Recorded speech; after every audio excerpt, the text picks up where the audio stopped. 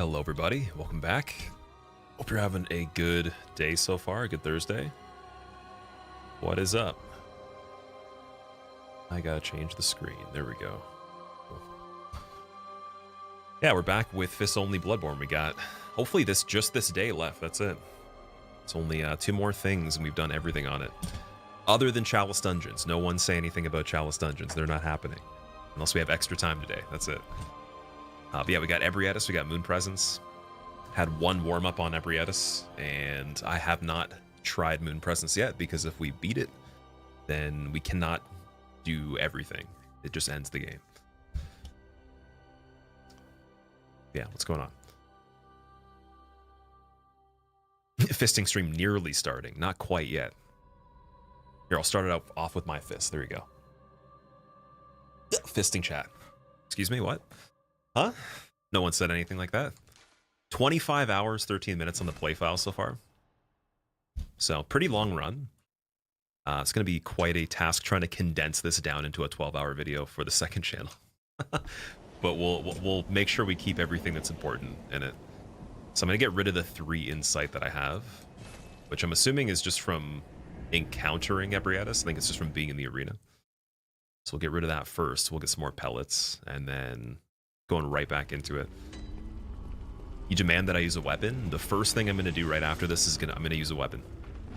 It's going to be liberating.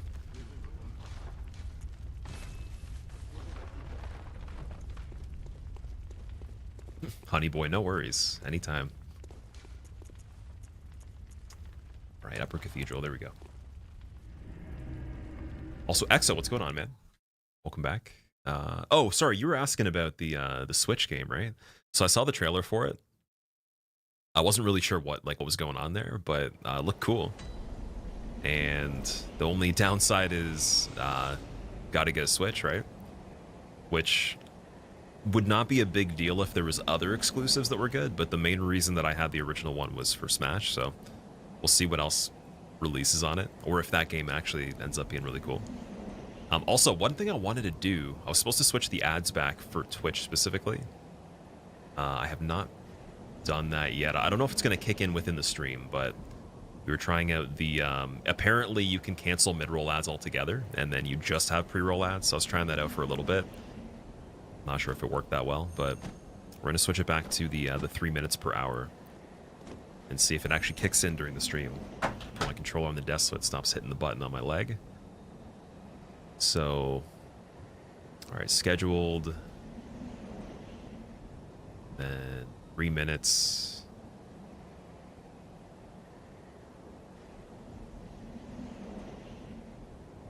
And then we're doing 3 every 60 minutes, manual. You should be able to set it automatic with that, can't you? Wait, no, you can't. Okay, interesting. Disable pre-rolls. And that should be enough. It should just kick in exactly like it is if... Oh, here we go. Yeah, it changed over. Sweet. So then there shouldn't be any more pre-rolls. I'm under the notion that the pre-rolls are actually worse overall. That's what I've heard from more people after talking to every single person I know that has an opinion on it or tried it, is that they dislike pre-rolls more, even though the results that most people were saying was kind of the same thing. It's hard to kind of get a read on it, but yeah. You demand I use a weapon in real life. Okay. Yeah, we'll have to see about that one. Did you need to buy a new Switch to play Bloodborne? To play the other game they made, yeah, you do, apparently. So we'll see if that's exclusivity for the entirety of the lifespan of the console. Sometimes they do a grace period, so they do 1 year, and then they get most of the, I guess it would be console sales upsold from the exclusivity, and then it goes to another platform. They did that with Oblivion. They did that with, I think, a couple other games. Unreal Tournament, I feel like they did that as well when they came to console, or something like that. Breath of the Wild with Fist, Connor. I'm not a really big fan of Zelda, I'll be honest. But yeah, if you had a Switch, that'd be a run. You could do that for sure. Am I into Deaf Heaven at all, Sly? What is Deaf Heaven? You watch me play Breath of the Wild and Tears of the Kingdom if I got a Switch or Switch 2. So I have a Switch, and I've had both games. I got a think it was, yeah, Breath of the Wild I got right away. It just came with it. Played it for 45 minutes, got rid of it. Tears of the Kingdom played for 30 minutes and got rid of it. I gave every single Zelda game a chance that I've had access to. It just doesn't stick ever. I much rather watch someone play it. Oh, good RNG right off the bat. Okay. So we're going to be keeping a big distance here and trying to bait attacks at the range that they are applicable and then just running away on this one. Because I was having a hard time dodging the charge attack. You can, it's very tricky. So something like that. And then I might have to actually run away again after that.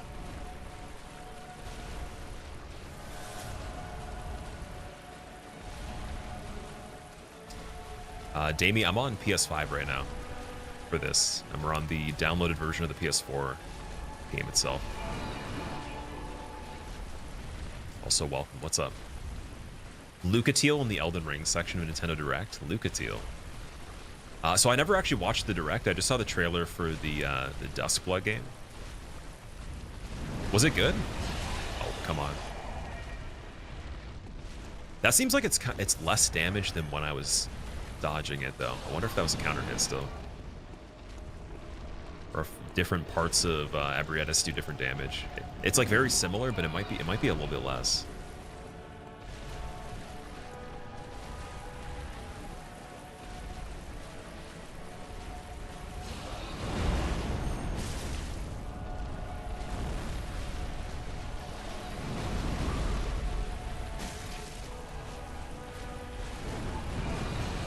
Oh, you can do a running jump at the end there. Okay, wait, that's a way to still get damage and then save it. That's cool. I didn't think that would be possible. So if there's still room, I can jump.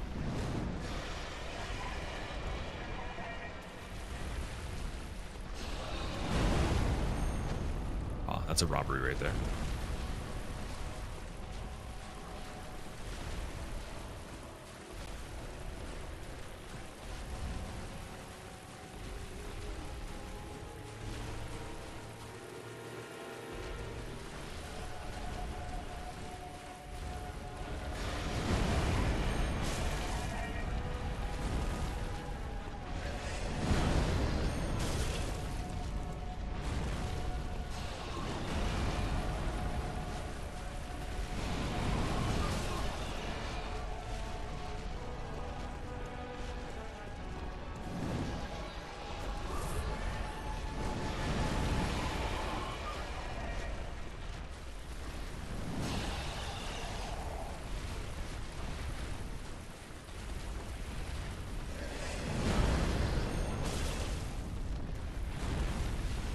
Maki, yeah, we did get Lawrence last time.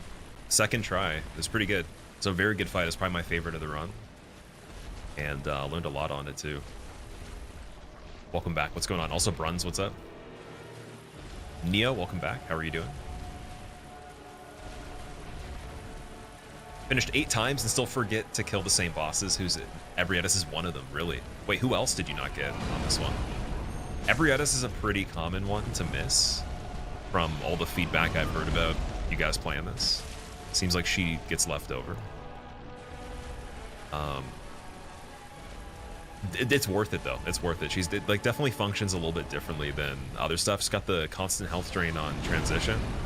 The dash attack she does, it's like, because the arms that are smaller on the body actually do attacks while she's moving, it's like the whole physical mass plus, like the center mass plus the arm being delayed.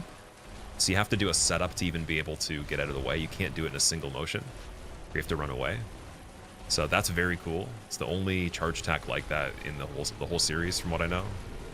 And then, yeah, a lot of interesting things going on with the design.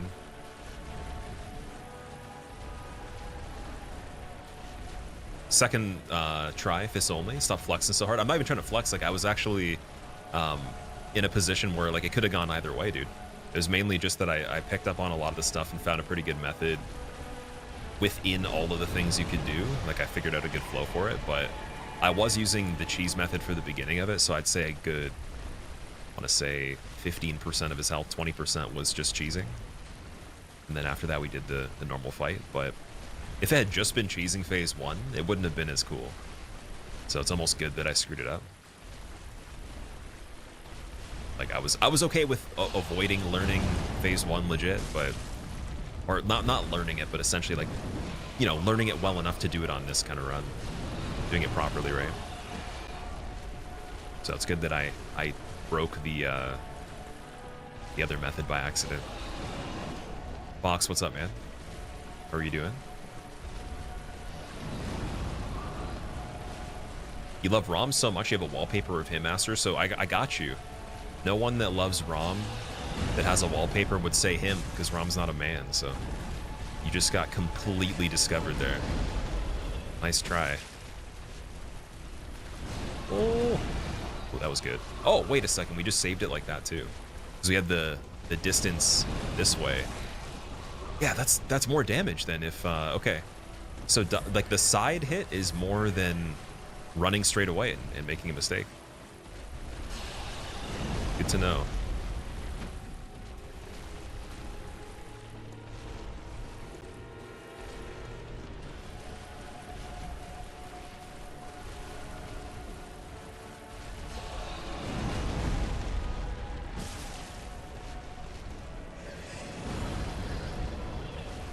Okay, I need to really pay attention to the arena here. Because we're going to get into situations where we can't move. We have to turn.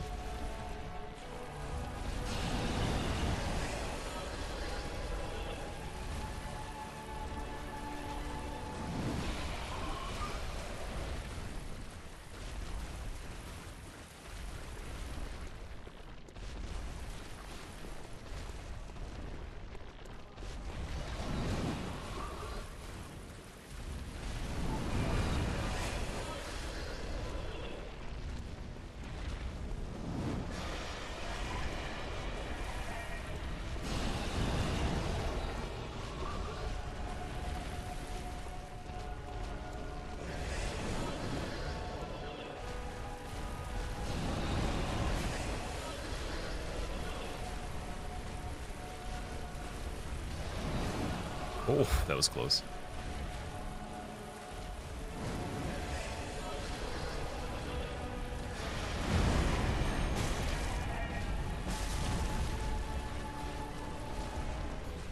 Okay, so that follow-up attack, I'm not sure if I can actually get away with that safely anymore.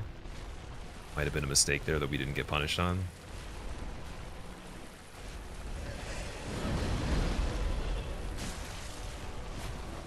So that right there, I think on that recovery, if I have roll to start off the exit, sprint and then do a jump, that should be enough to clear the dash here. Even that's good enough. That's pretty damn good. Wow. I'm actually impressed by that. Never done that on this fight until today. That's pretty good.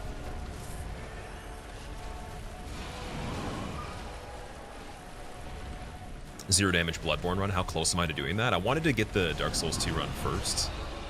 So I was going to go in order of Dark Souls 2, all bosses plus DLC damageless, then this, and then Sekiro all NG memories. Same run, just like for Sekiro, it's the most content you can do in one playthrough since you can't technically do everything in one. It's normally 2 playthroughs for everything, but all NG memories is, I think it's the longer ending for any percent, and then Hirata Estate with Demon of Hatred as well. And if I even got like just one of those this year, that'd be amazing. Like I was trying to start prepping for them this year altogether. That was the goal, but there's no 100% guarantee I'd be able to do everything like that. And it seems like if Dark Souls 2 goes well, like the other two probably would take less time. They're a little bit shorter. Sekiro 1 probably could be done pretty fast too. It's probably like, well, like a 3-hour playthrough maximum. Not even. What is this thing? This is what happens when you had a meal and it went bad, and then you got sick, and then you had like some sort of hallucination and had a dream about the experience that happened earlier when you were sick, and it came alive and tried to chase you around. Fall damage can end a 0 damage run. Yeah, so any reduction of health in general. Health bar's got to stay full from what it starts at. And then you can increase the amount of total health if you wanted to, but you can't decrease the total starting amount.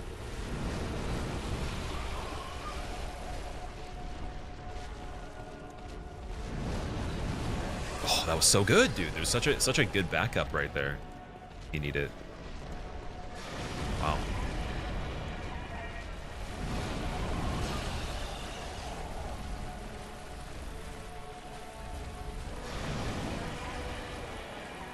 Really got to make it to phase 2 on this one so we can learn, because it's a little bit different. Same stuff that we're looking for, but a little bit dangerous with the beams and everything, and then the health drain. Got to see how that works. I guess technically right now we're already accounting for that. Like we're far enough away where the health drain wouldn't matter. Oh my. That's pretty good, actually. I don't like being here.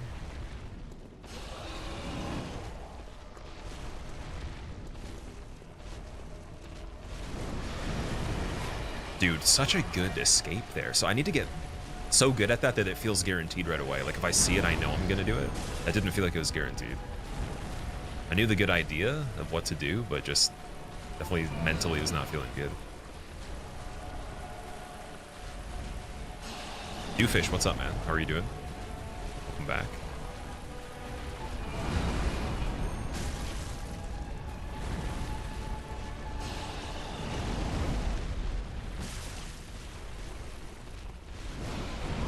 Still works. That's insane. Wow.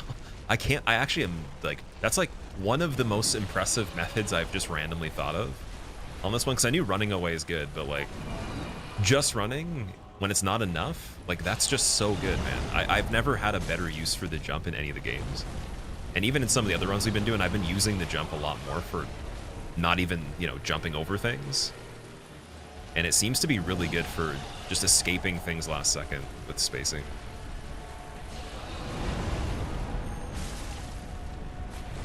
Pretty good on Dark Souls 2 as well, like for Aldia, and then for a couple other things. Dark Lurker it helped on a little bit too. Like you don't need it, but it's a little bit of an advantage.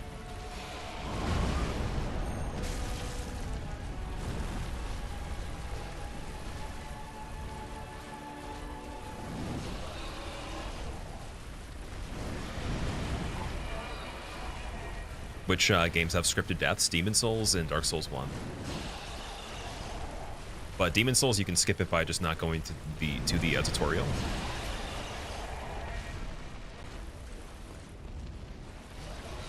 If you want to do all bosses, though, you got to do Vanguard. That's the only optional one. And that would require you to have the scripted death.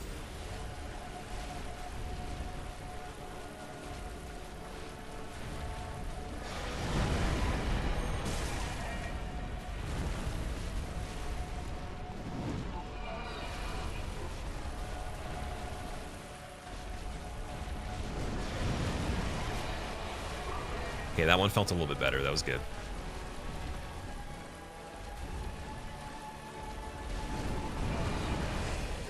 Next run, I'm going to try Juke. So we're working on Dark Souls 2, no damage. For all content.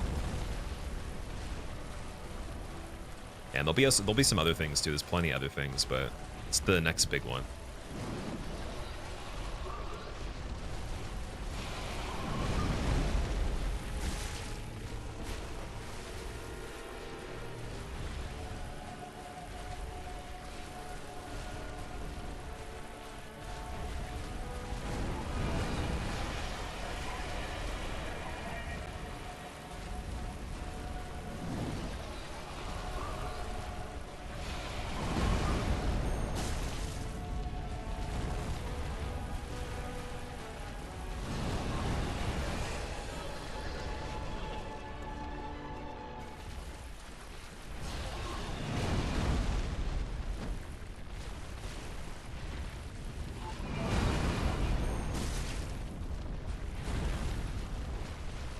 Okay, getting her to turn there seemed pretty good. I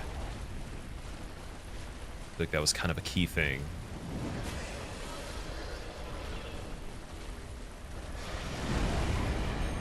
Or if we can get a rotation right away. Like that turn might actually delay the charge. It might be impossible for them to overlap. So if it is, then we're good. Got stuck there, unfortunately. It's all good though. Yeah, it might be possible that forces rotation every time. So I'm gonna keep trying that.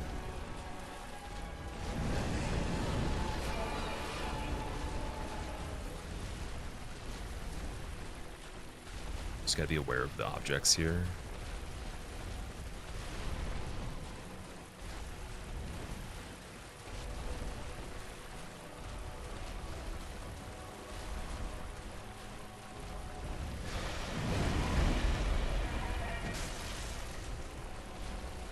Yeah, walking up and doing the neutral R2, actually, it saves enough stamina. We don't have to roll to get the movement started.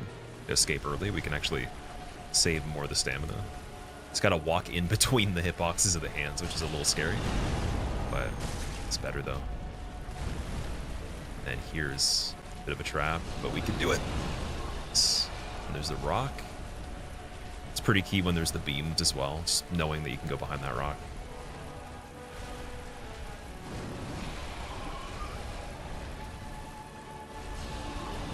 Two bosses left, Davey. Yeah, we have this and Moon Presence. The aliens are last.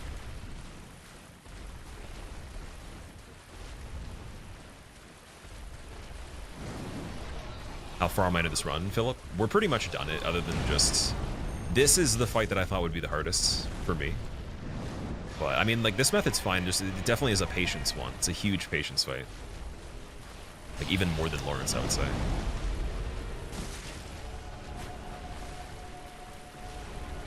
But yeah, the game's been beaten. Like, we could have technically ended it with 2 different endings already. And the DLC's been beaten, which is the stuff that I was the most excited about.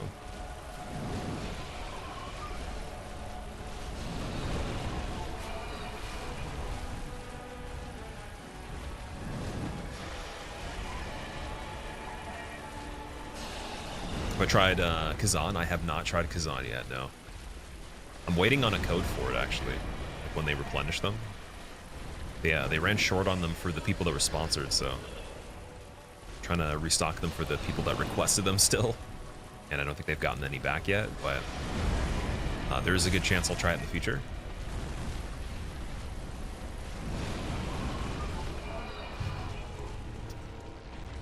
How do you go short on sponsor codes? It happens all the time, actually. Happens very often. You'll be, to be 100%, there's a lot of mistakes that get made behind the scenes from several different entities all the time in this industry. If something actually goes completely perfect as a whole process, that's actually a miracle. I don't know if I've ever heard of that before. Or like something that big.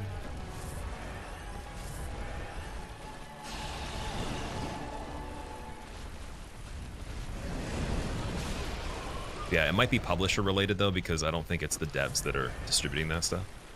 So whoever they have for community outreach would be entrusted in delivering that, but then I don't know who's actually supplying that person particularly.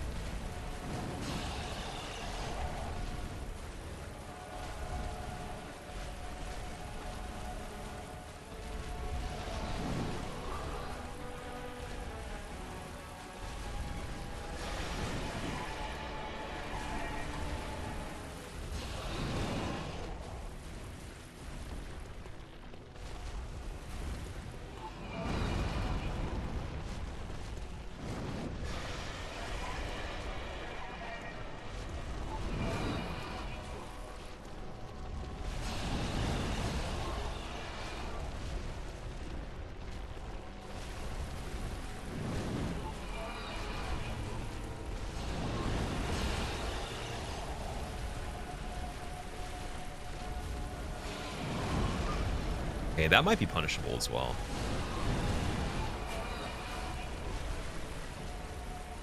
A single arm by itself. I have to be really good at seeing it though. Here we go. This is the first visceral. I don't know if we're gonna get another one at some point, but I gotta use a pellet when she does the transform. So now there's some other attacks here. Gotta watch out for. Got the wings too. Oh, I shouldn't have kept running. I should have jumped there as well. Wasn't sure if jumping would have made sense. I was like, I could just stop and then try to do the roll to correct it.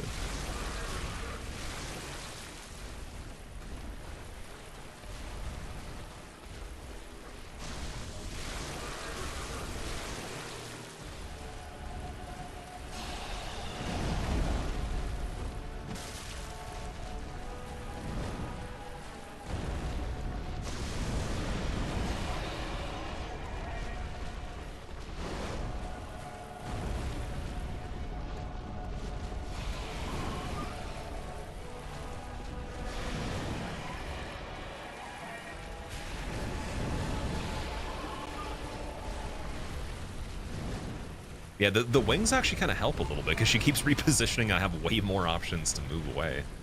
It's not bad. That might be punishable as well.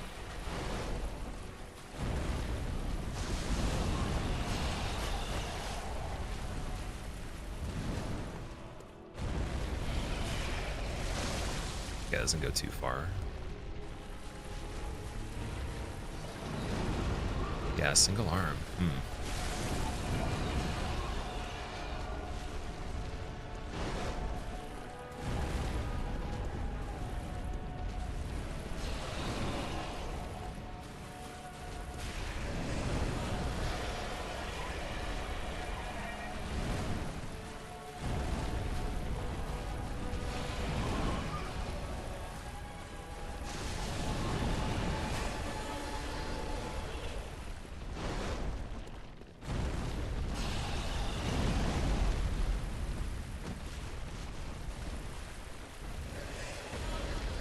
You can see Rom's corpse in the back of the arena. In this one? Oh, that is it. You're right, actually. Interesting. I was always wondering, like, it has the same design as the outside.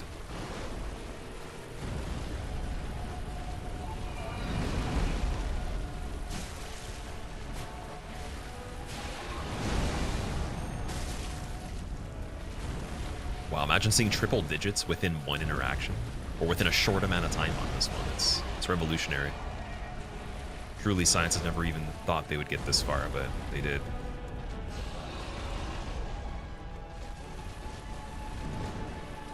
Where you revive the Vile Blood Queen? I didn't even know you could do that, actually. That's good, because Alfred turns her into pudding. So I'd imagine takes quite some magic, right? It takes some sort of elaborate process to bring her back.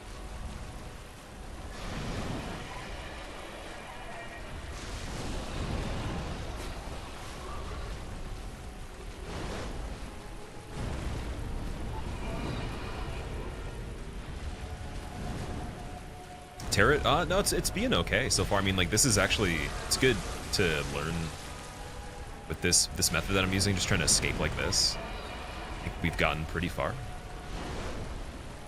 The first time I tried Ebrietas, when we were streaming this before, I was using lock-on quite a bit. And just doing the setup dodge for the dash that she does, but like just doing it this way is so much better. And having a jump if I need to correct it, so I can get an extra punish on the actual head to contribute towards a visceral is really cool.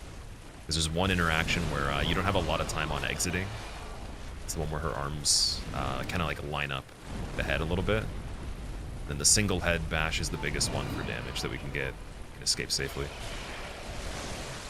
So I just gotta learn phase 2 with the beams and everything a little bit. So we're gonna try to get there. See how much damage we get off a pellet on the transition, where she just puts her head down and gives you the free attack. And then hopefully we'll get like a late fight crit as well. Oh, dude, I was gonna stop running and roll there, but gotta do it a bit sooner. Yeah, this one now we can just run in and get a punch, get away. If she dashes immediately, we still have time right there.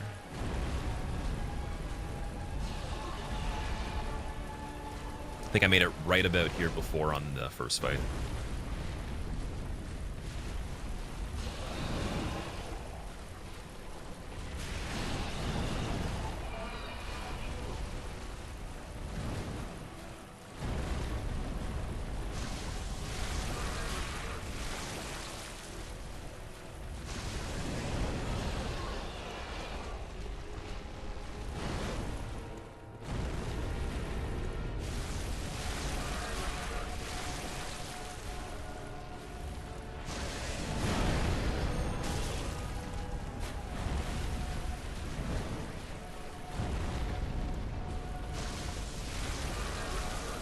The beat Orphan Planet? Yeah, so everything's done other than Ebrietas and Moon Presence. That's it. And I didn't bother trying to practice Moon Presence because I think we're just going to learn as we go on that. Like, this is really the target I wanted to take down the whole run immediately, but just... I don't think there's a point unless you have quite a bit of damage on Ebrietas. Like, you don't get interactions on her safely that often. Unless you're doing something, like, that's probably super dangerous. So, yeah, we're definitely getting this one done now.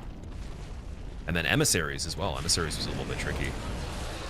Oh, I still got nudged there. See, I had to go a little sooner. Be careful on that. Big choir bell. Don't waste it.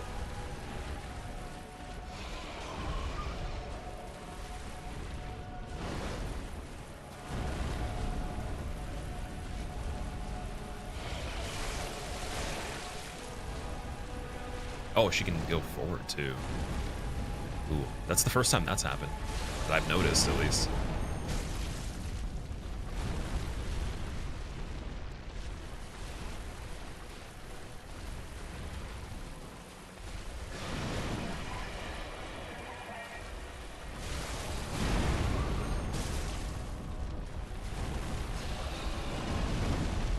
Let's go for a regular punch on the arm and then get out of here.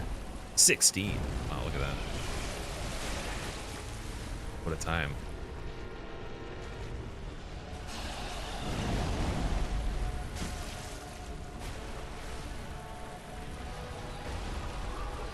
Guess you're gonna want to pellet fairly soon. I think. I'm pretty sure it's like at 50%, right? I still want to get the actual transition and then not have the pellet pop. That'd be a waste. So. And we have 10 still. Let's do one right now.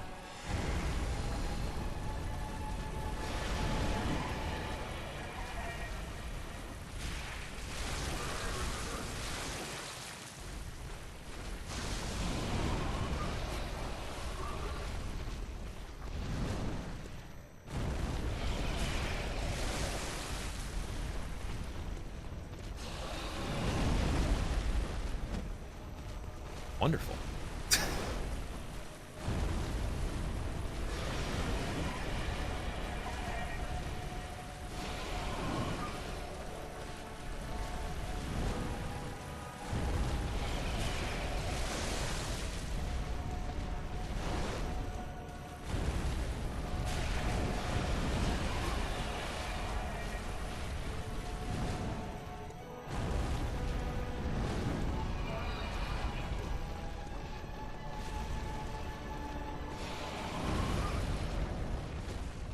Well, that pellet was very useful.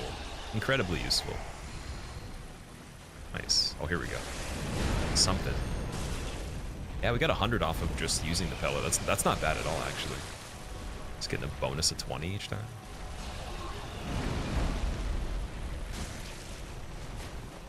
And this as a follow-up. Nice. 54. I didn't want to do that. It's okay. It's alright. We're getting pretty good RNG. Just get out of there. Yeah, thank you for doing that. Thank you so much. That was lucky. And then blocked out of the head right there. Nice.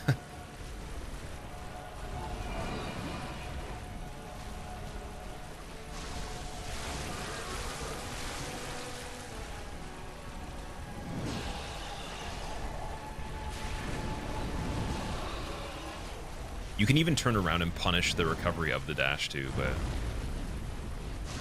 I don't know.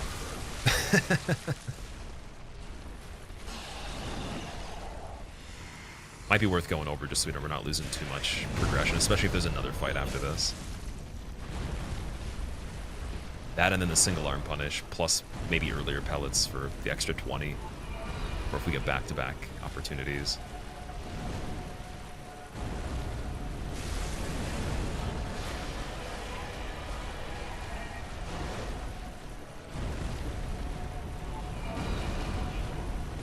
It's a little bit slow, actually.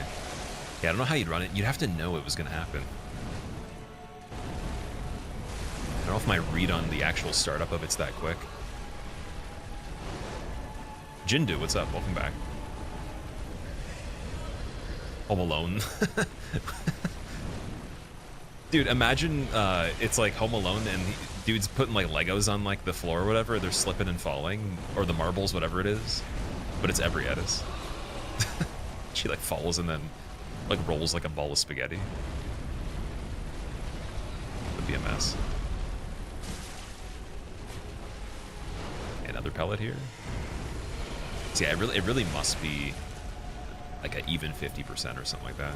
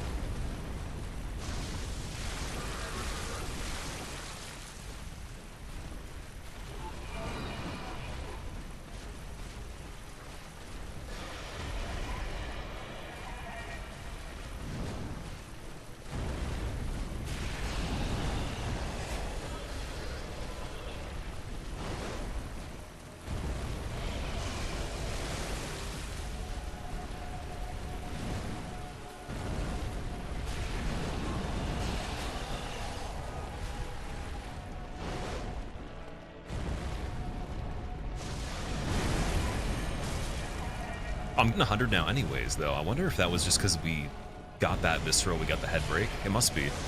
So it doesn't, it's not the pellet that's making it go up yet. Okay.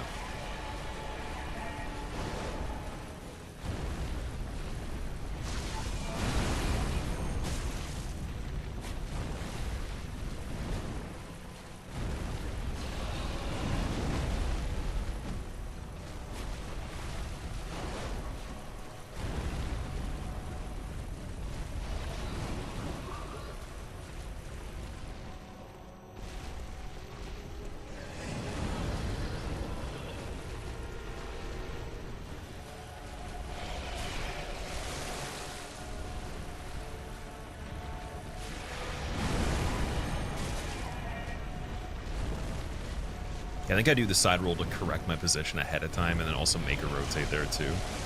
My recovery's a little late or something. Or even just for good measure, I can do that.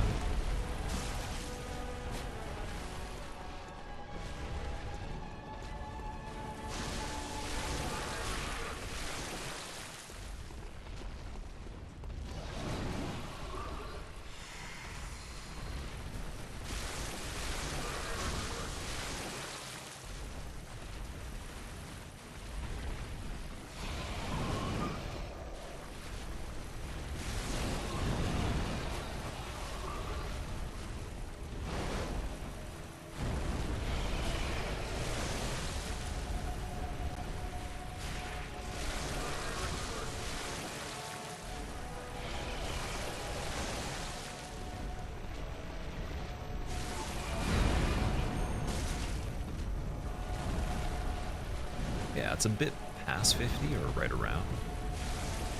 Yeah.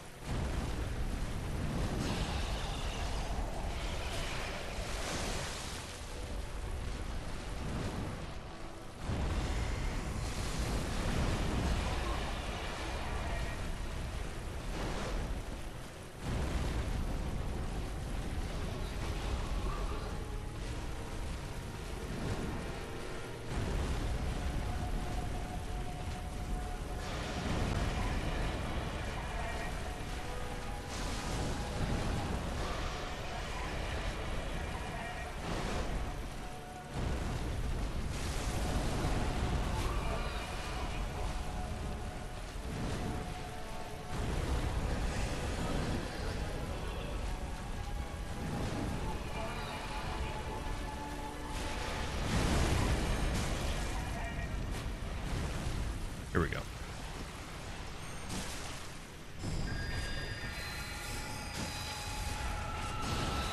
Ooh. Small tentacle attack? Okay. We got some... Oh! We got instantaneous tentacles! What is going on there? Oh my god, guys. That was freaking weird, dude. Okay. I forgot about that. That's a thing. Apparently. Watch out for that one. Yeah, unfortunately not enough to get the crit yet, so we'll have to just hang in there. So I think the only introduction now is beams, right? And then like maybe some other spam with the arms together as a combo. Obviously health drain while we're close to. So I'll pop one of these early.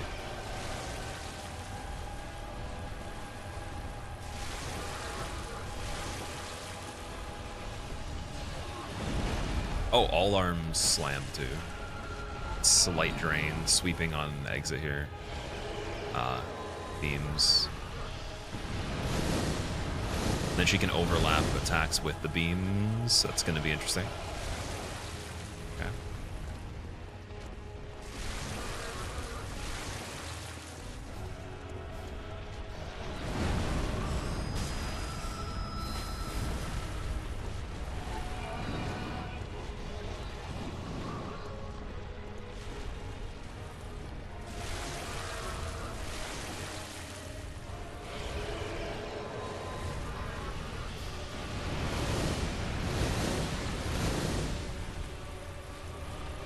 We have a lot of room to move. We're good.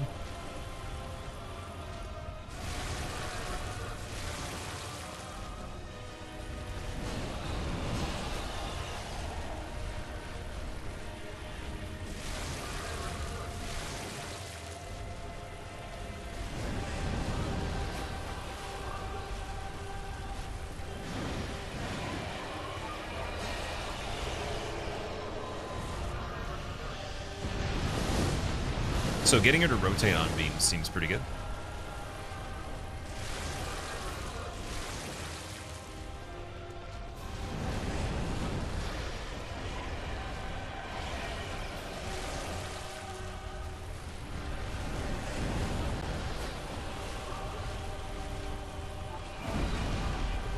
Yeah, that one a little bit slow there.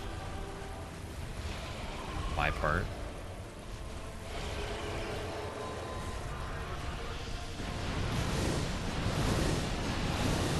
Nice.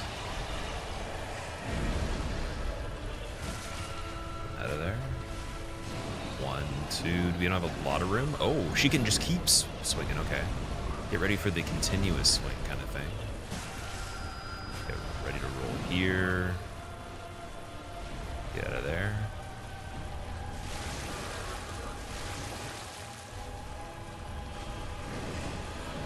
Throwing down. It's a mosh pit. Going back behind again for the beams. Let's get that rotation. Oh yeah, and then she has like the weird searching attack where it's like squiggly arm while roaming forward. It's not really an attack, but just like that animation as well. Gains a little bit of speed.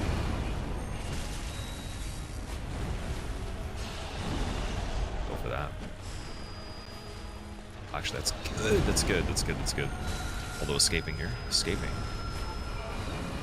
Gotta leave room for escaping. The capital E. Pretty good follow-up. Okay, that's actually really lucky. I like that. Just gonna go away from that one to get some space.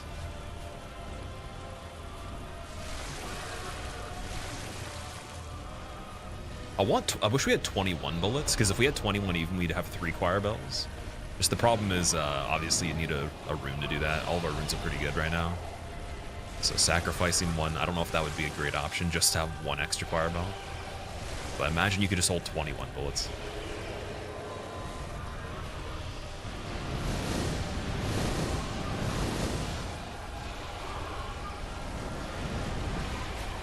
Okay, getting out of there. Don't want counter hits on these while strafing. Certainly not. Most certainly not. No thanks. Oh, even rolling the end is kind of sketchy on that. Okay. I see, I see.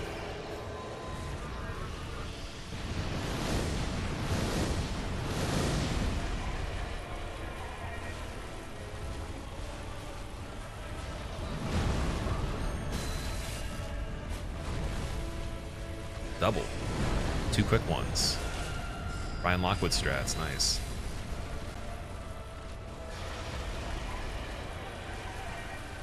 Three of them. Okay. Thank you. Super kind of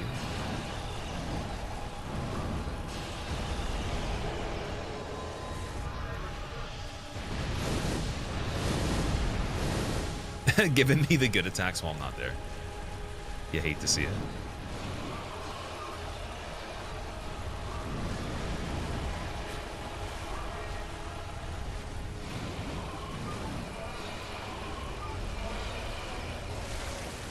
So here's a little bit unfortunate. I don't know if there would be enough room. Maybe. No, there's the counter. Okay. That was a pretty good attempt. That was definitely good. We can definitely get that far with probably a good 15 heals, I would say. Might actually be able to do the first part perfectly. And then get some extra hits in on after the sprint turning R2. And then just like pre-roll to pivot if I have the stamina. Oh boy. We can also farm for endurance too. I could get technically a lot of endurance and have a slight bit more on certain recoveries. But that was the second try on Ebrietas. Curious if Duskwoods would be more like Bloodborne, Lies of P, or Elden Ring. So I heard it's going to be PvP VE, so it's like Hunt Showdown or Tarkov or something, genre-wise, and then thematically it looks like they just put a lot of different stuff that they've done before into it. But yeah, also Yosalicious, what's up? How's it going? Welcome. All right, how many vials do I have in total? Let's go back and check and see.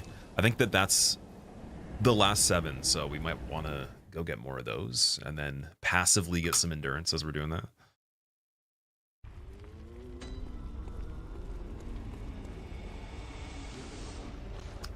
Yeah, last 7. Okay. Armin time. How's the punch? And it's going pretty good. I think I learned enough to do Ebrietas 100%. Just gotta pull it together now. So we want to go with Eye Rune and Moon Rune for this. What else can we do? I guess technically Claw Mark would be better for farming because we do more damage to the pig. So it's like 2 charge attacks instead of 3. Save some time. And then it's probably only going to take like 1 round to get enough vials, but I might do a few if we could get some extra endurance as we're doing this too. Yeah, how's your day going, Yoselicious? What's up? Oh wait, that's not the right area again. Damn. It's Ergo's middle. Mephi, how are you? What's up? The title itself implies a sequel to Bloodborne as well as its gothic art design, Ralph. Yeah, maybe, but like in terms of like the actual genre of game though, supposedly it's PvPvE. So I don't know if that means you can't play it single player. It might just be a multiplayer game, kind of like how they're doing Night Rain as well. Dude, did I just go to the same cursed tombstones, man? That was actually funny. That was a good one. It was a good laugh. Okay. Seriously now, we're definitely not going to the same one. This one, there we go. Left R2, how are you? Thank you, dude. How's your day going? Excited to see that Silksong was in fact not a myth. Oh, Silksong's actually confirmed now. So was that at the direct that they debuted it? How's the return to Yharnam going? It's going pretty good, actually. There is quite a few things on this run that I didn't expect. For better or worse, technically, I guess you could say I died a lot more on areas that I assumed, and then on certain fights we did them very fast, so it's a little bit different than how I anticipated, but pretty much like roughly the same time frame overall, just for different reasons. I also thought some of the fights would be a little bit quicker, so when people were like talking about a lot of the future stuff on this run way back in the beginning of it, whatever I was saying at that point probably looks kind of funny, because I was saying, oh yeah, Amelia probably would be like one of the longest fights. I think there's some things since then that I played pretty good that did take a long time. Almost the same or more, so I take that back at least.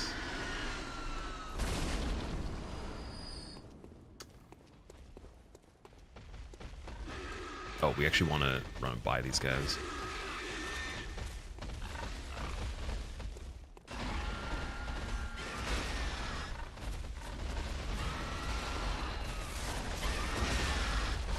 And that's most of the shadows dead there.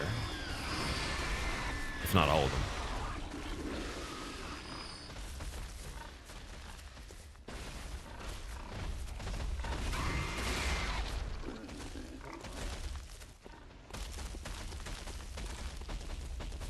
Wait, why did he de-aggro? That's weird.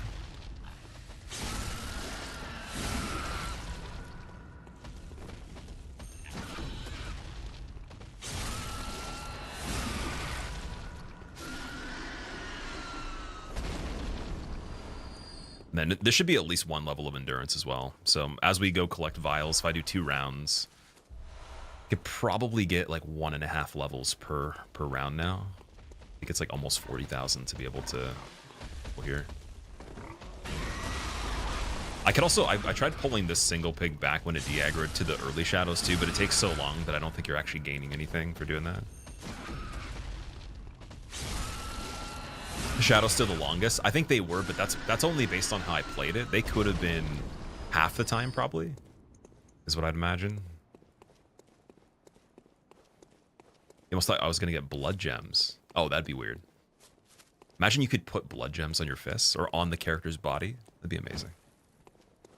Yeah, see, I would go for the Pyromancer shadow, but having the 2 other ones here is kind of dangerous.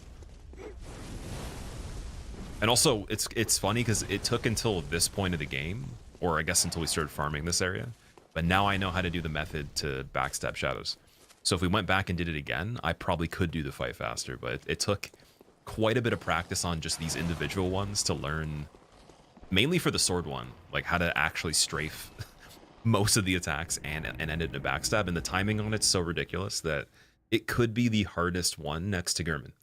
And Gurman and main Sword Shadow are the hardest backstabs in the game so far. All right, so we got 16. Let's see if we get a level. Perfect. And still a little bit left over.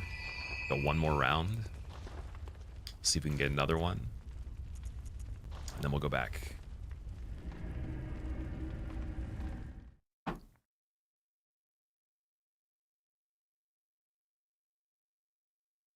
Annalise is one of the only characters that survives the game. Because the Canehurst people are all vampires. Interesting, okay. Are they really alive, though?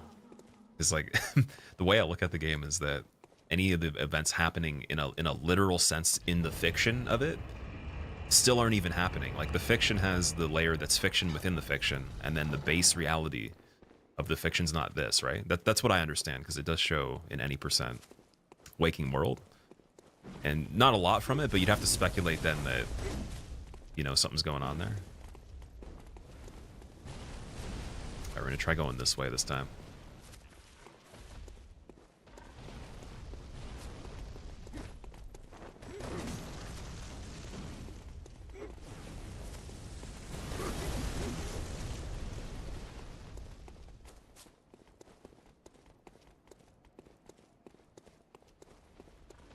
Probably something like that. Yeah, otherwise, I don't know, I guess you could take the events literally, but I always think of them as, you know, they're just kind of made up in the game's story, even.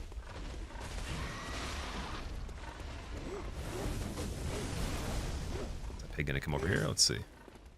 Oh, I see something. Are they gonna kill it this time? They might have got him. Did they? No, they didn't. Okay, not yet. Oh, it's going! Pyro down. Main Sword Shadow goes for the pig. He finishes off with a combo, and then my character strafes and tries to go for the backstab. Does he get the visceral? He does indeed, but then gets iframes from the Candle Shadow. Getting exactly 1391 on the kill as the Candle Shadow backsteps, trying to protect the items right beside him, but he gets backstabbed too, but he doesn't actually, and the commentator was a little bit too quick and is fired. Bring around the Rosie. There we go. Like, see how... Oh, see, that would have been a one that is applicable. Like, I could have angled it better. But that's how quick you gotta be. Like, you have to already, like, basically be charging as they're halfway through the swing sometimes. While also on 90 degrees. And then, like, turning that as they're recovering. Whereas I thought before, okay, you're strafing them. And then you're in position as they're finishing, not quite actually doing the attack into position halfway through the animation. So that's why I couldn't get it before. You gotta go, Davey, you'll be watching, but dipping from chat. Runs keep the order over here. I like the way that you use Squillakilla instead of just any other emote. That one's underused. And it's actually a good one. It's one of the best ones, in my opinion. It's got the Judge Dredd lip.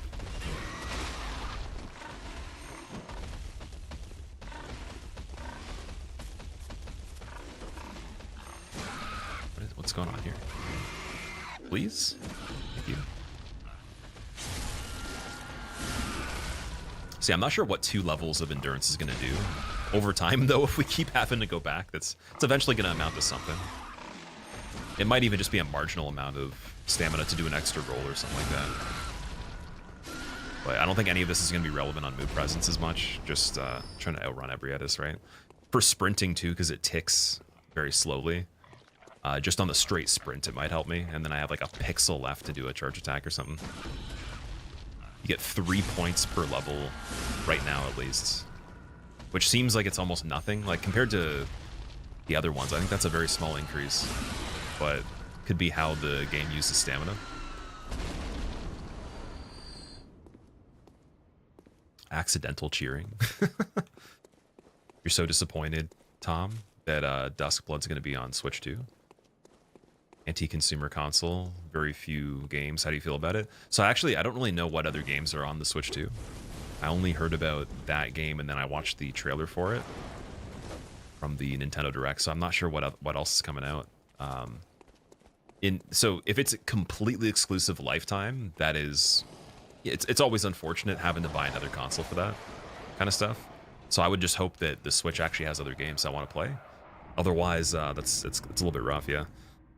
It looks cool though. It looks really cool. I like the design of all the stuff. I like the trailer, the way they did it. Doesn't have like much information in it, which is it's cool that FromSoft can do that. They don't have to actually really say much in the trailer. They can just let it kind of intrigue and then go from there.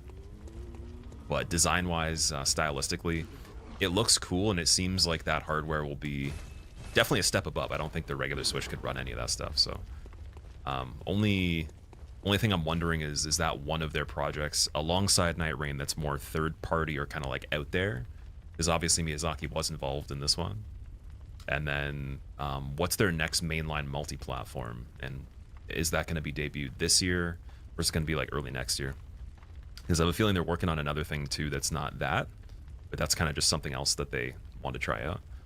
And from the claims of its genre, like what the genre is, like that's a really cool idea. I think that PvE or multiplayer with PvE elements by default is sick because I like PvP a lot. And if it's built around that, then even better, you know, that it's like dedicated. Because Miyazaki did say he wanted to work on a multiplayer game at some point, and I don't think he did anything for Night Rain, so there you go. That might be the ticket there.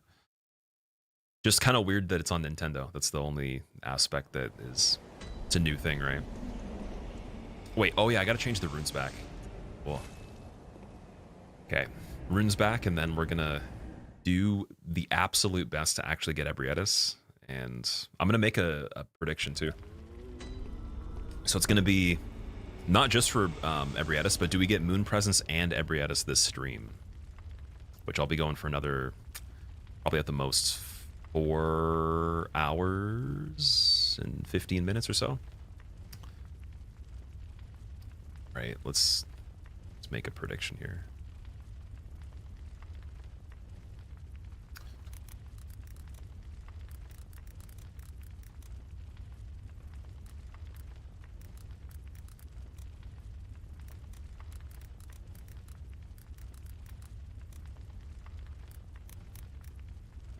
So I'm just going to make it straightforward. It's not going to say this stream because it's one character short of being able to fit. But it's a 2-minute prediction, so yeah, we'll be beat Moon Presence and Ebrietas in general. But that means this stream because I want to wrap it up today. That's the goal. And then we're 1 day quicker than the latest I predicted this was going to take, with a day off that I didn't actually anticipate in that, and today's shorter because things took long that I had to do in the real life landscape of existing with molecules and atoms outside of this. So yeah. What runes are we doing? We're doing Clawmark still. And then Great Lake for damage reduction. Is that worth it? I wonder. Because we could do max stamina 15% and see if that's better. I'm kind of curious of how much that increases the bar. Let's check the number. So we got 95. Actually, I haven't used this one the whole playthrough. 109. Then does it decrease in real time? I run. I'm wondering if it's going to show it depleted here. Then the regen. No. Okay, it's static. So random that I got that. Oh, it's from emissaries. Okay, so it's like the most recent. I don't know if we switched it to the +4 yet. Okay, that's good. And then Great Lake. So Clawmark. Perfect. If I pre-ordered Switch 2, Prav? No, I don't pre-order anything when it comes to games or consoles. And usually for like new consoles, I'll wait until people play them unless there's a game that is on launch that we're, really banking for, that's like big for content. So PS5, I did technically get one. On the release day because Demon Souls, it was huge for content and everything. Otherwise, yeah, Switch 2. I'll probably buy it on release day or as soon as I can if it's going to be good for the channel. If not, if there's no games I want to play, then won't get it. Right. Yeah, I was hoping for new Smash, but I think that the guy that made it, he was saying, his name's Sakurai, right? he said that the Smash Ultimate was his last one that he's working on. So unless someone else steps in and does the IP, I don't know if they're going to make another one of those. And it's weird to imagine how they would even improve it at this point, other than like just fan servicing things, because Ultimate was actually legitimately a jump. It was like a huge thing. It was definitely not just like a reskin or anything. So I wonder how they would even elevate that at all.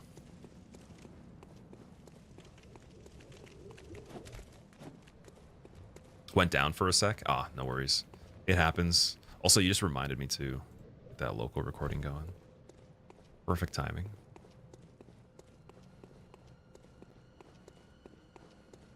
Was enabling cheats. Yeah, I did all the cheats right now. It enabled 127 different conditions for the run. Character's even moving a little bit suspicious now. Ah. Imagine getting damage before going in here from that guy. That'd be very disheartening.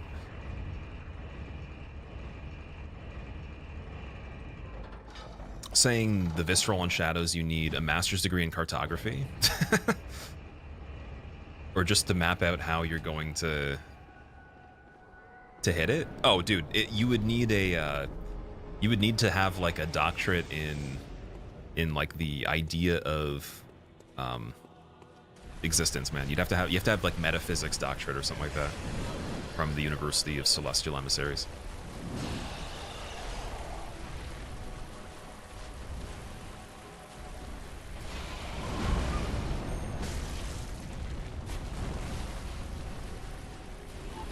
Alright, see how long we can keep this one going. Got a mistake here. And then I gotta get really good at being able to do the small roll to bail at the very end here.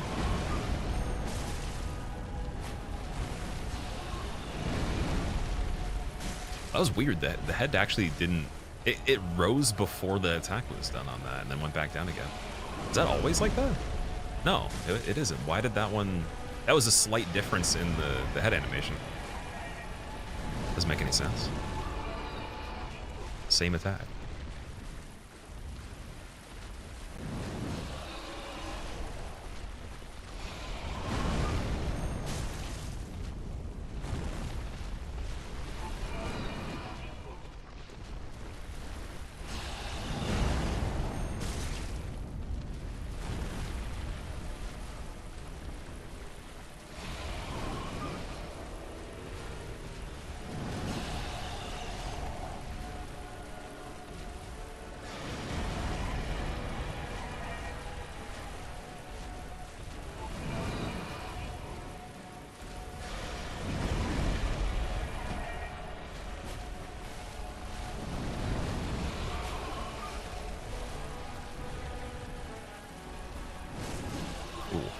Trying to sprint there, it wasn't kicking in right away.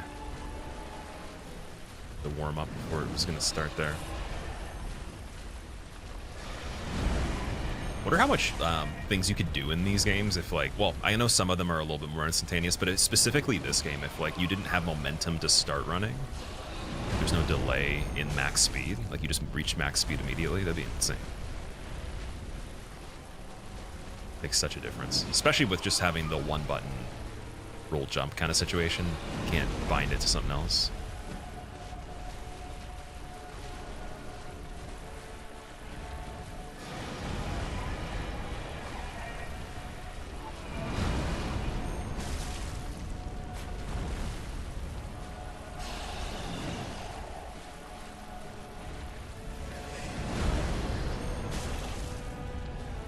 Let's see if we can actually get a punish on the end of the straight runs from the dash here.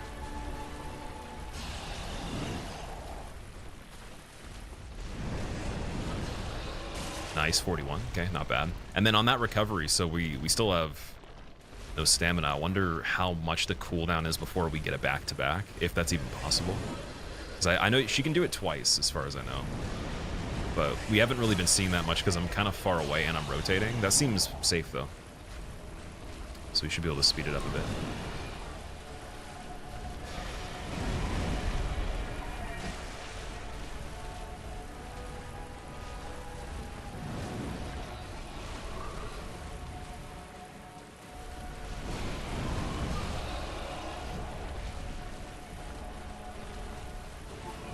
Gotta be really good at still reading the distance though, because that one was good, but it was a little bit close. So turnaround would have been a little bit harder to turn into safely versus just waiting, which wastes a lot of time.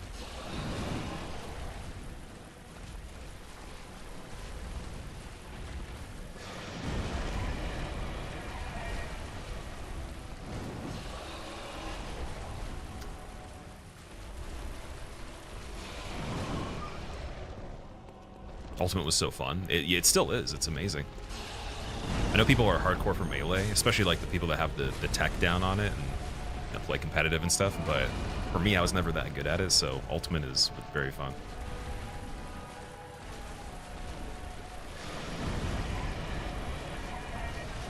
And also, Ultimate still actually gets me like frustrated in a way that's visceral, so it's kind of like there's nothing more satisfying than overcoming something on Ultimate randomly when you don't like practice religiously on it. It has this intrigue to it still, and I feel like that doesn't go away when you're really good. It still stays, right?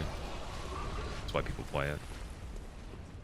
But yeah, I remember when I was in Vegas, we found a cafe that had setups for a bunch of game-related stuff. They had arcade machines, and it was just like they had food and everything too. So me and some people went there, and then Kate Whitty just destroyed all of us with Ganondorf, and like I still want to get even from that day now, and I will, but like it's gonna take some time. And you know, none of us play religiously on it. Like none of us has put a crazy amount of hours, and so it's still cool to have that experience in it, you know.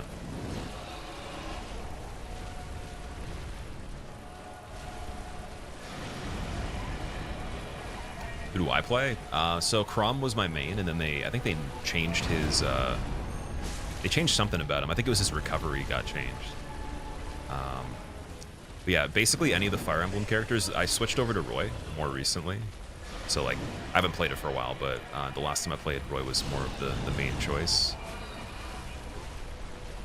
And I tried Falco a little bit, couldn't really get him to work that well for me. I really like Game & Watch though, so I think if I ever made anyone else, it'd be Game & Watch, and then Roy would be the main. I think the one that gets played the most out of that.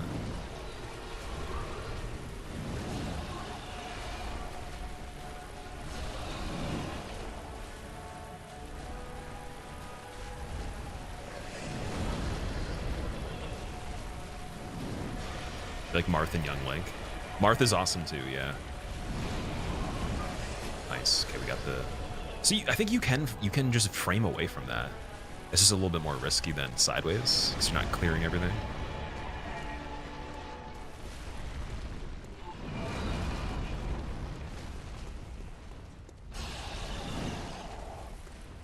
The headgear protects him from fall damage. You'd think that every time he'd roll, he'd like have a huge chance of breaking his neck. With the overhang on this, man, the cage, just you get planted in the ground.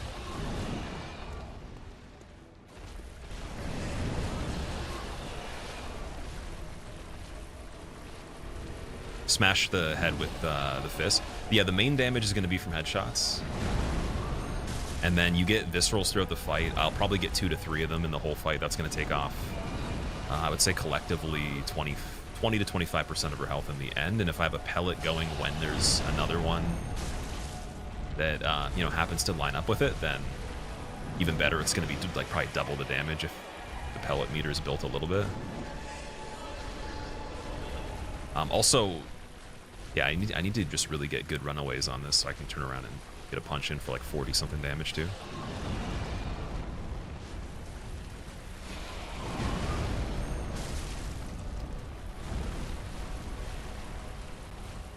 It's probably worth actually, if we run away right away and she hasn't queued a dash, we should probably try to like wait for a minute, anticipate that it will happen, recover some stamina, and then use that medium range to run just outside of it. Like right here, and go back in. And still have some stamina too, so it's even better.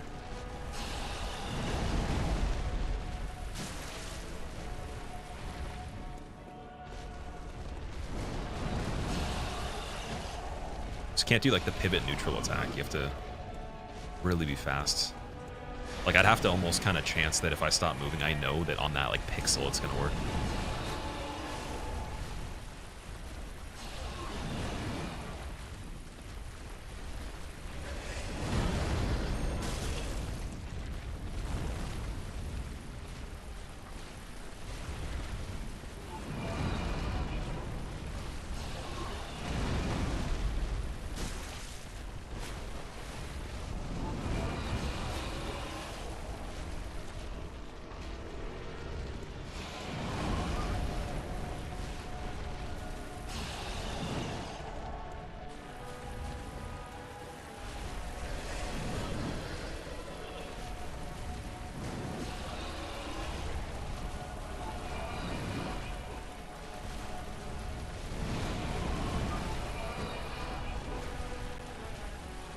being in that spot by accident, or sorry, accidentally, it might actually force the big head slam, like this one, or the follow-up from that. Just thinking about that randomly. Like, I wonder if we would accidentally get under the chin, and then that makes it even better as a, you know, a lucky ending to a mistake.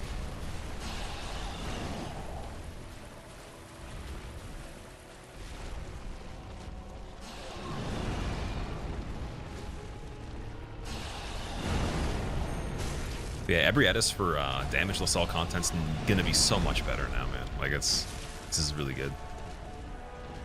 Just that health drains the issue, so we're gonna have to obviously do our main damage in the first part of the fight and one cycle it, which I think is like the normal thing I'd be doing anyways on hitless, but at least like knowing these things with the distances is pretty huge.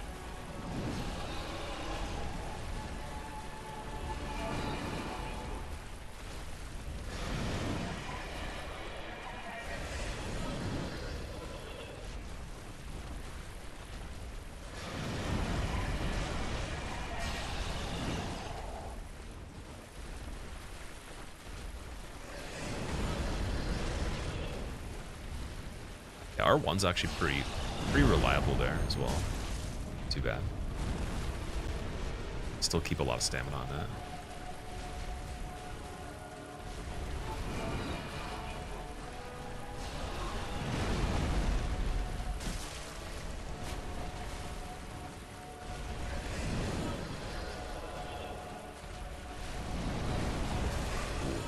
I know we were maxing out there. Okay.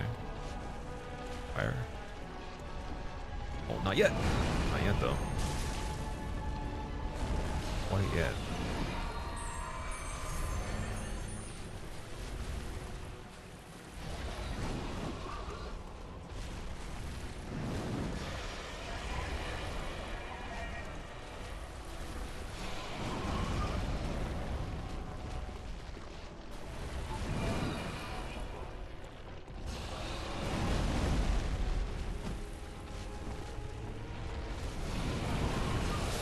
Oh, I turned right back in, dude. Okay, so counter hit on that is basically almost full health. I thought it was maybe 75%. We had, I think, close to 85% left. So it's actually over 85%, or right on the dot there. Maybe even almost 90, which is insane because we have vitality leveled a lot, dude. High sensitivity on the camera on this, I think it's like maybe 7. Let's see. How do we do that? Control, yeah, 7 camera sensitivity is usually what I use across the games. All right. Well, we still have the vials. We don't have to really worry about anything. It's got to be very, very careful. So we have to keep full health in case of a running counter on dash from, like, I guess what I would imagine happens is there's multiple regions that hit, and you get partial hits for counters that are probably 70% range, because we've seen that. That's not the full calculation of it, and then depending on how far in we are, like if it's like the whole head, or maybe it's just not the tip but like the middle of it, maybe the body as well, then we're just gonna get completely one-shotted anyways. So I have to be full for that just to check to see if it's actually a full one-shot at this vitality. At 1200 plus, we'll see. Yeah, I assumed it was still gonna be a little bit less because a lot of the attacks we've gotten, oh come on, dude. A lot of the attacks we've gotten have been better. They haven't killed that full health or near full health. Okay, I think I'm gonna actually die here on purpose too, because I want to go in with full.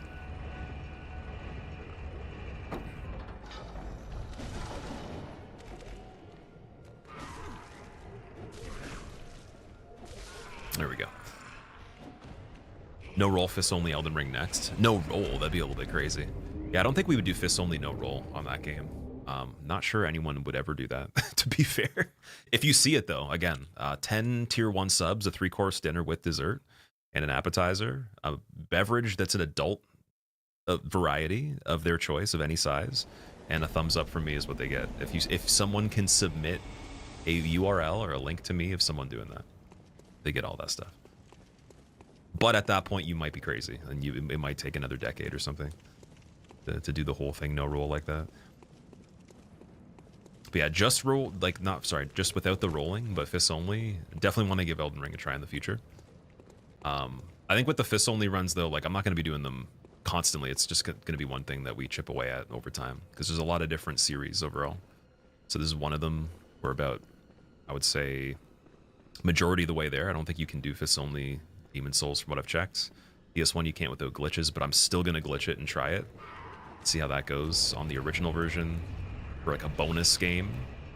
And we have one left on this idea. And then no roll deathless I want to continue, as well as we got to start doing the randomizer deathless attempts as well across the board because I haven't gotten one of those before. Is 1,000 hours practice and attempts worth all that? For wait, you're thinking it's going to take 1,000 hours of practice for Elden Ring no roll this only?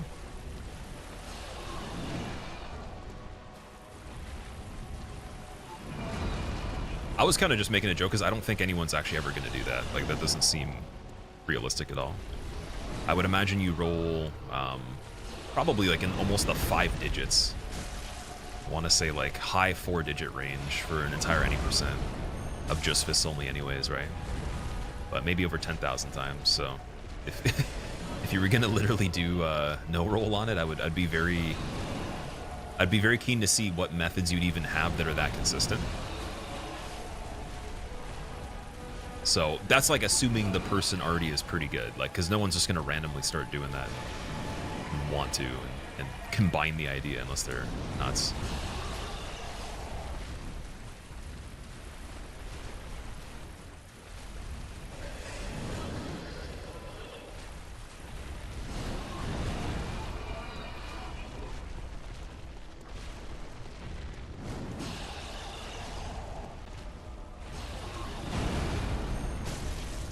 I wonder if an R1 would be great after that.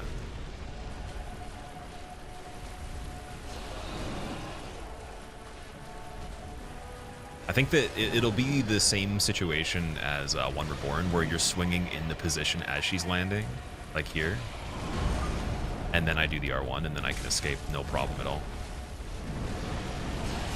Oh, except for that. Is that... Oh, okay, that is... So we had full health there. Dude, I want to know how much HP we have left. It's literally almost a one-shot at this vitality. That's insane. Okay, so now I know at least. That was actually good for the science of what we're doing here. Now I know for sure.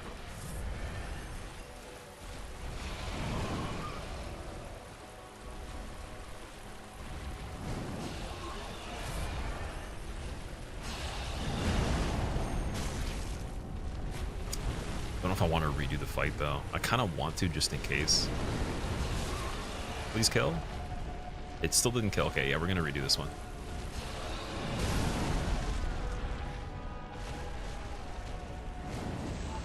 So yeah, counter hit from like the whole thing, the whole calculation on that is almost one shot. But we have some redemption there. With the health drain, upon standing up, you'd probably stand up and die. I don't know if you'd be able to vial quick enough while she's in the proximity of the health drain and all that.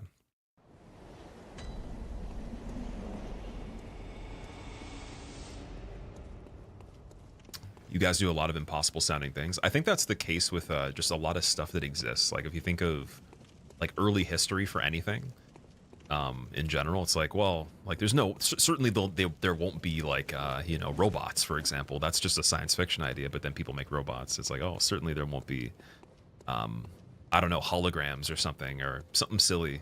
Certainly there won't be nanotechnology or anything in general. Just always is going to be like looked at as, oh, that's not accessible or you can't do that. And then it's going to happen if it's realistically possible, right?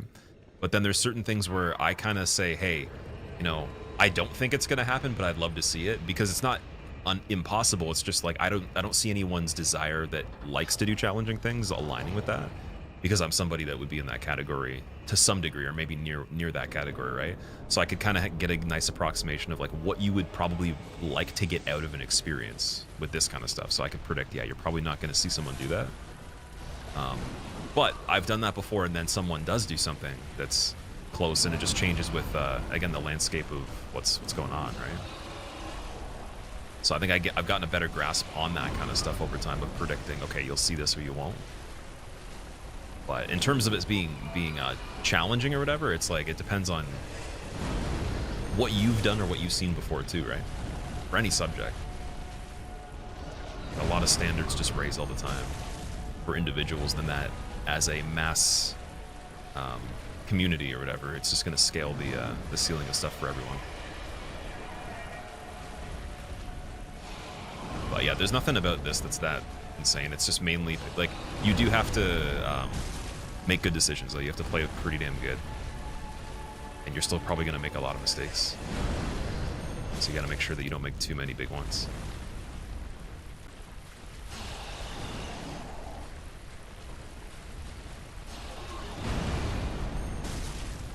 I want to see if I can get a swing into that and get a counter on it. Ooh. Tickle. Is the 10 tickle? Getting way too close there.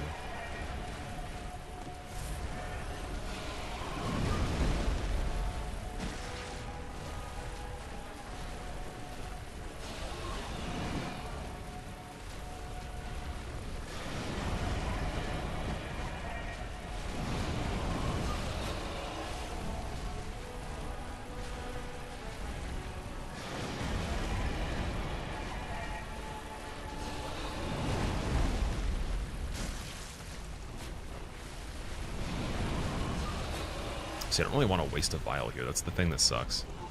Oh, there's the quick head slam. So we haven't seen that in the other attempt yet. There we go. Thank God. Gonna try doing DS2 damage with all bosses tomorrow, EXO. If we get this done today, then we'll see. Tomorrow I do have something I have to be away for, unfortunately, so I'm not sure when I'm gonna stream tomorrow. I will, but just I'm not sure how long I'll have. So depending on the time frame of the stream, it might be too short to actually do a full run, but I might do practice for it still, because I wanted to go over Ivory King a little bit more, and then just like a quick sweep of everything that's basic before I do another attempt to go through everything. But yeah, like that'll be something like when this is done that we're focusing on for a good amount of the time. And I do want to get a PB that's decent by, I would say, like by the time Night Rain comes out, I want to have a very low PB or have that done completely, which would be ridiculous because I don't think anyone's ever done it that quickly, but we'll see. We'll see how it goes. Why are you not using the lantern outside the window?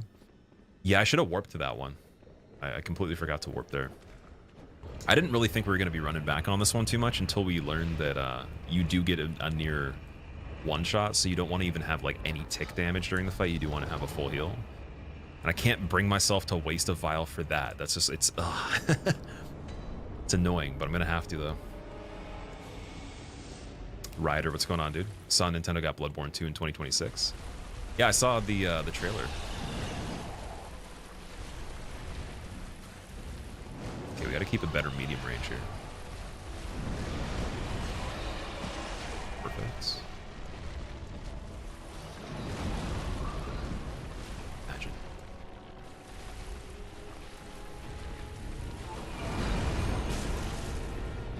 I guess there's no harm in even doing that earlier, even if you're gonna attack once. Just helps.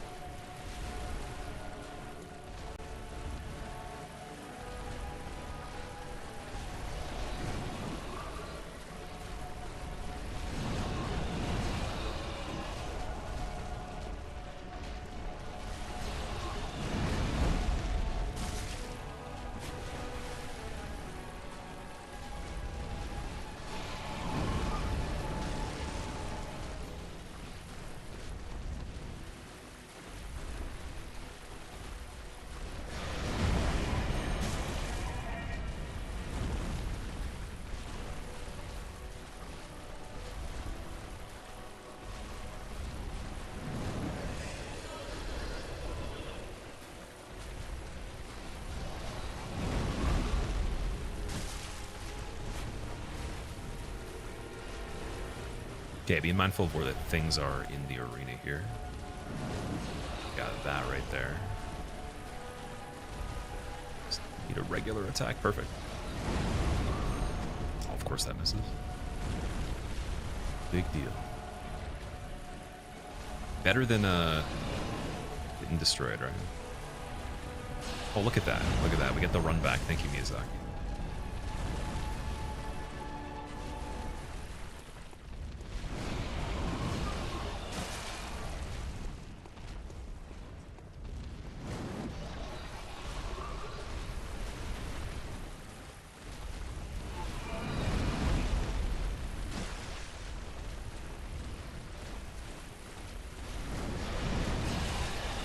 Jumping literally gives you like such an advantage on that, it's silly.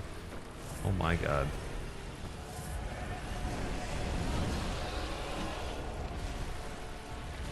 Like when you even make a mistake on it, it's just so much like the only thing is just the vile strength that's fortunate with it.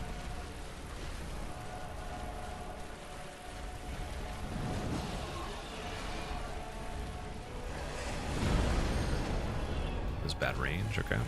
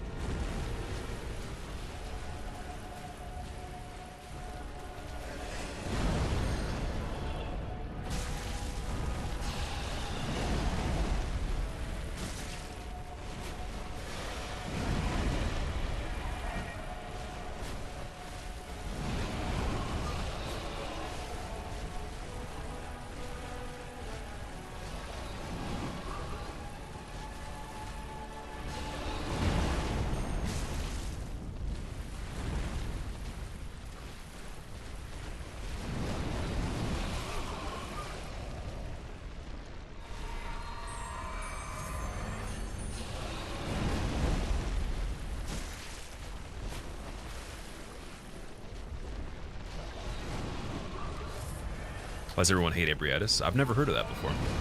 I've heard a lot of people not actually finding it or playing it.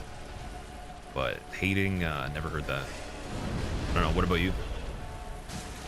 Also, Asipalat? Is that how you say that? Asipalat? How are you doing? Looks good even though it's 2014, so it's a 2015 game. But you're right though.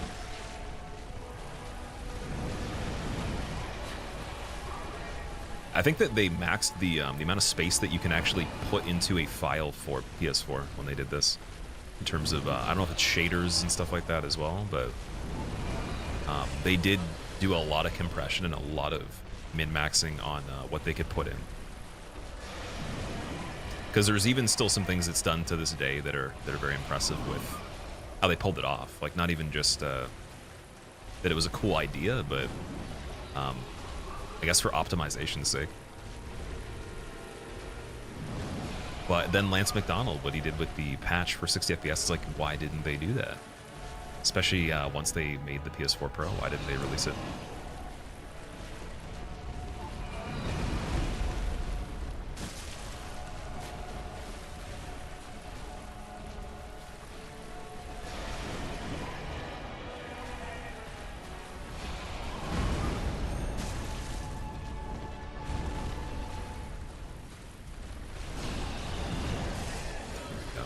So okay, on that one, I gotta know that I can just do the turn, because I was doing it really well the last one, the last good attempt we got. Had 2 opportunities to do that so far. Or I could even do that.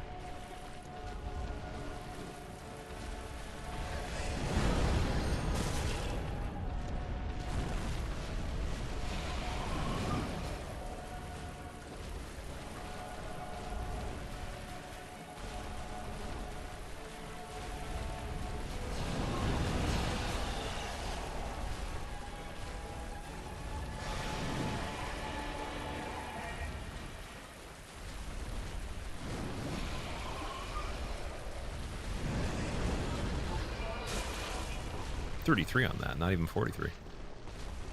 Must have been without the counter hit. Something. 41. Whoa, oh, I went to one-handed. That's actually interesting. The one-handed was only 10 less on the running attack.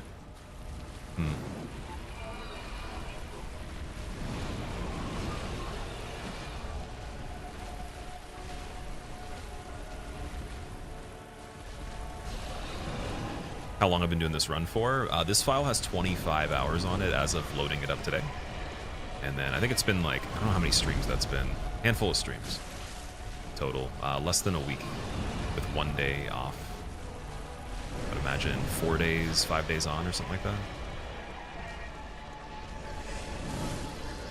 Not ideal for the spacing there. Okay. Closest attempt on this one, it was the second attempt we did. We got her to, I want to say 40% remaining or something like that. Maybe a little bit less. But that was without me actually like knowing as much. I think that attempt was where I did learn the most. And the last few were just adjusting some things. I was trying to go for some extra damage off of the running attack if we get a good distance, like right here, for example. Speeds it up a lot. I gotta just make some better decisions ahead of time with where I'm placing myself. For example, going on the side of the head here so we can get a rotation. Force the exit and pre-plan where I'm gonna go in the future here.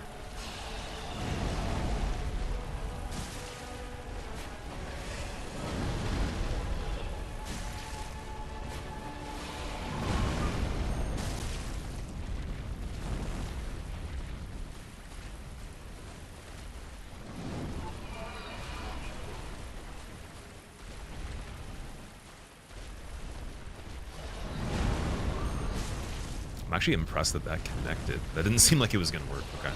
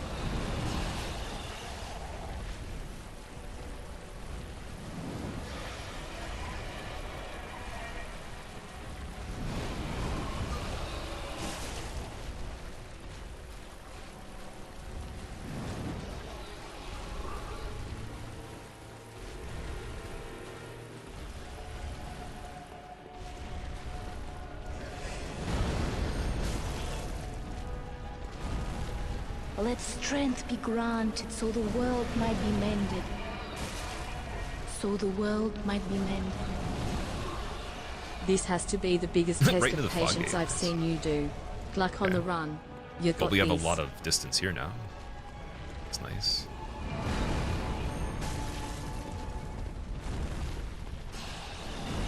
Just gonna get this because it's distracting me.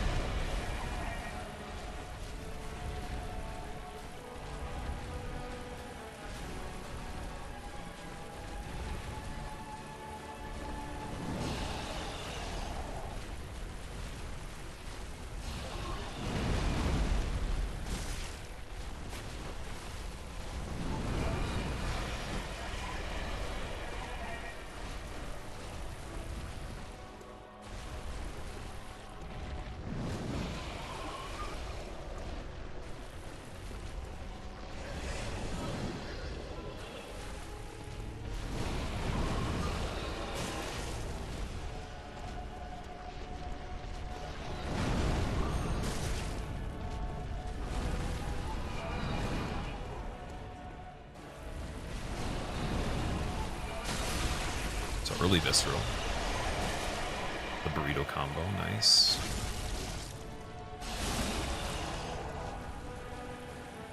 She can, yeah, I think she can attack right out of that. And then we got the instant one when the face transitioned from this one to the third part, and we had the extended swipes. Remember that? That was pretty crazy. So I gotta watch out for instant stuff after this one's done.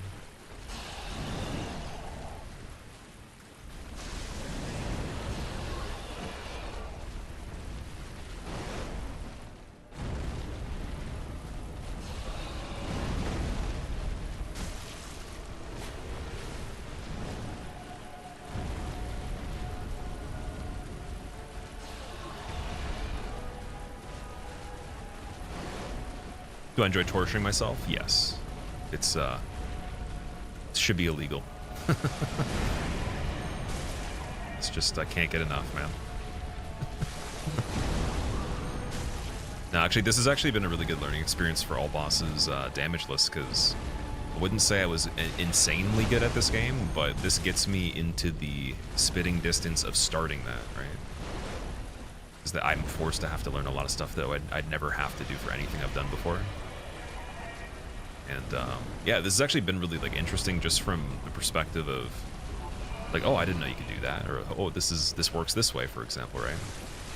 So I think this is the perfect thing to do before doing another run that's risk related, where you have to reset it. Even for speedrunning too, maybe even for improvisation on glitchless speedruns.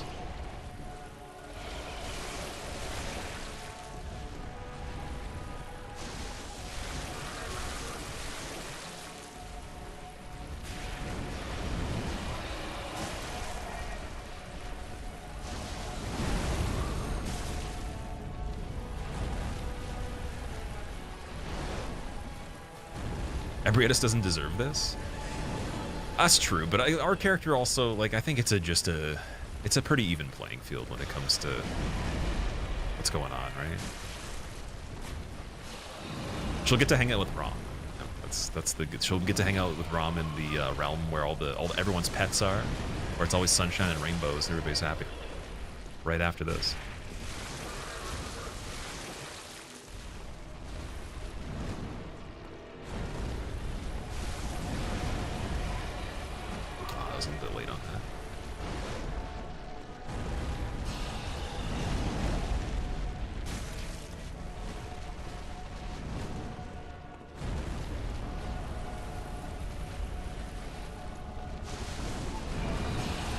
So it was unfortunate because I actually had the lead time.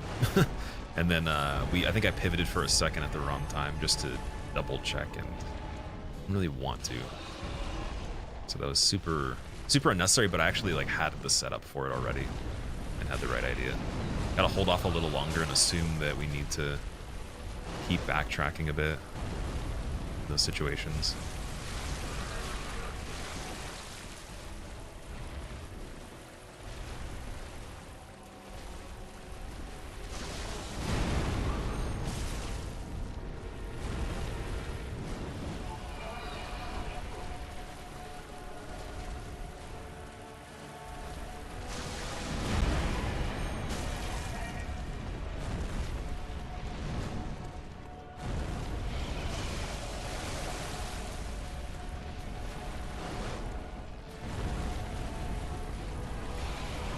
We haven't seen move forward into dash yet, which is something I definitely got to anticipate still. Haven't seen that at all. Wonder if it's even possible. Gonna have to assume it is.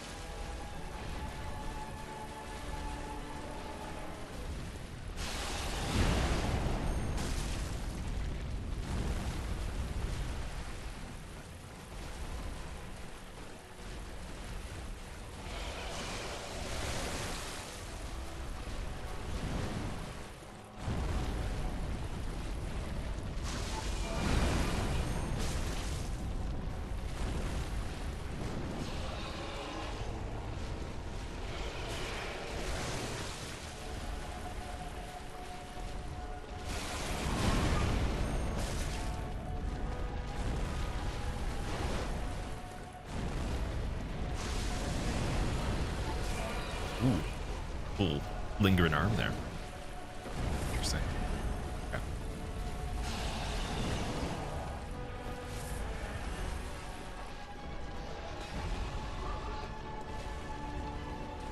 Saying for off center, that's going to be the biggest thing. I don't know if that's only exclusively on our right side. Could be. Yeah, it actually is. I just saw right there. Yeah, so you can't be on the right off center. You have to be on the left off center, which we've been the whole time. We're going to run in on that. It's either center or left. So good to know that. I didn't notice before that it would be active, but you can definitely see it though.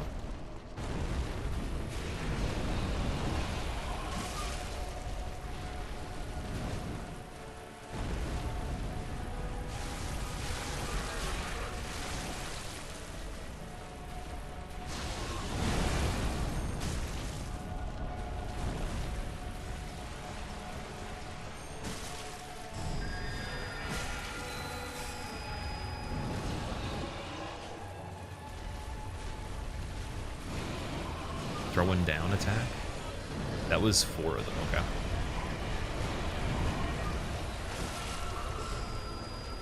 And then 2, just 2. Nice escape there, perfect. Okay, really gotta be dialing those ones in. Super key, pellet now just in case. Searching, slam down, punch, bail out.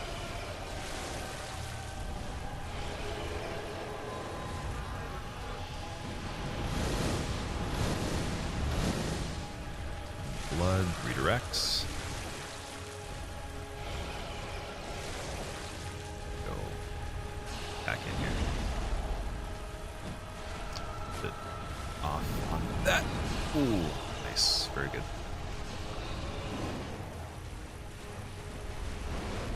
Oh, yep. Oh, yes. Oh my god, guys. Forgot about that one. So there's swoop in. Swoop in with head slam is a thing. According to popular sources.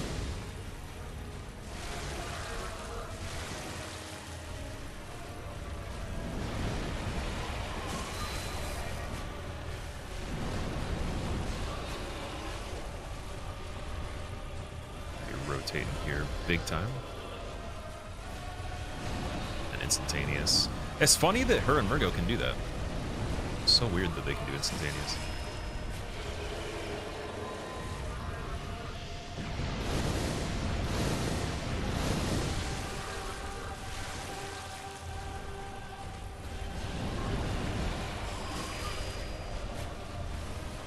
Searching, slam.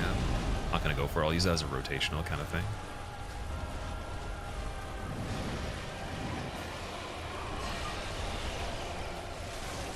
I don't know if it's easier, but it almost seems like mid-range baits attacks a lot better now.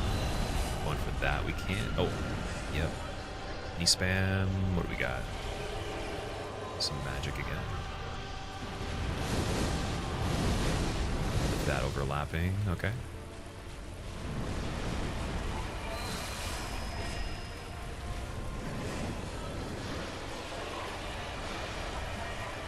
This one, let's go back over here. Searching with big sweep.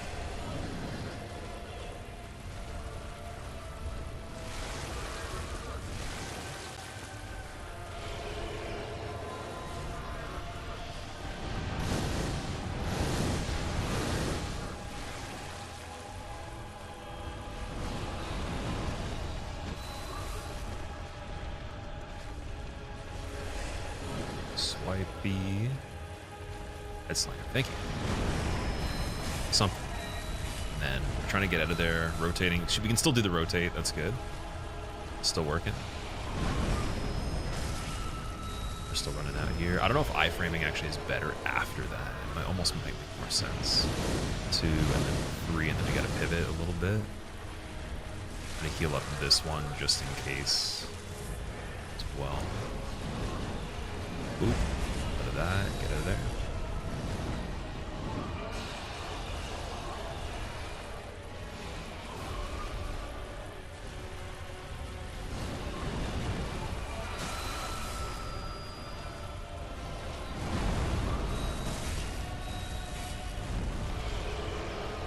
Magic. Do we have room? 2, 3 with swoop in. Oh, sweet. Try to get a tentacle range. Great. Glad I got a warm up on the dodge on that one. Definitely hard to practice. At least on this.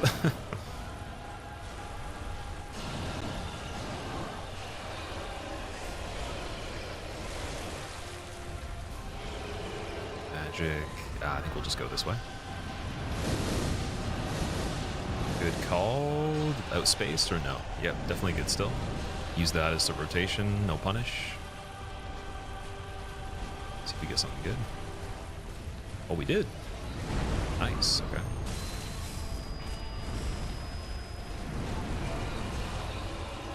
Don't hang around too long on that. Oh, something good again. Sweet. See if we can get a rotation out for this. No instant attack. I don't know if instant can like bypass the rotational kind of thing that she does. It'd be really unfortunate if it could. Might also just be relevant to go for arm on the outside of like the multi-arm slam with head. Could just go for the arm now. Be a bit safer. Swoop in, got a space, go back for the actual head attack. Oh, but then that can happen, so we actually read it good, but not worth it. So don't punish that unless like a madman. I think anytime we get within counter range, like the most minimal jump attack counter on dash, I gotta heal up. Oh, there's instant, so yeah, we gotta heal up this one no matter what. Magic. Sweet.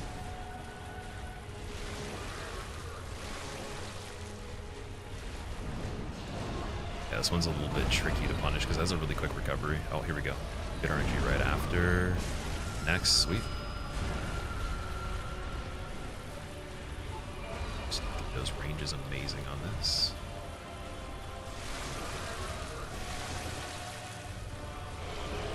Magics, we go here.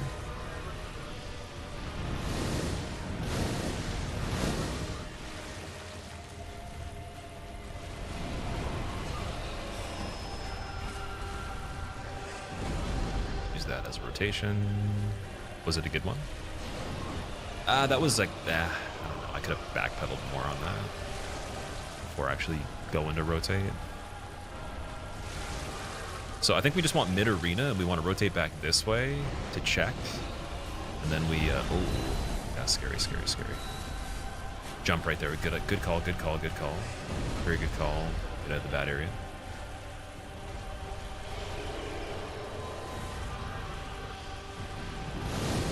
2, 3, heal it up.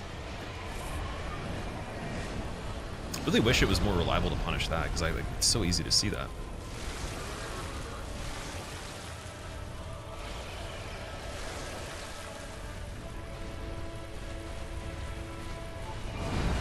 Can I escape this one nicely?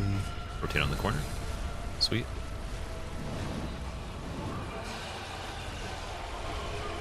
And magic, so this way. Oh, she has a mega crawl. Okay. Got about that. I wonder if that's only at big range. Like, same with the swoop in. It'd be just super big range that it happens. This one, arm punish. 20's not bad. I'll take it. Oh, ticked on that. That's actually not terrible tick damage, though. Jack's ring. A bit wide here, and then... Oh, Frenzy actually does rock on that, though. Okay, so we got a double heal here, and then I don't think we're going to get a rotate. So just close range strafe that. That's kind of lucky. That's in our favor. If otherwise, I'd have to like just back up very quickly and then do the roll to space the small arm on the dash.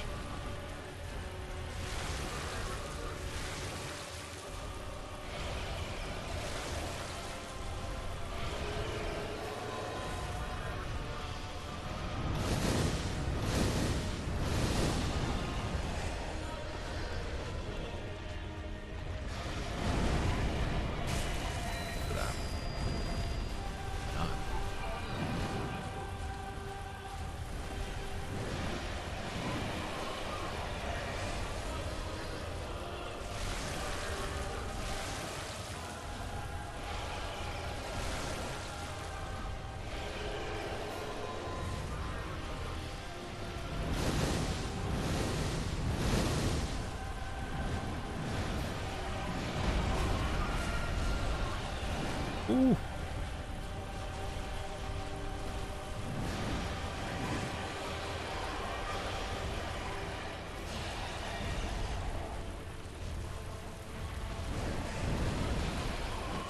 Tried to pivot there. It actually canceled the run. Okay.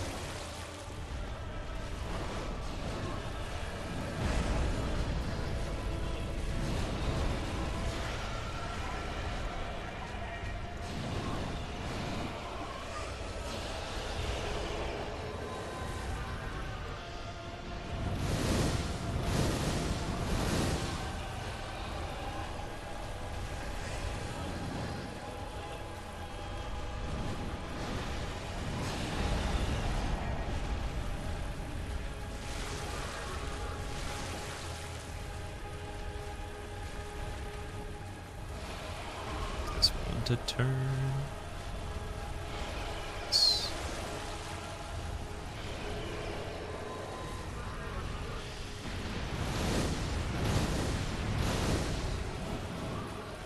Straight back here.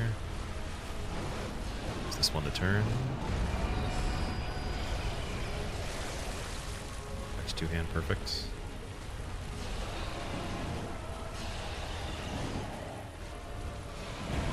Gotta go for that. Worth it. Just, yeah. Couldn't get the side dodge. That's okay. Let's go this way now.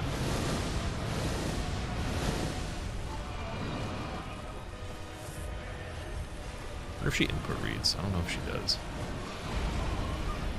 Can't see. I'll use this to rotate.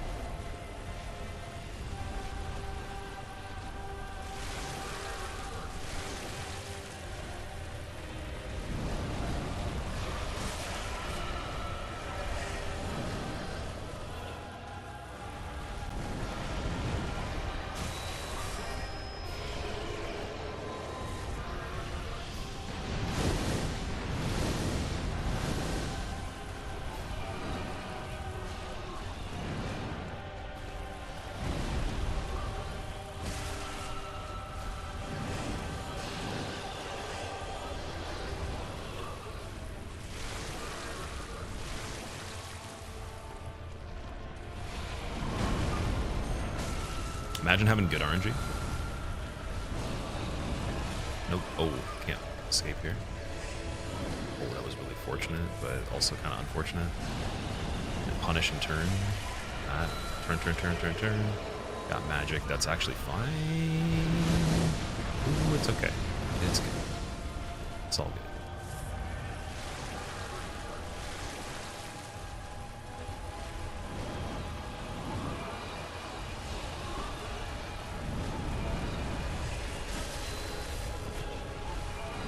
Yeah, it's hard for me to see chip damage like so rolling out of the encounters versus just running.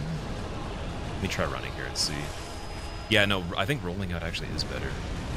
And then that, there's nothing I can do, unfortunately. Couldn't have set up for it ahead of time, really.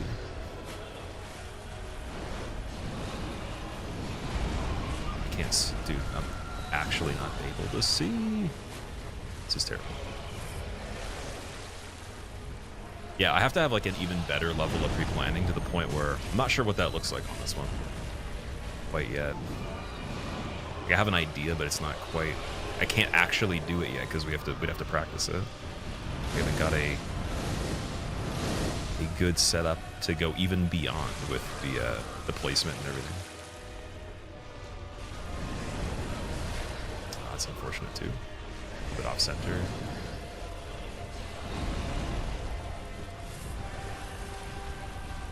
It seems like everything triggers at a farther distance in this one anyway, so we might just have to have a really good route. Yeah, like everything's triggering from far away, which is nice, but it's not ideal for, like if she makes a huge advance forcibly and then has to follow that up anyways with something that makes a huge advance. Which I could kind of, I could mesh both the methods together that we were doing before and the one that's more recent. Oh, that's so unfortunate. Yeah. My God, dude.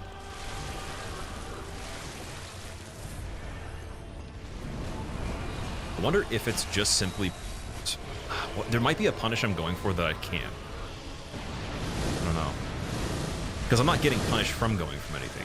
That's the thing. It's just might be ahead of time. Like this one's still fine, obviously. Dash out of that, but like I think map awareness on short notice needs to get even better. But I don't have a lot of time to check the angles. So another thing could be leveling stamina a lot more. Like incredibly more, but it seems a little ridiculous to go that far.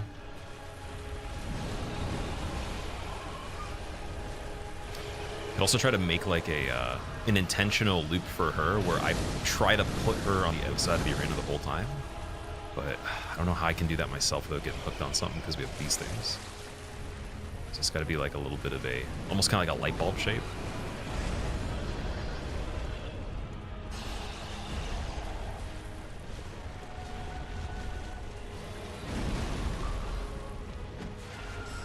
That's okay.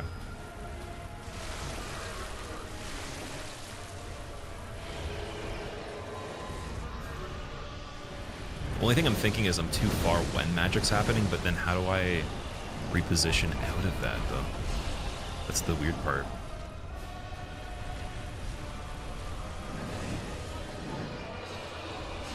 Is the overlap. How do I account for that? There's a way, it's just like, it's got to be way more intuitive.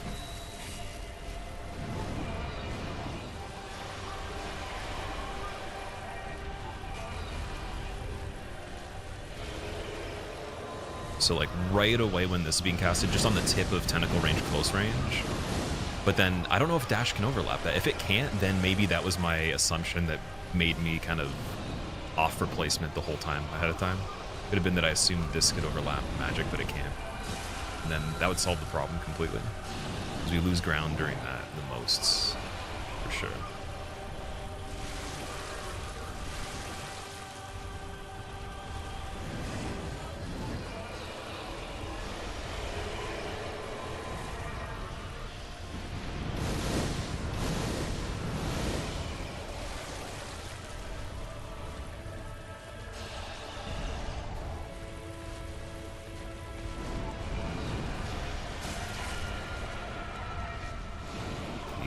Attacks. Okay, thank God that actually happened. That's really cool. Take a bunch of those, actually. Take 4 of them, half price, please.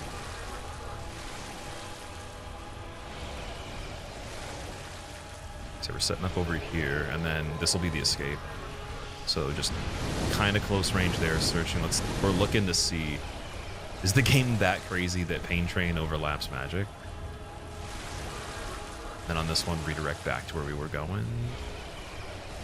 Sweet. Stay on the corner there. So yeah, we're gonna have to have like location, like touch points or whatever that we're gonna have to reference here. So worst case scenario, again, like a neutral attack boxing me out of the perimeter, and then also just to like set up for if this happens or something else happens that we have a good strafe ability, right? Go horizontal for a long time. I think that's the missing component there. And then we'll see if I'm proven wrong about the assumption of the overlapping.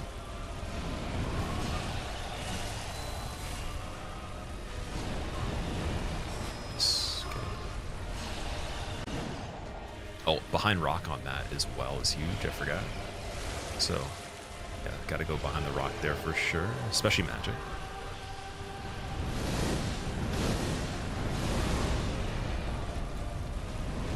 Early on this, cool. What we do here, can we pivot safely? It looks like we can, yeah.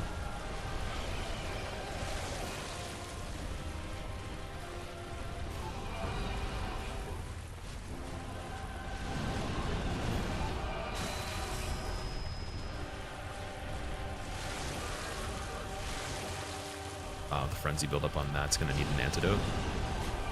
Or I'm dead right here, maybe? Let's see. Heal first. Magic happening. Frenzy didn't kill me, thank God. Saved it, but still. So we need antidotes on this fight too. Or not antidotes, sedatives, which I think I have, but forgot that 1 tick is a guaranteed frenzy on that. Or probably with this set too, because we were trying to stack against arcane defense, but maybe physical's better because I'm not getting hit by magic. Can test that as well.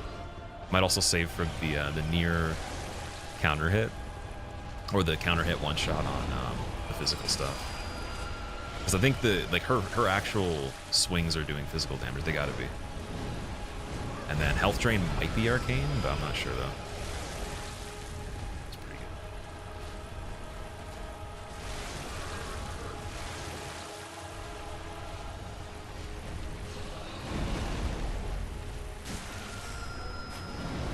good. Ooh, that just pushes. That didn't even actually, like, we were in a good spot where it didn't have the damage calculation there. Nice. Okay, so if I'm looking at Rom's body, we actually have to, like in the background there, we got to reference this right side as terrible, and then just see right here, I should have already been moving a little sooner around her, but it's a good setup there. Then we go back here, touchdown, go here, stay at the corner, assume pain train, space this back, go back to the corner again, and then just keep assuming something with distance, go into this pocket, and then use that pocket to pivot back out again. Would be like the ultimate situation there. And then go left side a little bit, punish here, check for tentacle swipe, use the rock a little bit more, and then go this way. But sooner, like I gotta be like a second sooner than that. That's how you play that side of the map.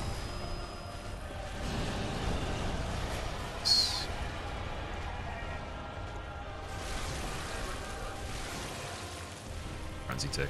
Do we have sedative that I could set up right here? I don't even have any. Okay, it doesn't even matter. Doesn't even matter, dude. We have this little pocket right there too to escape. Be looking at it. Well, it was pretty good. This is like, there's even more learning apparently that I needed on this one.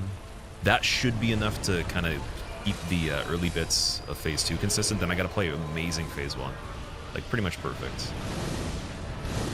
We pivot that. Yeah, there we go. I was gonna turn around in the middle of that, but I was like, if I die from that and then we do have more distance, I'm gonna regret it. So I was like, let's just see which one is worse. Maxed out on that, apparently. Controller map rip. So the controller map doesn't work on PS5 because I'm plugging my controller into the console, not the computer. We have that when we're playing on PC. Is this a no-hit run? No, this is a fists only, actually. So we still have vials. Oh no, we have 9. Yeah, let's go farm vials, get a little bit more stamina. And then we're gonna try a different armor set. We gotta get sedatives too, which I'm not sure if we have in the shop from any of the badges. We'll have to check that out. Let's see.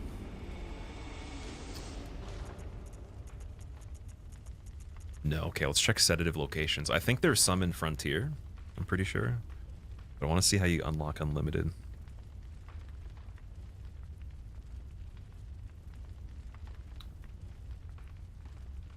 And also, if anyone asked a question or was saying hi during that fight, you can always just repost whatever you're trying to say. I just couldn't really pay attention on the back half of it because we're still trying to learn some stuff. Right, Cosmic Eye Watcher, but oh, okay, wait, you have to get it with Insight there. Oh, how many pellets do I have left in storage? 25 in total. That's really good. Okay, so we can afford to use some of the Insight here. And then, I don't know how many I want to bring into a fight. Probably, should I just use all of these? I think at least 5 sedatives would be good. Wait, they're not even in here, though. What? It was Thumerian Descendant that you were thinking of, not Elder, Brooke? Are you talking about for the Flaming Katana dude you mentioned before, or was it someone else that was talking about that the other day? So it was Cosmic Eye Watcher badge, which I thought we had. Yeah, Upper Cathedral, dude, I have that. What? Am I blind? Wait, let me see. They're not in this part. Dude, what? Is that an incorrect wiki thing? Because I have the badge, because you literally need that to be able to get these. So Edgar drops 3, and then Huntsman and Research Hall rare. Yeah, well, let me see what the best frenzy setup is as well. So this one is 2. That's pretty low.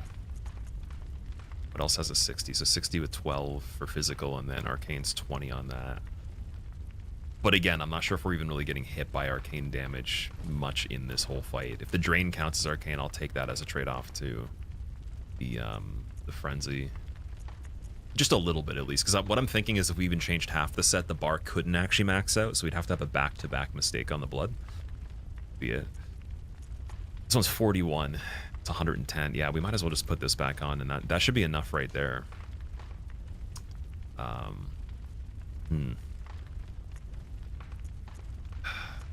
think we're gonna go with just this set in general and see how good it is. And as far as the sedatives go, I don't know how we... Cosmic Eye Hunter badge is hidden. It's right there. I got it. That's what I'm saying. It doesn't... I don't know if that's like a glitch or something. Because you need that badge to be able to get the pellets, right? Prab, thank you so much for the good luck, dude. I'll take all the luck on that one.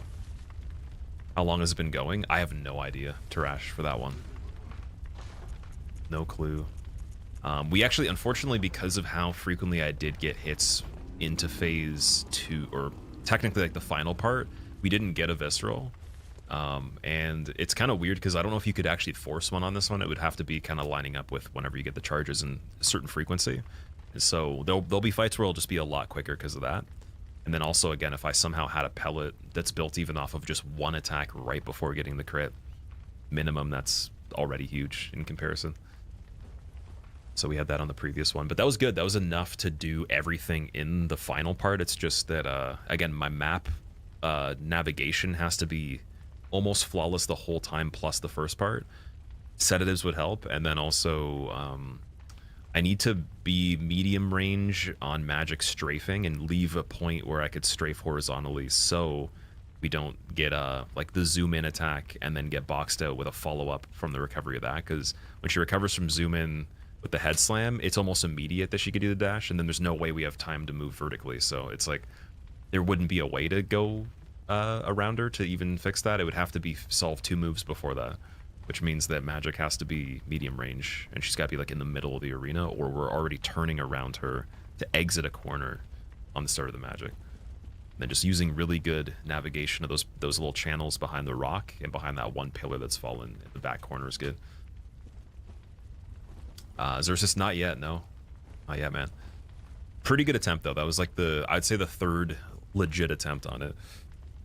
With some knowledge.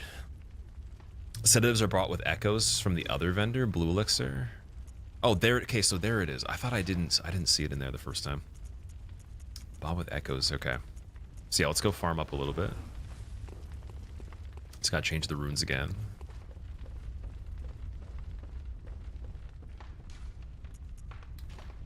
So I think we want Claw Mark still, and then Wounded Knot.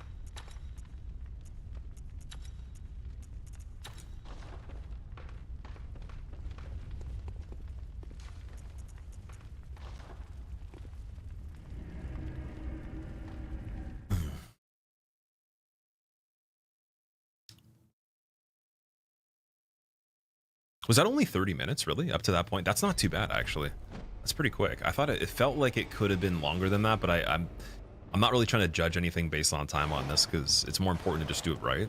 Because you can't really... there's a point where you can't go back to being good. Like, the attempt will be thrown before you've even gotten enough progress, and that time investment would be like, you know, triple, quadruple a regular fight anyways, so you might as well just pay attention to it instead of the time. But if I had to guess, I wouldn't have guessed that.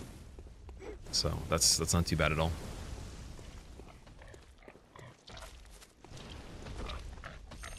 It's like how many Ebrietas could we fit inside the Shadows fight?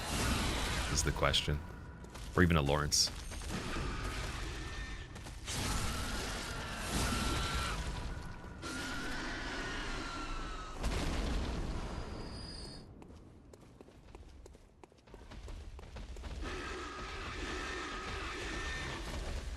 I want to double check and see if anti-clockwise Metamorphosis round 2 is also available as well. Ooh, would have been bad. All of that would have been terrible.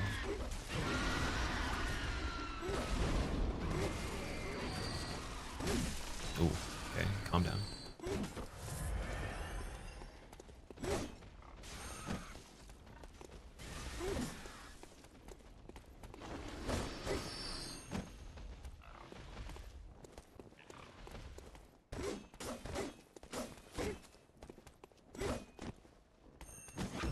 go.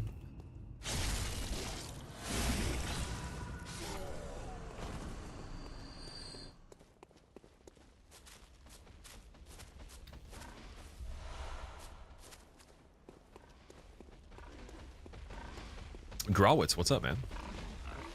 I'm glad you made it.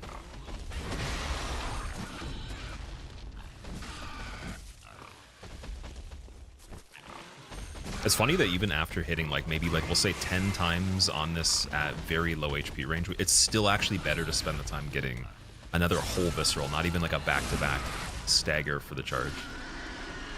Usually what I would do with the cleaver, I just go for another R2 charge, and it'd just be even better for farming, but like you actually don't get even enough to, I think it would probably take like 5 of them or something like that at the end. You know what? Keykind, you know what? Do that, and I'll get Ebrietas in the meantime, and the shadows over here will live. We'll be good. Also, welcome. What's up? Farming vials. Yeah, I'm trying to get vials, but also every time we do the vials, we get 1 level at this point until probably another, I would say, maybe the next few levels, it'll just be right above that range. If every shadow dies plus 3 pigs, it's usually enough for a level, so I'm going to keep throwing that into endurance. And then the leftover, I'll get as many sedatives as possible from this one. We'll do it one more time and go back and see if I can improve a little bit more. Gammon away. Very well. Stop cheering. Let I don't need the to cheer. echoes become your strength. The motion gestures picked up so much when it came to this playthrough. It's like in the back 10 hours of it. Maybe 15. Well, we'll say 10 because it's like the last 40% as of now. Maybe a little bit less. Yeah, like I just did the sit down gesture randomly while running so much, but in the beginning it was super clean. I was actually like, how is it possible that we haven't done one by accident? Because usually it would happen in run attempts within 1 day multiple times. If we were doing like resets and all that. Okay, so we have just a little bit less than 1 sedative here. Let's go again. Only German and Moon Presence left, Dale. Yeah, for the main stuff, it's just Moon Presence and oh, sorry, no, German's dead. German's dead. Moon Presence and Ebrietas are the only 2. Dude. I love warping to this area. Apparently, Nightmare Immensis is my favorite part. It's been proven now. Let these echoes become strength. Indeed. All right. In Soviet, Bloodborne eggplant becomes you.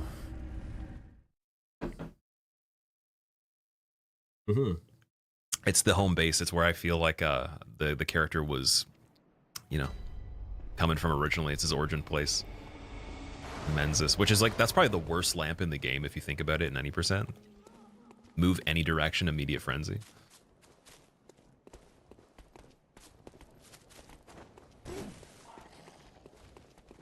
I really wish you could pull these shadows far enough to actually get them taken out too. It's very tricky though. I tried to do a different set of variations on this part to see what would be the best for farming. I think what we're doing here is the best within the least amount of time. And even that can be screwed up. If you get counter hit by the pig while running, it'll kill you pretty easily. Or close, very close. You can get comboed by a shadow as well. I think it's like Pyro does the Pyro Shower, and then you go get hit by a pig 2 seconds before and you're dead right there without doing anything.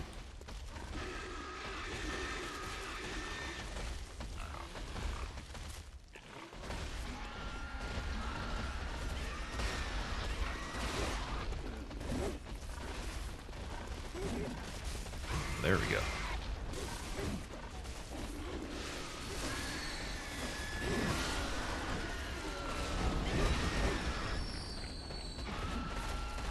It's going for me. No, go for the shadow. Dude, he's right here. What are you doing?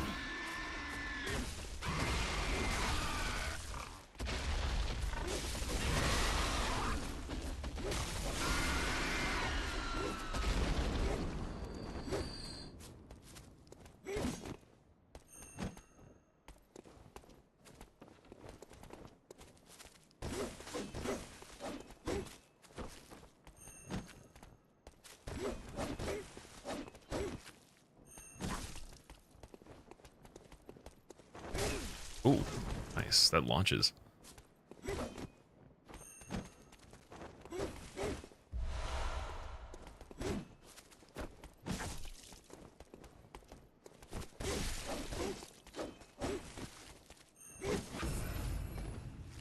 So that's one of the opportunities, but I screwed up the confirmation of the visceral there. That one's actually probably the easiest one to get. So you can do it on the second last attack, and it's most likely going to go through because you're pretty close. So he'll probably do it.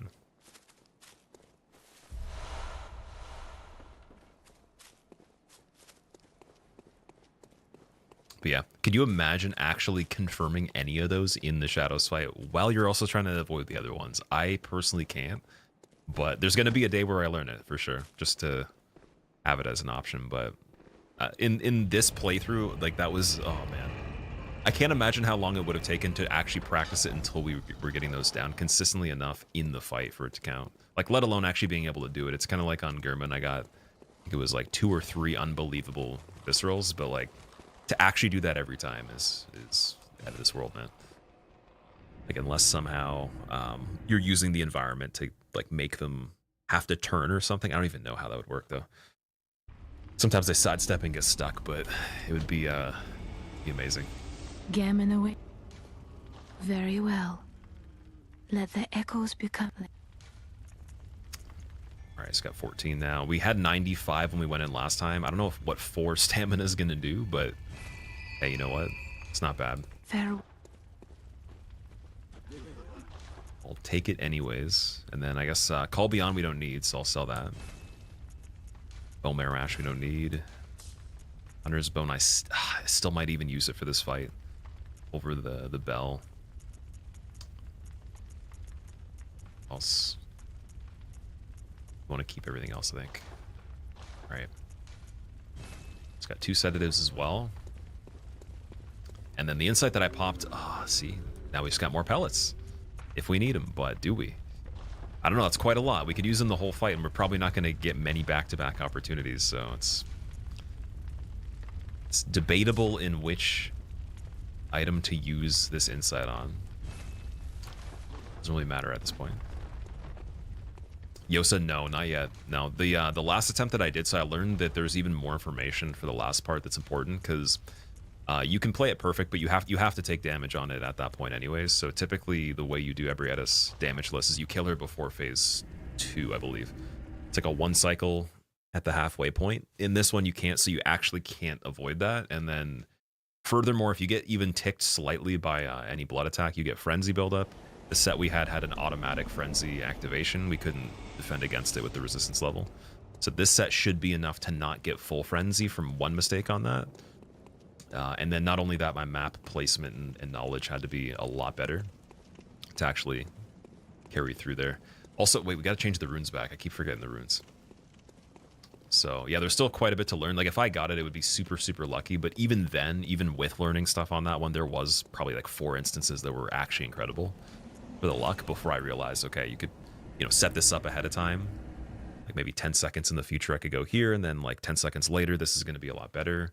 Don't go this many footsteps away from this, or like use this attack to achieve this result in case there's this other one, all that kind of stuff. All right, so we're taking off again. Claw mark's still on. Union 4 and Great Lake was one of the ones we were using. Wonder if that 4%'s not even needed anymore because we changed the set.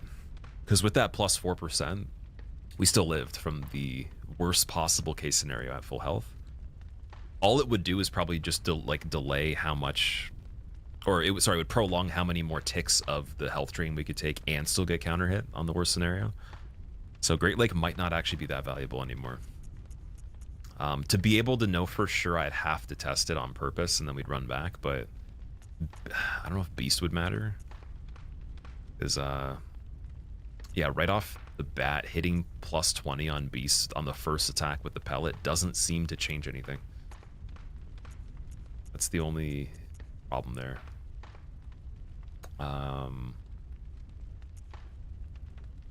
Blood Rapture wouldn't matter either. Can we do 2 Oh. Dude, I could do 2 communions. Wait a second. That's pretty crazy. That might be better. Okay. Sure.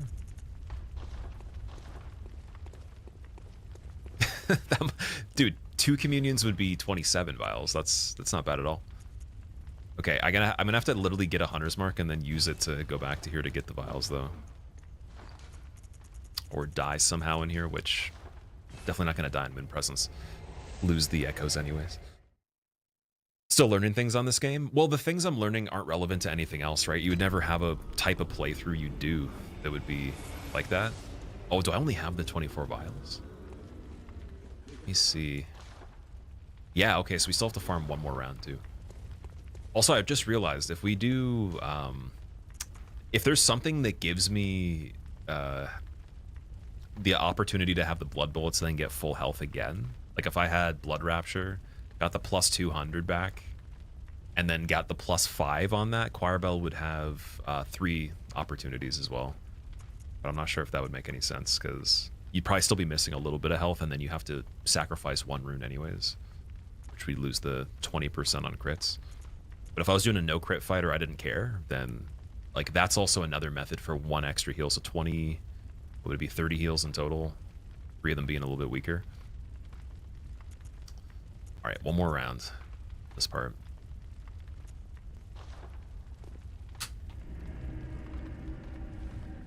Yeah, I would say the things I'm learning are not relevant to like a lot of runs you would just be doing everything so quick it wouldn't happen, so you wouldn't have to know anything. You could just be good with okay, Ebrietas is there. We get Beast Meter for like a little bit. We hit her a total of 15 times, she's dead. Just gotta hit these parts, do these transform attacks at this timing. Watch out for like XYZ, and that's it. It's phase 1.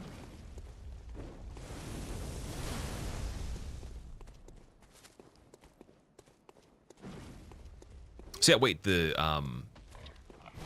blood bullets did carry over to this. Still keeps the health low though. Is that gonna stay there forever? Like even when I travel back? Because traveling back would give me full health again. That could be another method, man. But then to force it, I might have to purposely go somewhere that's not the location we want to, or even go to the location we're trying to, go back, and then go forward again. We have 1 extra choir bell. In that fight, it makes a difference, so that could be really good.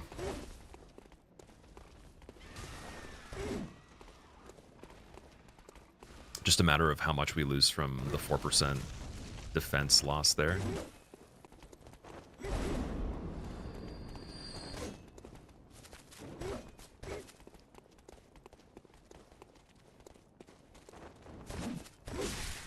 Don't die. Don't die and don't heal. At least yet. One of your favorite bosses from a design perspective, Growlithe? Me too. Oh, okay, I died there. That's fine. We'll just go back and get the first pig again. So yeah, for me, I think she was my favorite in the game. Or it was like Gurman and then Ebrietas was my favorite for the base game when the DLC wasn't out yet. Definitely one of the best fights though, just straight up. On level 4, I think it took 15 hours. It was definitely tricky. Obviously now if you were really good, you'd have a lot of information to do it quicker, but like early on though, oh. it was quite a situation there.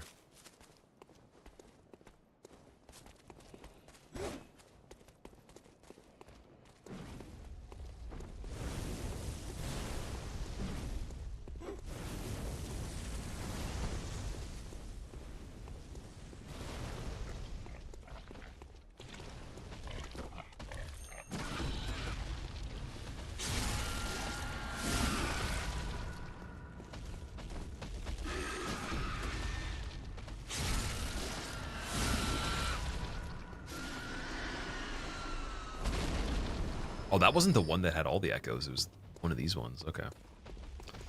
Makes sense. So we would have killed the other one first.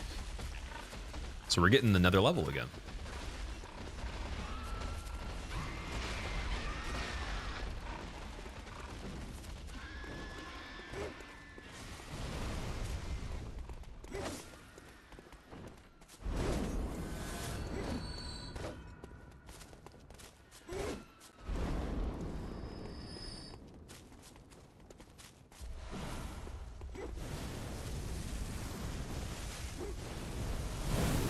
I'll take that. That's fine. Time to go. Couldn't fathom attempting her at level 4. You know, it's actually funny. After doing this one, I can fathom attempting everything at level 4 and just having a jolly time with no items in general, no armor, everything tickling me to death in one hit, and possibly still getting a combo that kills her just purely off of good gems on phase 1. And then maybe, I don't know how I would be able to get around the health drain, like completely to do it damageless level 4 with no upgrades or anything, but I definitely could survive 1 health bar off of the health drain at this point with a regular cleaver and gems. So that's cool. I couldn't say that that would have been something I could do even first try or close to first try before, but I think now there's a chance. There's a little bit of a chance. Same thing with Lawrence too. I think I could actually do decent. This game was so hard for you, but you celebrated for an hour after you beat it. Dave, what was the celebration? 15, so 100. We got 5 extra points since... What? Dude, it made you walk back. What? And you could cancel that with no menu showing up? It's so weird, man. Okay. So I want to test something here. We're going to do 2 communions. Claw mark we already have on. And then put on the sedatives. Put 1 extra pellet just in case. Then I'm going to make blood bullets here. We're going to warp to... Doesn't even matter where. We could just go... I guess Lumen Flowers where we're going. We'll go there. It's not going to give me full health, but then we'll warp back again. And see if it does. Or if that's just permanent, if it just stays like that. I'm imagining it just stays like that somehow, which is kind of brutal. Although, wait, do we not get... Why is it not 27? Oh, no, now it's 20. Okay, yeah, so it doesn't let you keep it. Never mind. All good.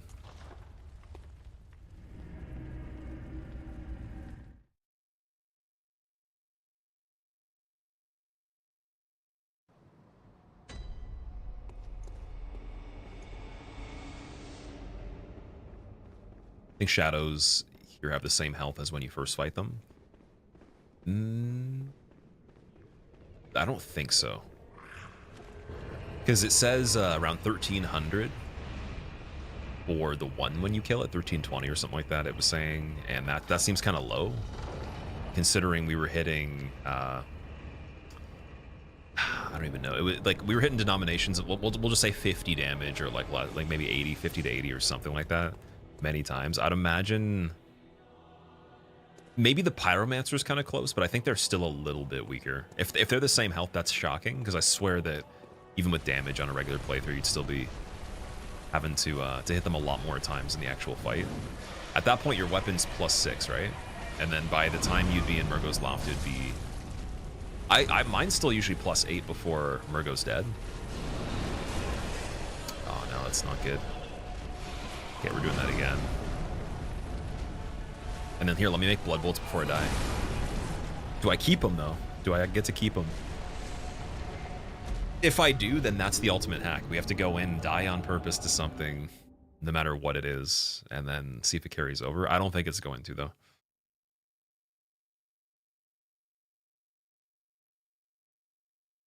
Could be like Taurus and Capra and DS1. Their Demon Ruins counterparts have a lower health.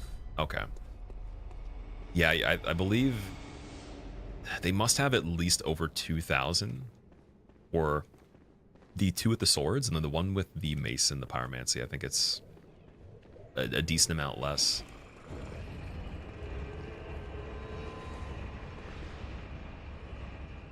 Yeah, I'm hitting like, I would say over 100 easily with the saw cleaver, especially with a pellet too. It'd be like probably over 150 or something, and it doesn't do too much. It's like maybe we'll say with a little bit of pellet meter, like 1/10 of the health if the weapon's +6.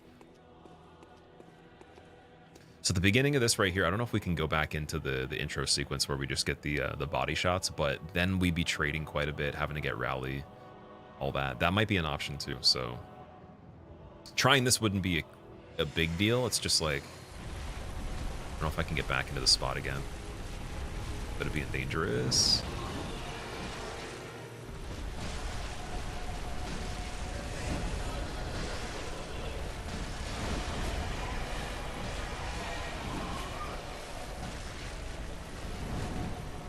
That gets a bit of the meter going, like, but barely though. See, and then if we got that right away, that's a good start. Just need to have the meter still active though. I'd have to hit R2s.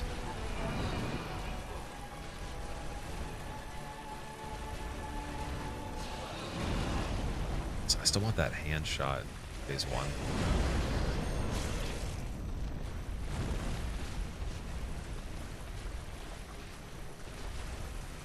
So yeah, I gotta remember the range is shorter here now. Still gonna try to see if I can read the map the same. So we're kind of making her go the outer parts on purpose that aren't gonna be blocked by something.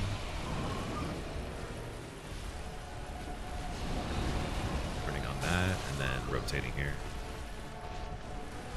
It seems like she's more likely to do the spam attack on the second part in that. See, like when she rotated there, it almost seemed like it was lucky. It wasn't actually me getting, like, forcing it.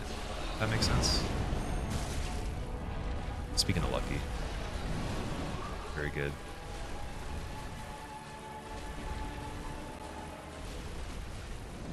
So checking for the pillars there.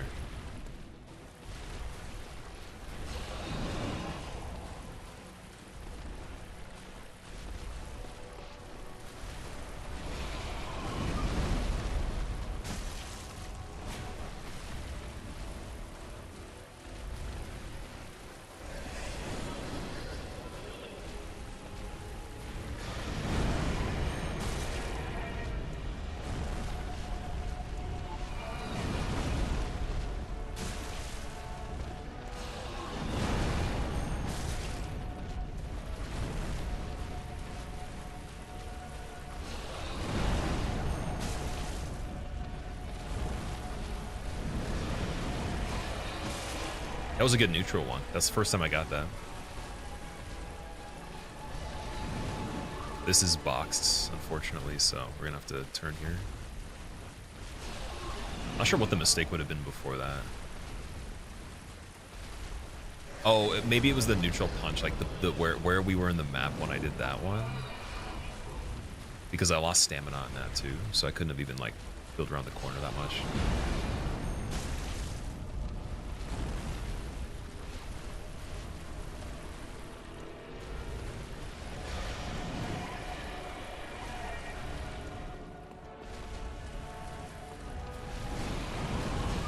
Beautiful.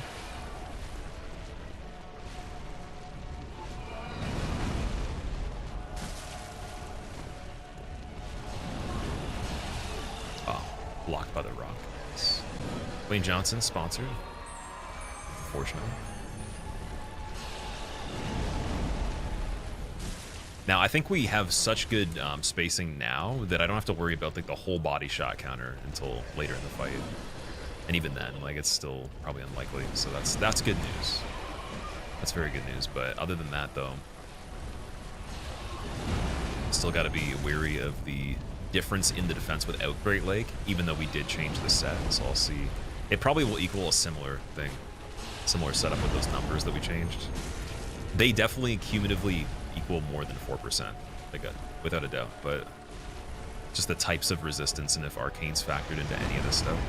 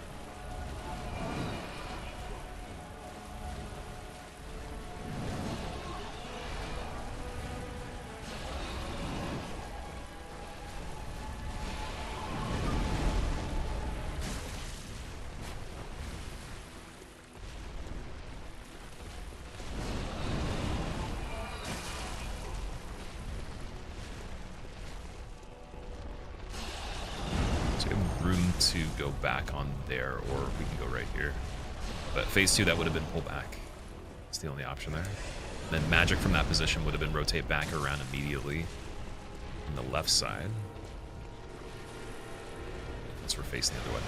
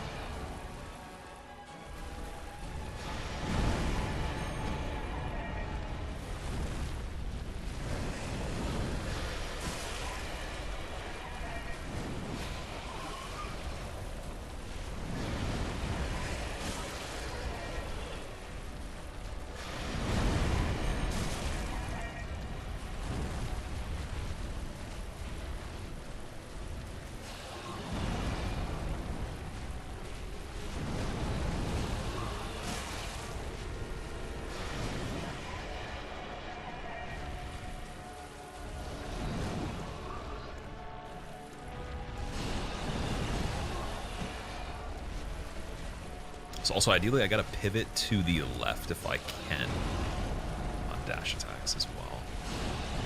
To jump. Good thing I minded the rock there. Good. Got the pocket right beside the fog gate.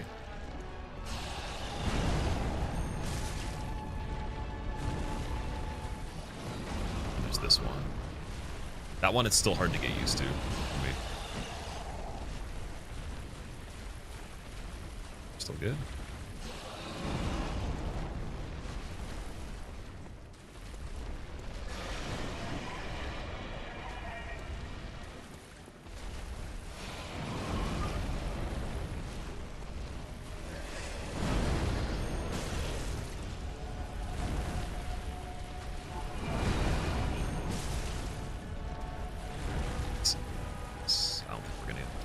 Though, because she's moved.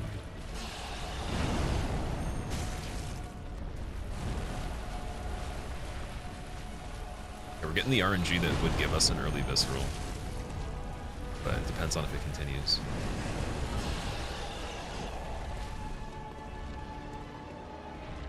Yeah, definitely great RNG on this.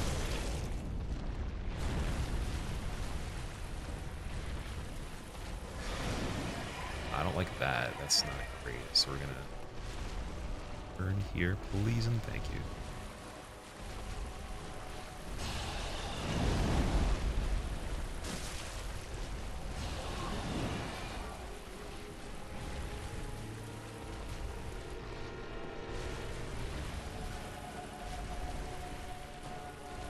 And also, when I do like the stamina cooldown checking for things, I gotta like not do a 180 movement. I can't do like a harsh pivot, because then I'm able to get away with that right there, for example, because I did like a little bit of a semicircle, because it's gonna lock me out of moving as quick.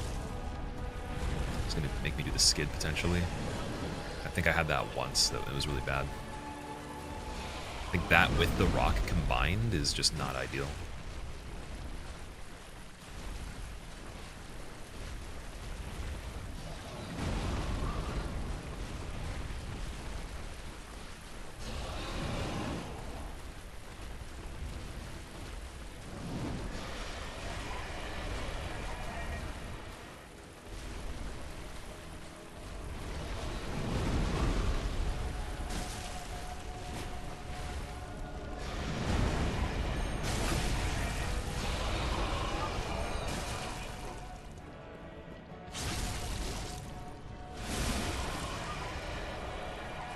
follow-up attack. Oh, ooh. Lion here, okay.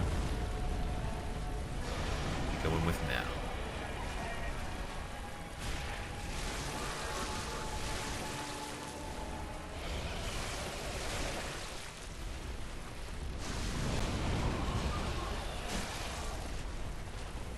And I think, do we have arm attacks changing yet? I don't know if it's at this point.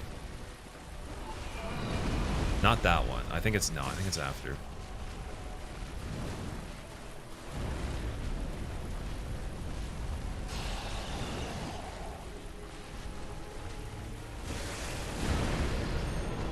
Oh, of course. See, that's the first one that I missed there. Damn. That's an old mistake. Even there. Get it together.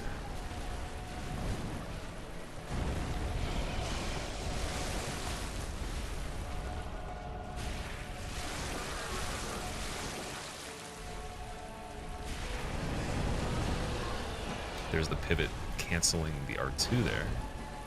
Or like the distance that I wanted. Still better than dying. Take that.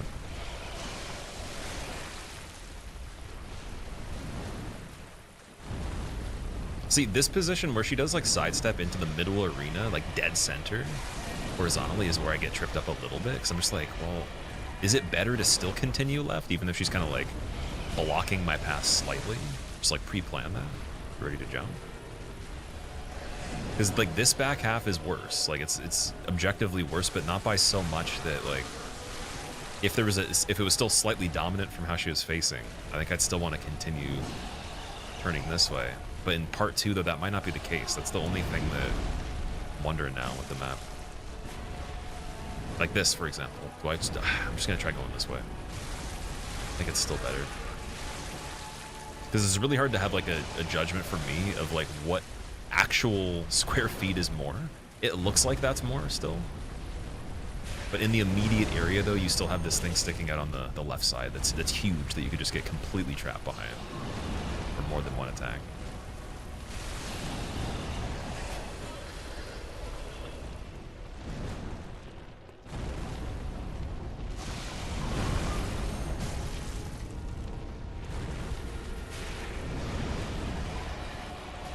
Good early read there.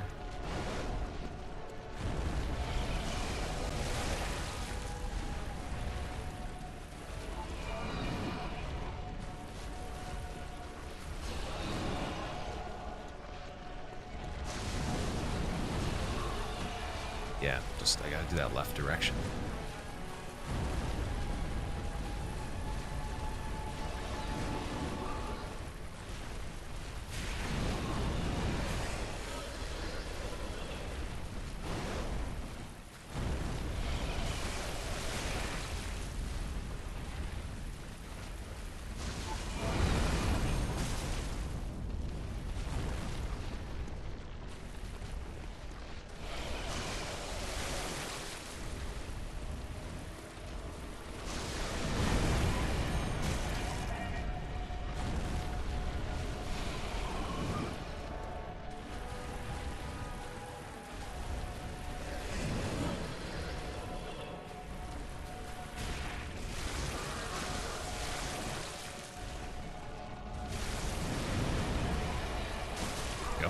That was better.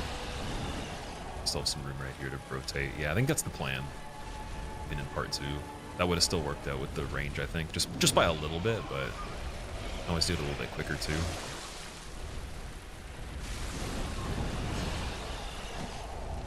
Okay, left there wouldn't have been possible.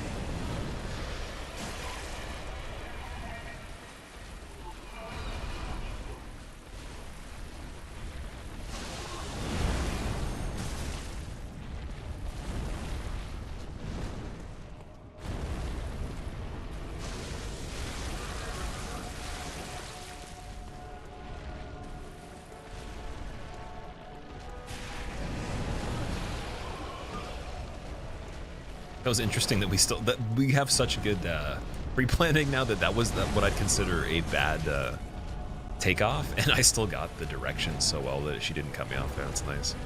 Because there's like a little bit of a dominance on like slightly off-center running on that attack too, but it's hard to see. And we had like, it was within maybe like an inch being a mistake there, so that's pretty cool.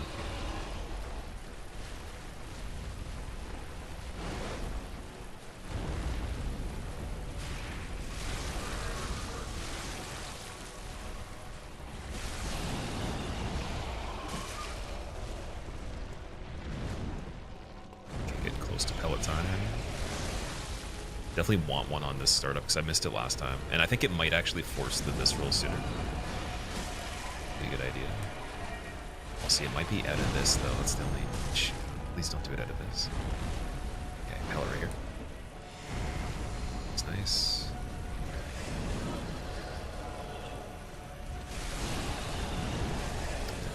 That's okay. Fireball quick.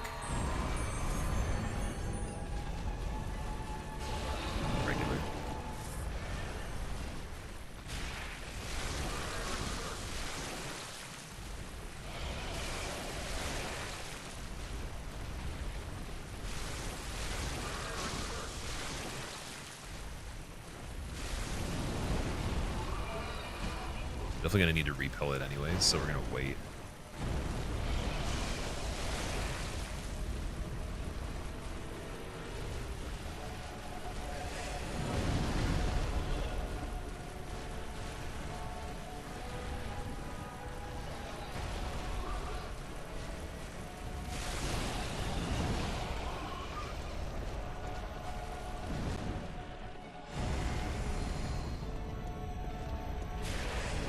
Good repellent attack.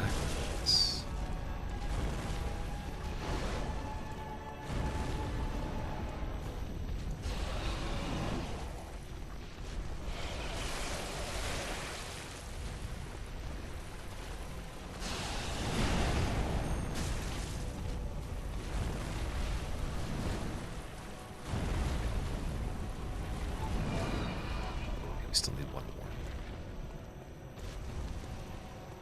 At least.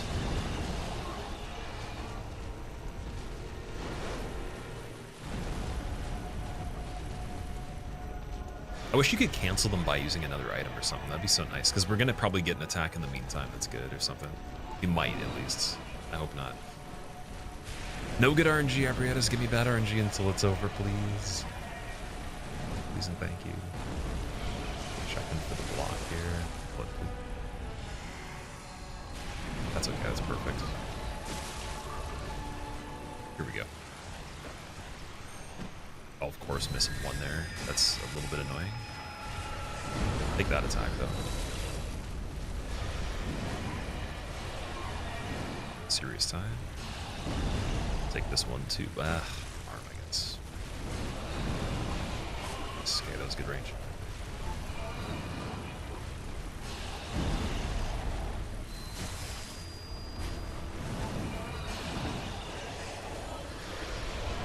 Remembering the range changes now.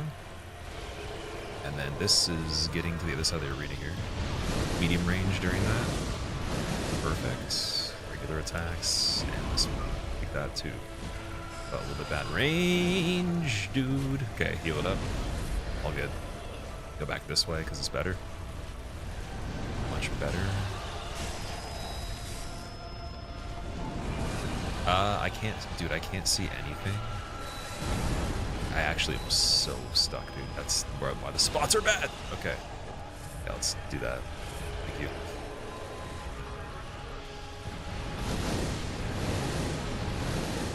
Okay, map wasn't being considered ahead of time there as much.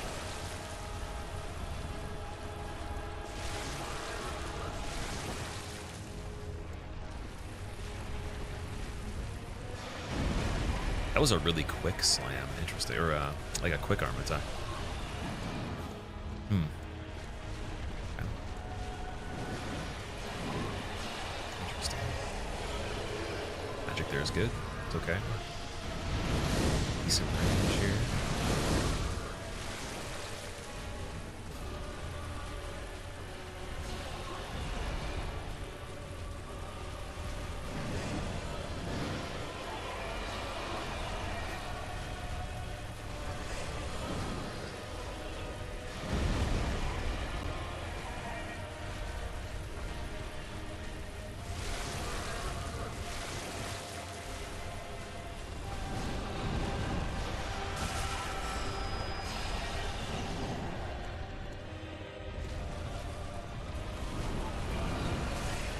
got turned on that.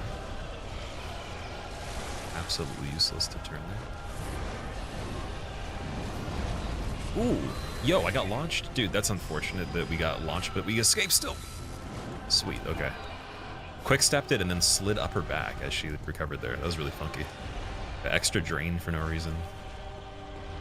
I think the main damage didn't do much. I've never seen that though, it's pretty cool.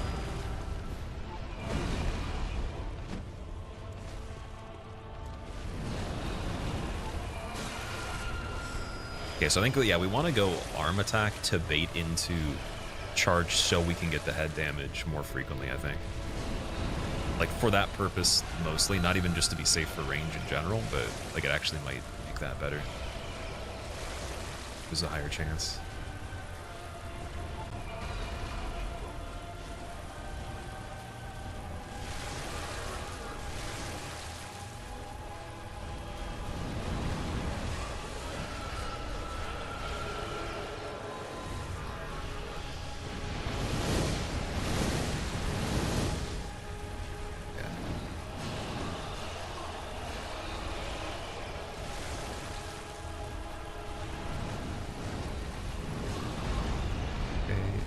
After, sweet.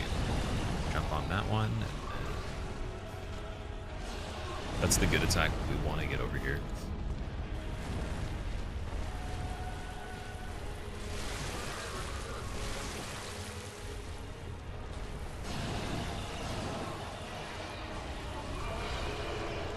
Magic just straight across. No fly-ins, please.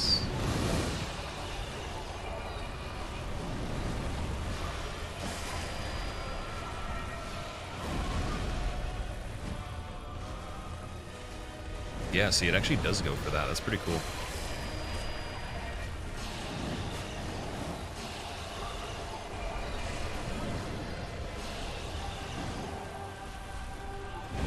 It's hard to hit the hand, though, when I want to. Here, so we're just going to go this way. Oh, that was actually a really cool streak. So we can overlap with that, though. We know now. It's just, that might have been because of how far I was, but it's still good to know.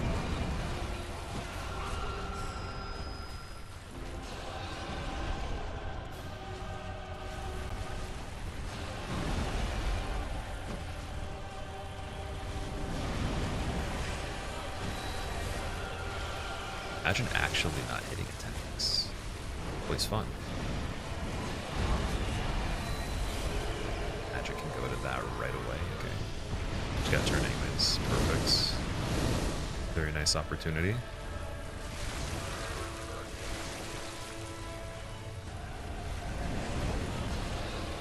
Pivot so didn't get distance. So you travel there.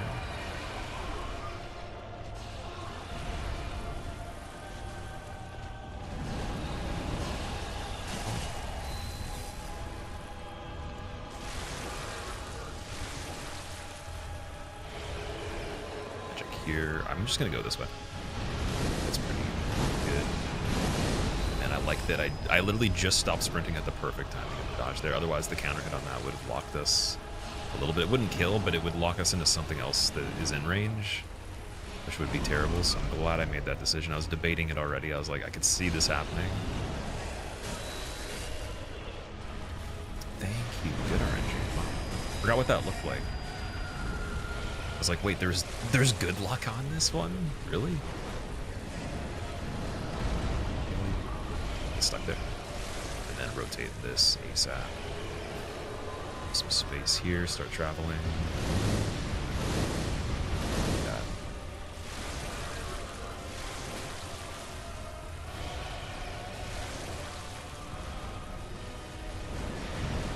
That was actually a weird... That looked like she was turning and also doing that out of the turn really quick, but okay. Very strange there. Say, oh, that's the third follow-up from that, okay. Cool, and attack.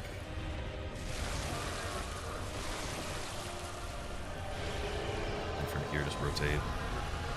Safe range to get a turn and some of this other stuff.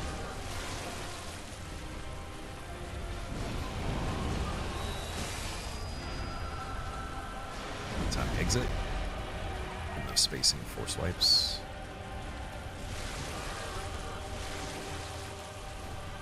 Sweet. And early.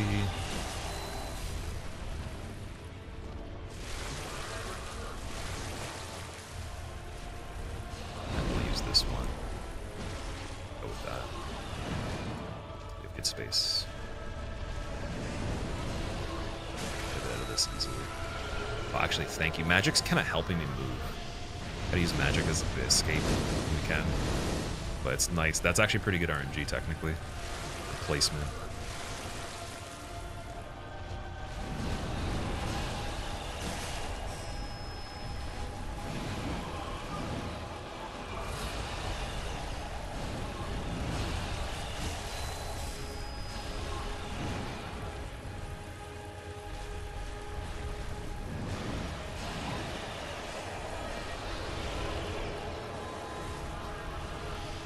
Don't swoop in, don't swoop in, don't swoop in.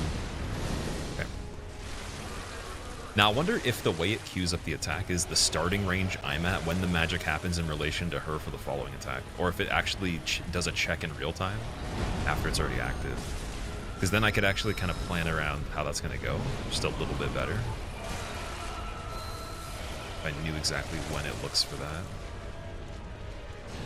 This is good.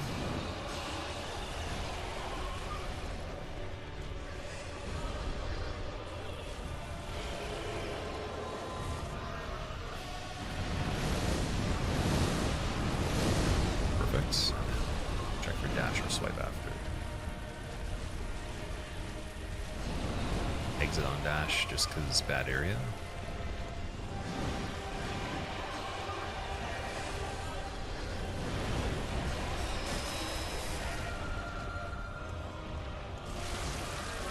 Stay here because good area. And for a second. Rotate that just cause going that way. That's the good RNG, but who cares? Looking for that now. Third follow up, that's okay. A bit close, but let's look at this. Escape on here.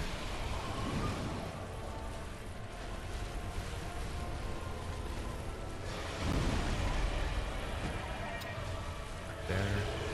Okay, magic just straight from this way. 1, 2, 3. Slam misses by a little bit. Follow-up swipe.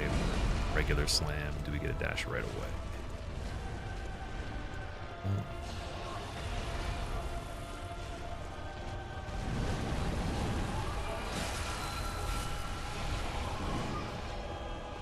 Turn.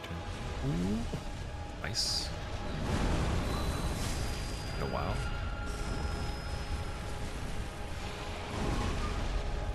Gotta be a little bit more right on that. Let's chill with the rock, cross over. Go wide for that, thank you. For dash immediately, get RNG. Sweet. Sweet dash.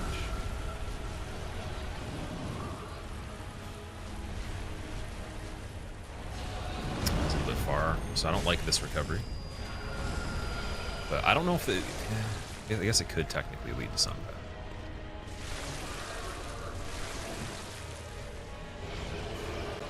Rotate here.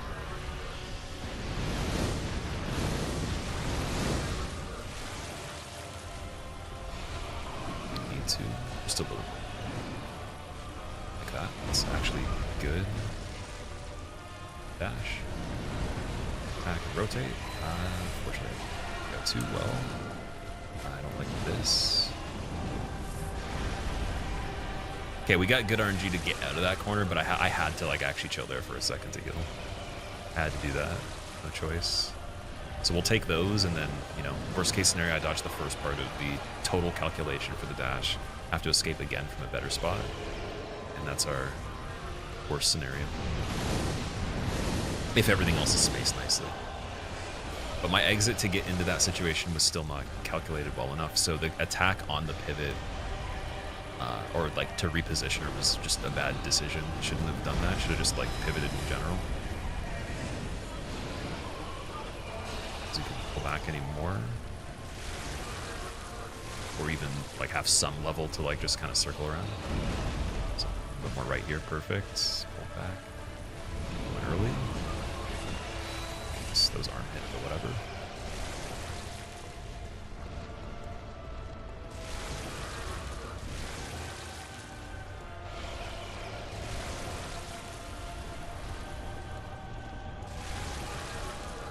Now, I wonder, we could treat close range opportunities.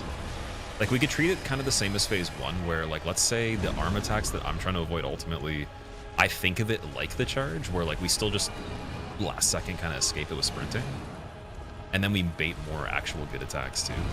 Because we still get this one, but I don't get as many regular head slams, and I'm wondering if it's because, like, I just need to be, like, a foot closer sometimes. Could be.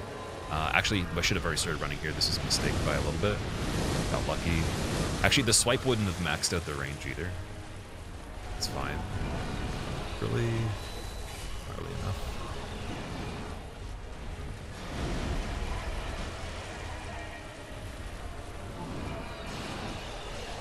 Box. Could go for that one and then turn, but I turn now. Just in case.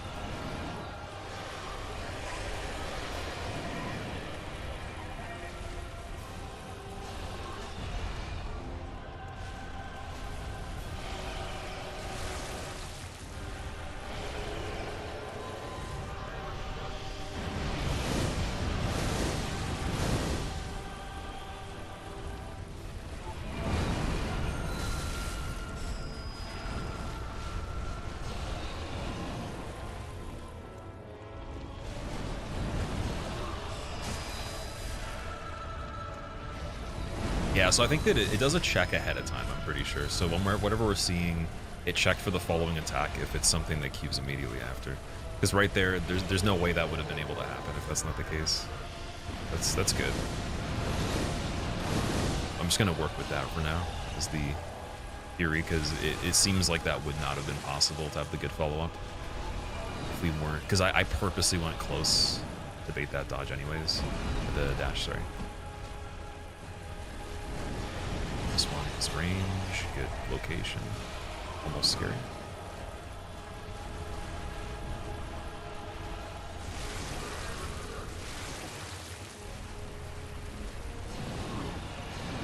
Nose scratch quickly. Okay, that's fine. Sweep it. Sweep. Just go for it again there. Doesn't matter. That was kind of weird. It was like under the ground a little bit. Yeah. Sure. Sure, Ebrietas, sure.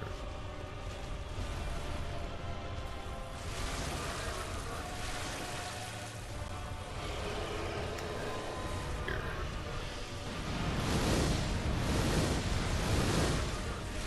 Start off over here.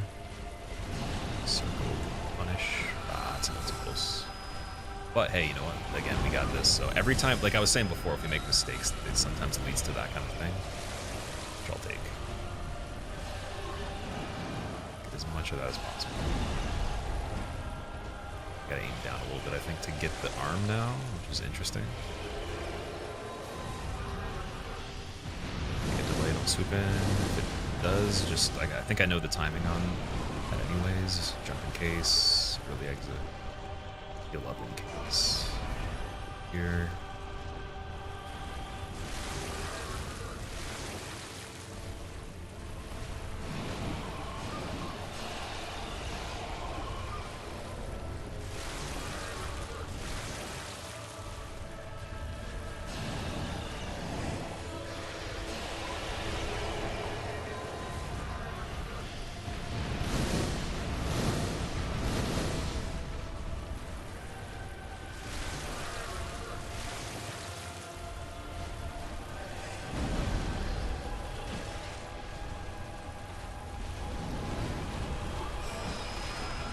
Take the arm hit off. We'll correct it. Let's do this. Correct. Oh, keep correcting, keep correcting, keep correcting, keep correcting. Hit. Assume dash. That dash assumption would have been a little sketchy. I would have had to jump there. Very little stamina, so I fumbled the button a little bit though. I slipped on redashing again. Camera as well. No, I slipped on camera. Sorry, that's what it was. And it delayed.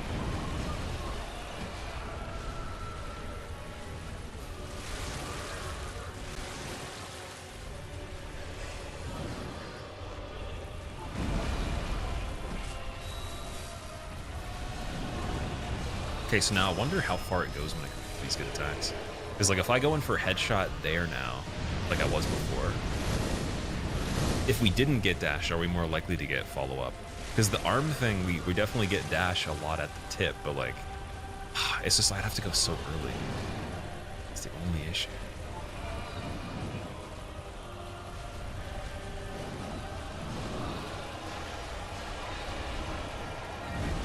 Super curious, though. Reroll it. That's the only way to get a similar range to like the last second range I can be in from a distance anyways. A dash overlap, that's good spacing. Great. Full rotation. Check our pocket here, so we got a little bit of the corner. It's not really... Okay, I'm gonna judge it based on how quickly I get in there to go for head. This one just roll. Just gonna chill here for a second. Check out the space. Spacing is looking good. Doesn't matter which way we go. Not punishing that. Just gonna rotate off this.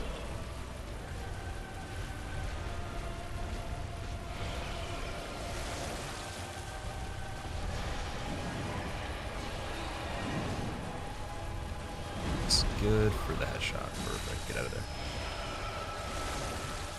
Then I think I got to pre-roll it. Yeah, you do have to pre-roll it just to get the spacing, but also to iframe the tentacles if we get them. That's the ticket there. Is the 20 damage on the hand alone, it's just, it moves so slowly that if I can get away with that every time, I think it's nice. Just gonna have to pay attention to the drain that I got. Just from the other encounters as well. Go on this one. Back. Magic, so we rotate. It's a little bit late to react on that, but better than before. Early on this. You roll it, and then she dashes, so I just jump anyways. You don't get the problem situation, but then again, like higher chance to get the slam that I want anyways. Just stamina might be a little bit low. So mind that after.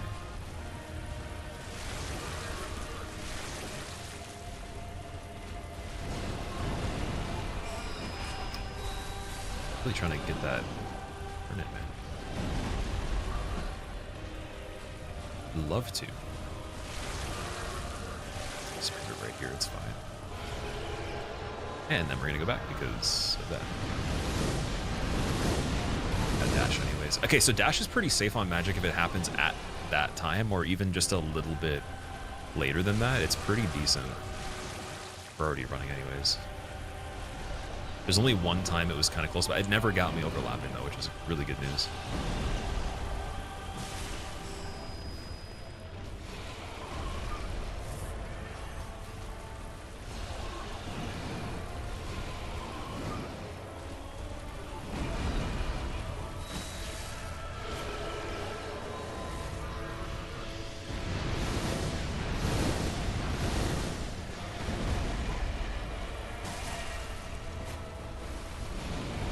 Jump.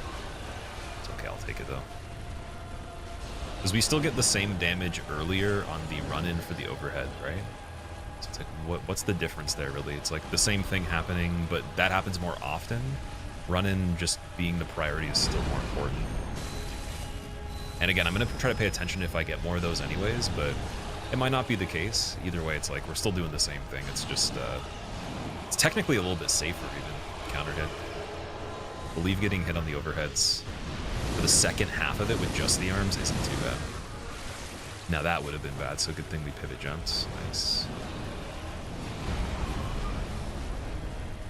Hit here.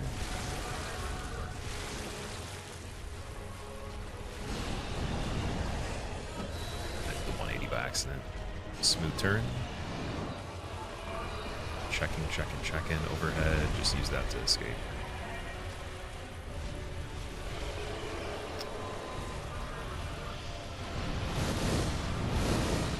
Some good overlapping attacks there. That see that single arm attack. I really got to be a bit closer when she does that by default. So key.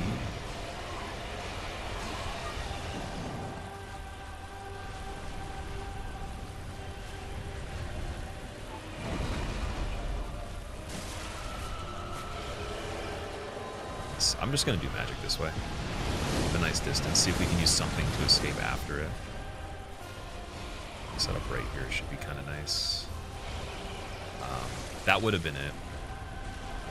This is good. Escape after this, but it's tentacle spam.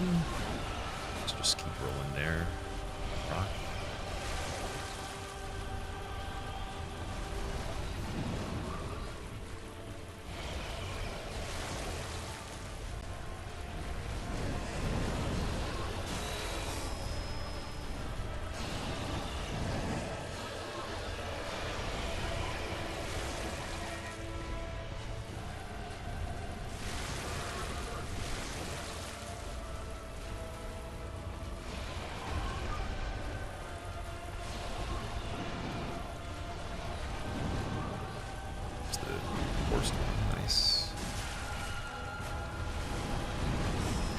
Try to roll sideways on that. Didn't have a good closure, so we're just gonna heal once, start pivoting. Perfect. All good. We'll do arm punish on this just to back to back. I'll heal one more time on that. The freebie, and then we get good attacks. You. But where is the visceral? We do not see visceral.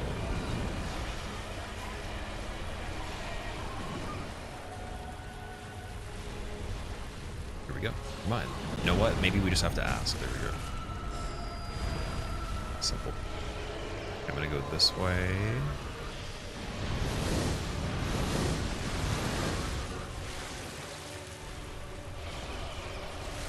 Chill here. Mind the lineup on the rock that's that way. Gotta reverse after this one, so not punishing, just movement.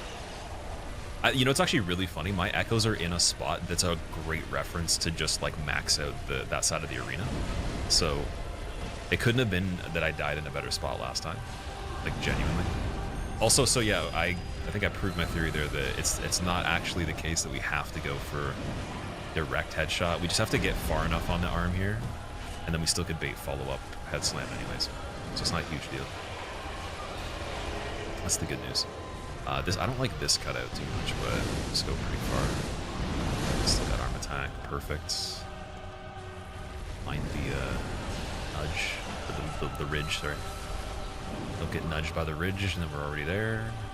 Got here. Arm slam still. Use that to rotate. Good horizontal space. Actually, yeah, we got a lot of room here. This is a good spot. Shouldn't have punished.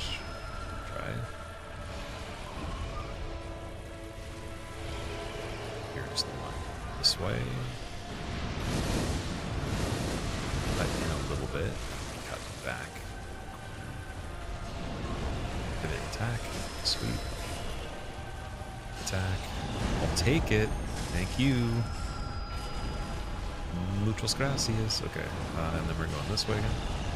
So I think it'll be like 2 more encounters with Hell Train. We'll heal again. Just to be safe.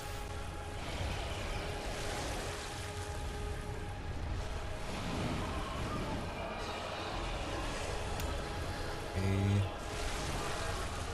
I need really good, like, oh, here we go, Frenzy, so I need Sedative here, but this is unfortunate, so we'll see if it actually builds up with the Frenzy resist I got. Builds up slower. Sedative pop. Boom. Time. There's actually time. It's beautiful. We gotta escape on this ASAP.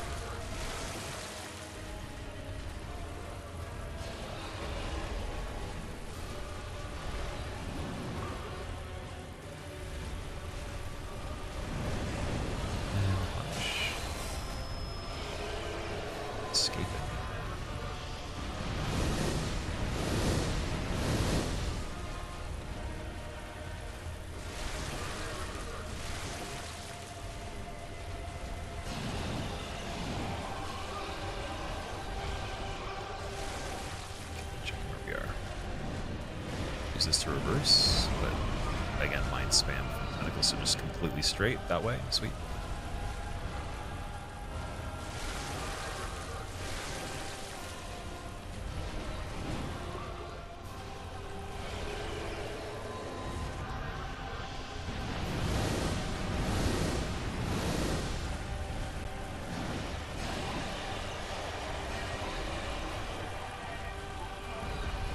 Oh, after grab, I was just gonna say, yeah. See, that was kind of nice. After grab, go in quick, just to like again provoke the range. Very good idea there, actually. It's gonna already set up the next attack. I might as well, because that one it has a huge recovery, and I don't know if anything happens from that that's that crazy. It's better than all these.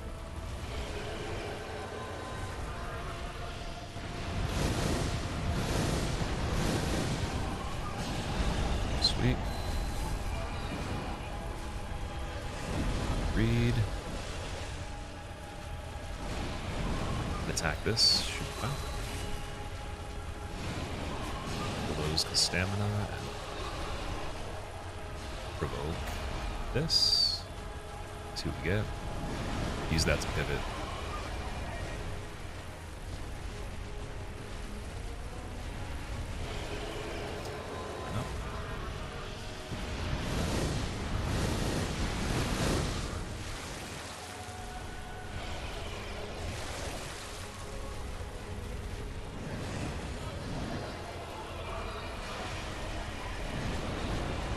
Attack, boom.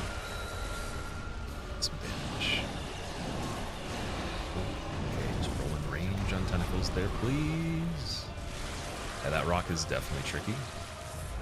Good. So, what was the... I think that... Okay, I could probably read that a little bit sooner. There was something there. Something I can see before that. So, we might have to use... if she's in the center of the... Like, the corner where the fog gate is, we're gonna have to like really dictate if I have to reverse the direction. Might be the actual answer there. There's a bad stamina exit too. Got lucky.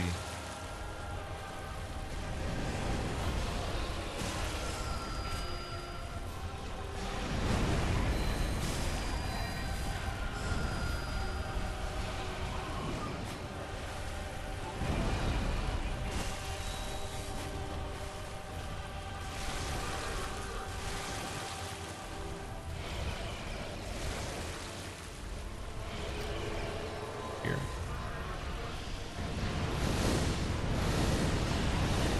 Still, which is fine. That.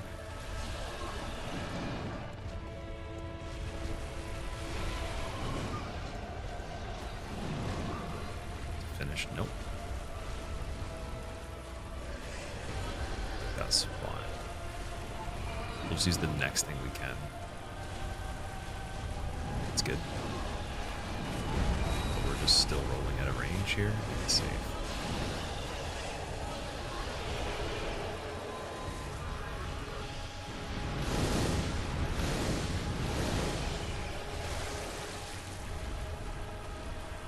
Oh, also, dude, that had the blood attack on the back end of it, where it's like coming from. That's, that would have also been great. Wasn't thinking of that one. I guess it depends on like where I am and how much stamina I already have. But if I have a lot, though, it's a great one. Like this one close range right away, and then the sweeping one on the less dominant side.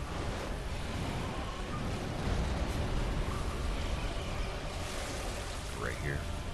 Just gotta mind the map still. Don't want to get too caught up in trying to get the provocation, as they call it. Is that a word? Can we say that? Can't punish that because that was too late. Actually, this is really nice.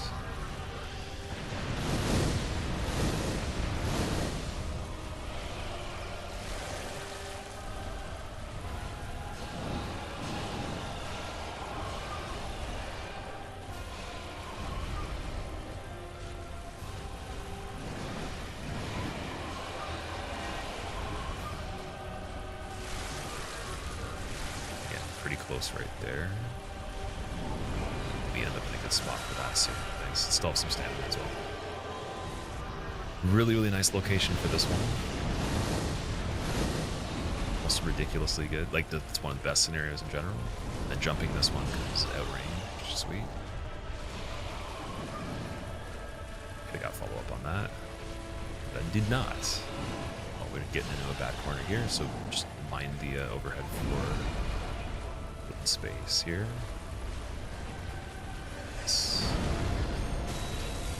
You heal up the here.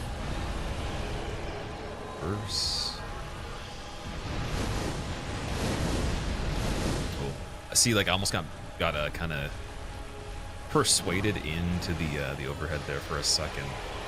That wasn't really like a mind lapse, but I actually literally was looking at that a bit too much. That wasn't a great idea. So, kind of funny actually, it's the first time that's happened. Pivoted just a tiny bit early on the end of the magic, but still good though.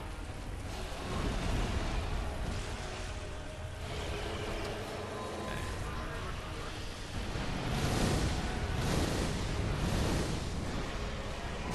Escape, go into in case we get instant attacks after. Frenzy thing didn't get me, nice. Very generous hitboxes here.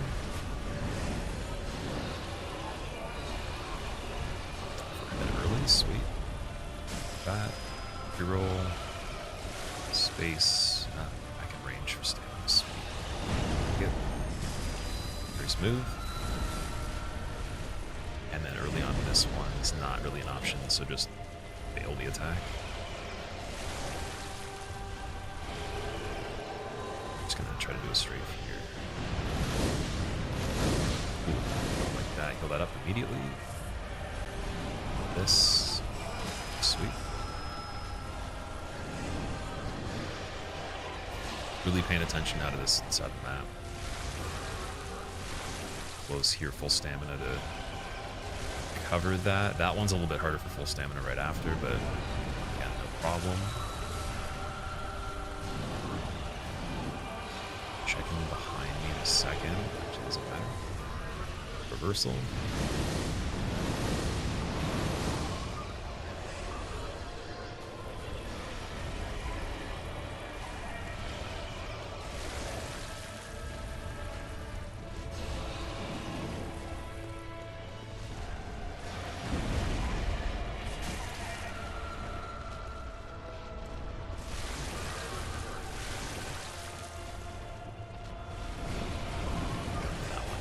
Even though we didn't have to.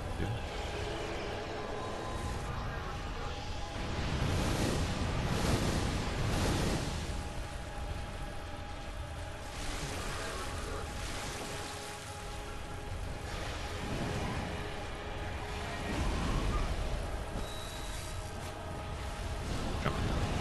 Yep. Great. Some stamina left over. Check there. Medium distance. Stay a little close on this to gain some potential good RNG here. Let's see our little marker for where I died as the... Oh, okay, here we go. Oh, she moved into that. Perfect. That's actually great. That's so good. Oh, double. Nice, man. Thank you. And then, oh, that too. That's too much. Ebrietas, stop. That's too much. You're too generous. You're too sweet. Stop it. That's probably how Ebrietas sounds if she was a human. A multi-packer. Alright. Strafe with that. That's so good. Thank you. Go in there. Hold this is great. Thank you. And then I don't know what our distance is like here. It's decent to just continue to turn. Yeah, I think I want to pull right side of the map if we're heading back to the fog gate. Just influence it a slight bit. Same thing, right side on this one seems good too. Like that. Rock. Red finish is great, so I'll do the arm punish.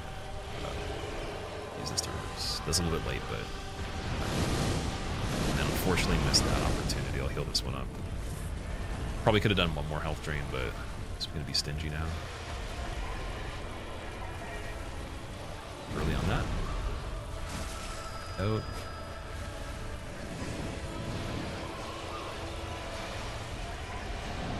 In and punish because we're in a good spot.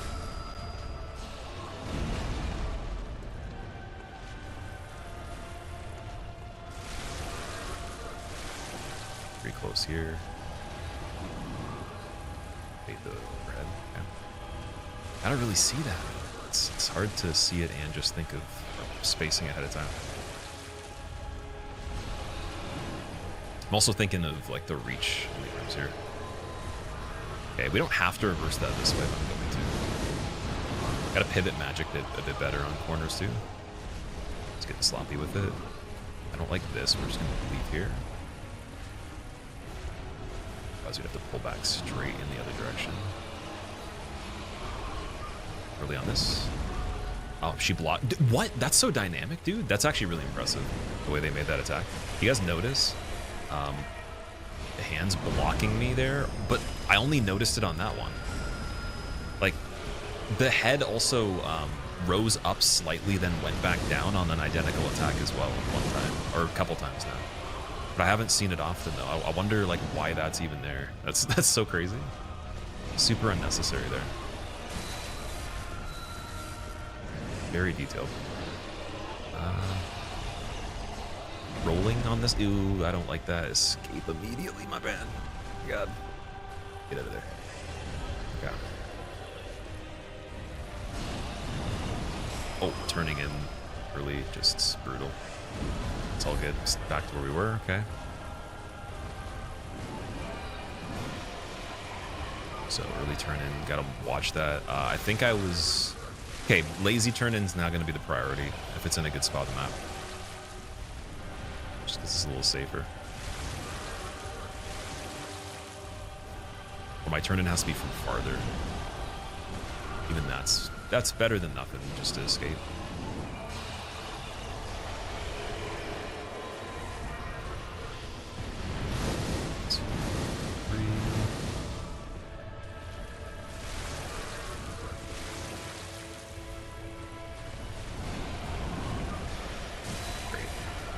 I can kind of do like a sharp angle to the left there. Boomerang it.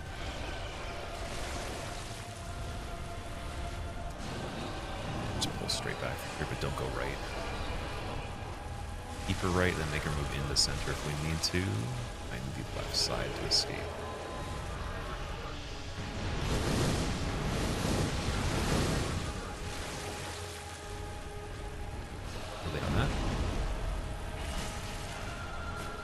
Yeah, so that attack looked the same, but like I guess maybe when I arrive I can walk over the tips of the arms, which is really interesting. I don't know how that works, but it's cool.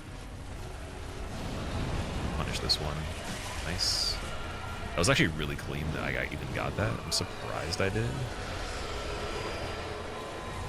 What is... Oh, magic.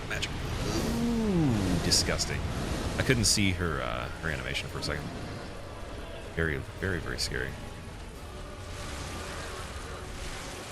Almost nauseating.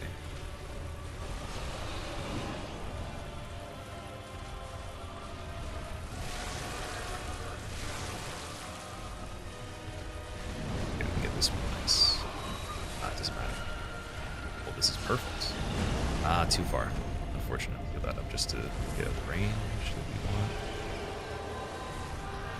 Pivoted this one kind of sloppily, to be honest, but we got the bloods for good. And then this is great. Turn into that on the corner, sweet. And then just watching where we are here. Force ban Force band with what else? Okay, good. It's the double. One. Yep, follow up. Just go for hand. Sweet. And then repeated, go for hand again.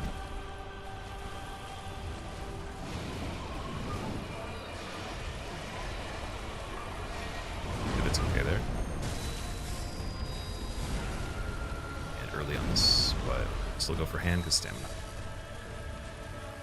Check map. A lot of space on the right, but we're gonna get hooked in a second. The rock. Hand at the tip. Get it, good stamina, get away. Didn't bait follow up, that's fine. Pivot here, attack. So we have good space. Attack, use that to also turn. Good.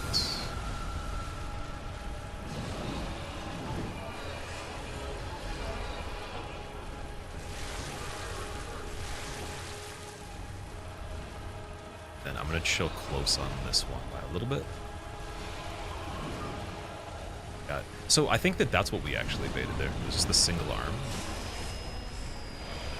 And like that happens often, so then yeah, I can get the other one from that too. I just need to realize that's happening.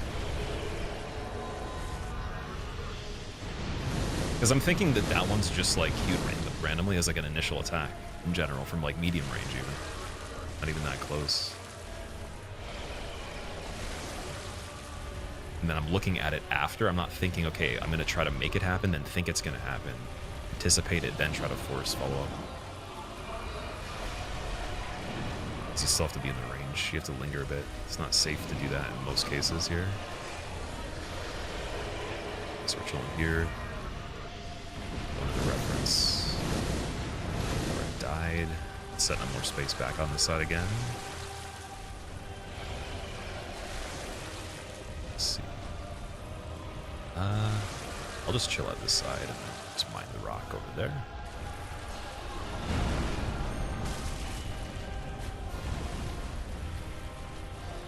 Now that we're at the rock, we just pull back straight. Rotate.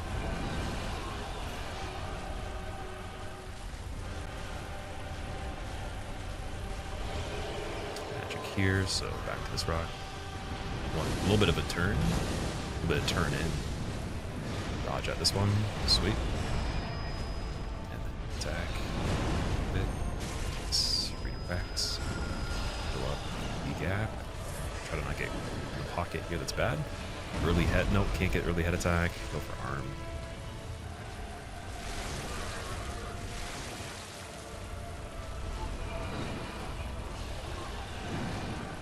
And early head attack here.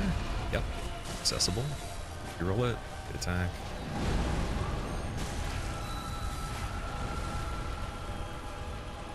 Recheck rock. Distance is okay. It's not great. Use this one to escape.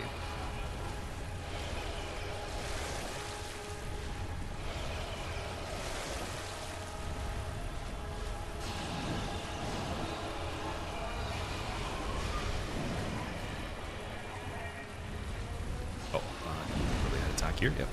Perfect. And then go back over here, straight horizontal. A little bit diagonal to space head slam there. Instant charge after jump to space that as well. Unfortunately, here we got grab. I dodged the grab. Sweet. Okay, that's a little scary because we've never been in that situation yet, but it dodged the grab.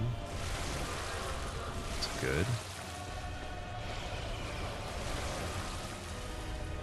I think the only thing that would have been amazing there to prevent that, that's really unlikely for me to get clean at this point as much as the jump away and the pre-checking of spacing would be like doing the reaction roll on the small arm as she passes by, but like in that corner particularly, the next two situations it's over if I don't do that, or the next situation even, if I don't do that right, so that was a better call. So it was guaranteed to just at least get to the next step. But yeah. Good thing I've actually like rolled the grab before in other instances, just I guess it's not like a magnetic grab either, it's a pretty lenient one. Very delayed though. Line up at reference, go left after this. circle along the wall. Some basic attacks. Get ready to like redirect after this one. Don't punish it even. Just go right here. I could have on that, but I'm gonna wait though.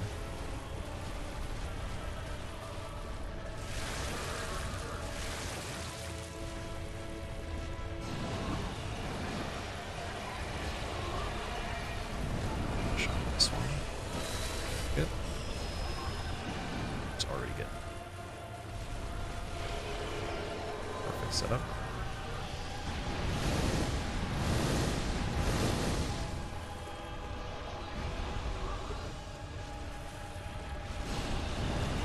This one is fine. Is it though? Is it though? Is it though? Is it really though? Okay, we're good.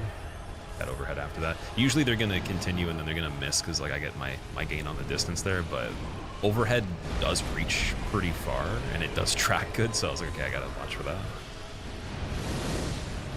The punishing there is still not quite amazing. It was close, but not quite. Slight misread. So I guess we'll do our punishes in the other half over here. Push back too far from the middle. There's fine.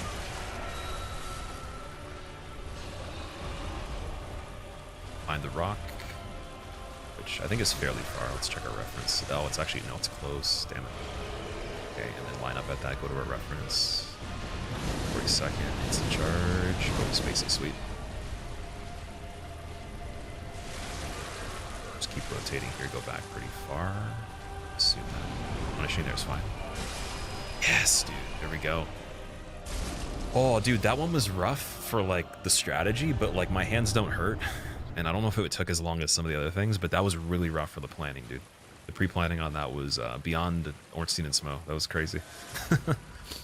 Slight future telling on that. All right.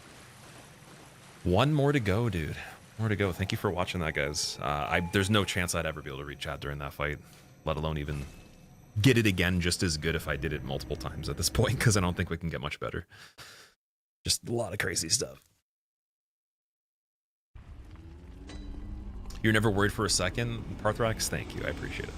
It's good. I was worried for a little bit more than a second, I would say. There's definitely quite a few individual seconds that were concerning in that. Okay, now we go back, we use more pellets here, the rest of the insight, and then I gotta get vials, so I'm just gonna buy them, because I don't think Moon Presence needs endurance. Still have that bed open, so I have about an hour, no, 2 hours roughly, to get Moon Presence. I am gonna take a break though, actually, before we do that, just to rest my hand for a second, and also, I'm gonna eat as well. I'm gonna eat like a little bit of food. Locked in for that long is crazy. That's not the longest that we've had to been locked in for this run, but it's the most involved in terms of the information that we've had to consider, because everything else is a single point of reference that has one thing that happens with nothing else happening at the same time other than Shadows. Shadows is very basic for the moveset. There's nothing that's that scary. Ebrietas by herself is like it's like a multi-fight, because the arena itself is also an enemy. And then you got all these things that are overlapping in ranges, and you're forced to actually have to use spacing methods if you want to be more consistent, because it's way less effort. Then ultimately having to actually iframe the double dash, and in some cases for the double dash setup, and you can't do that for lunge if you're in a certain position already. So to pre-plan, you actually have to have the spacing. I'm glad we learned that today. Like, we did good on it today, because that's not how I fought her yesterday. All right. Anyways, I'll be back in a handful of minutes. I'm gonna put on some music, and yeah, we'll go back. We'll do our best on Moon Presence. I have no plan for it other than just hit him and hope that his arms and head break and stuff like that. But we'll see. I remember his moveset decently, but yeah, I haven't played him for like, I want to say, well, haven't played him this year, and then last year I don't know when the last time is that we played this, so it's been a while. Same thing for like a good portion of this, other than a bit of the DLC and any percent. Because we did a run through the emulator, but we didn't get through everything. So Moon Presence was a little bit of a toss-up there. Longest fight so far, I think, is still Shadows. It's almost 3 hours, but it doesn't have to be, though. And even Ebrietas, like, it could have been slightly quicker. I don't know how much quicker that one could have been, though, because I was trying to extract as much as I could from it, and going beyond that would have been again, just getting the rotational hits with a beast pellet in certain instances when you can, but that's just, you get such negligible damage, it doesn't matter. And if you manage to get the pellet pretty full, she swipes you on a counter through her body, and you're already done in the next engagement. Either right away from multiple arms, or the next thing happening kills you and you can't escape the range. So I didn't want to go for that too often. Alright, anyways. Music. Be back soon. Let me just chill with the Firekeeper. Or with the doll, sorry. Gammon awaits you. Can I do the gesture? There we go.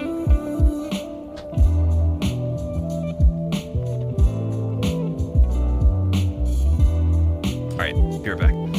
Thank you for hanging out, guys. Also, again, if you want to keep up with what we're doing, Discord's right here. Definitely join the Discord. And if you want to see this challenge unedited, it's on the second channel. When we're done this, I'll be putting it on there pretty quickly. It'll be very minorly cut down, but as many of the fights as possible will be exactly just every single second of footage. It's under the new channel command, and then there'll be an edit on my main channel for all the good moments from this. Yeah, I'll be right back.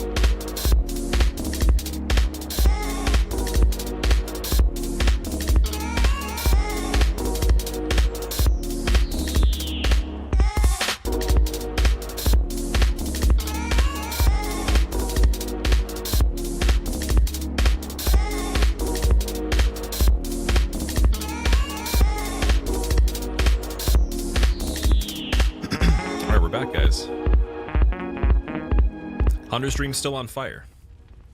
Usually I tell everybody to make sure no one hurts each other, nothing's on fire when I get back, but when I left this time, everything was already on fire, so it doesn't make a difference. It's all good. Oh boy. Ooh. Is that all the great ones, Yosilicious? That is everything except for Moon Presence. That's it. So we got one more, and then we are 22 out of 22. I was saying that if there was time left today that I'd do some chalices as well. Try them, but I don't think there's going to be enough time if we do Moon Presence, so let's see. Just going to change the title to make sure we update that counter. Take off the BRB text. My lap keeps activating the... Dude, these triggers literally being like this, having the cutout on it, it's lethal, dude. Put this controller in your lap when you're doing a serious run. It's over. Okay. So for Moon Presence, I think we're going to keep the exact same setup for the runes. We're not going to change anything. Choir Bell, obviously I got to replenish the bullets. See if I have any. We actually only have 11 left. Damn.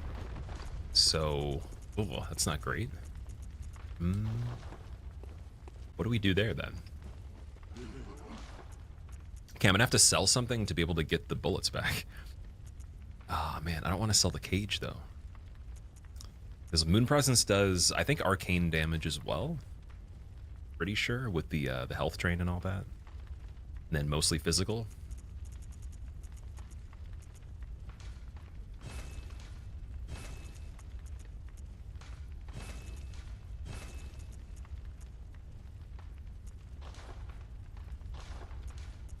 We can only get 5 bullets. That sucks. Okay. Maybe we try no Choir Bell for Moon Presence and see how it goes. Because in terms of like the pellets and everything, we can actually hit Moon Presence with pellets very often. So we're good for those. Good for regular vials. Ah, man.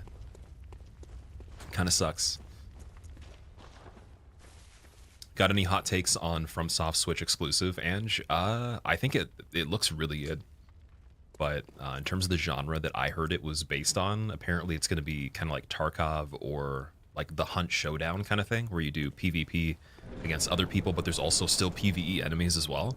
That sounds really cool. That's something I've been waiting for, to see them do a good PvP game. It's exclusive. Not for a console exclusive, but more so exclusive to just multiplayer, so I'm looking forward to it. The problem is, I don't know if I'm going to get a Switch 2 just for that game. We'll have to see how good it is. So maybe I'll be able to try a demo of it or something like that, but yeah, what do you think about it, man? Okay, so we get R2 on this. Head slam, and then I don't think he can go into the running attack after that. Running attack's the centerpiece, where it corners us. Everything else is fine. Make him rotate here. He's gonna do the back pedal. So a lot of this stuff still is sticking from doing the hitless run, because he controls a lot of space, and you have to be very careful with that. It's mainly how are we going to do a lot of damage. Can I get a charge attack while he's rotating? And then get out of there.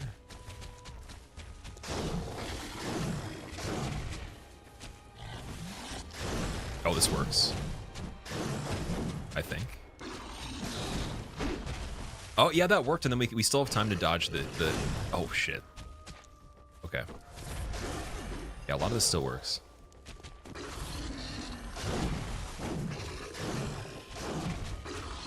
And we can strafe that and get the tail attack, and then possibly preload the dodge there. Just have to be very close here. Charge up, turn, yeah, and then second tail whip doesn't even connect. Just be mindful of the arena the whole time. This isn't too bad. This might be easier than Ebrietas. I think it will be. Other than, like, I might get, you know, burned for saying that because of phase 2. And then there is health drain, so we literally need vials for health drain. That's the whole point of this fight, is there's guaranteed damage we have to take. Kind of like Ebrietas, but even more, so. But then we can get limb breaks, though, so it's a little bit better in that way. Yeah, I think that back pedal, oh, it's going to be very hard to calculate that properly.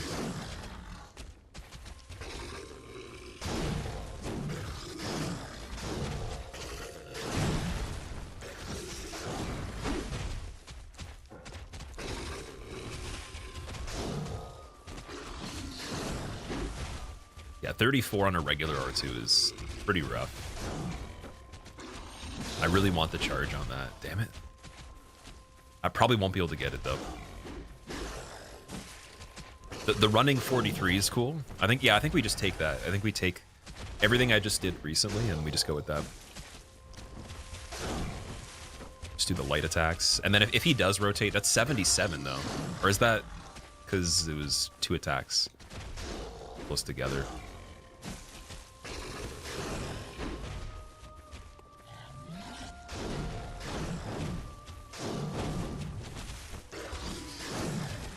Yeah, I don't want to get comboed into that at all. That's terrible. Okay. And then I need to really get the range for that down when he lands.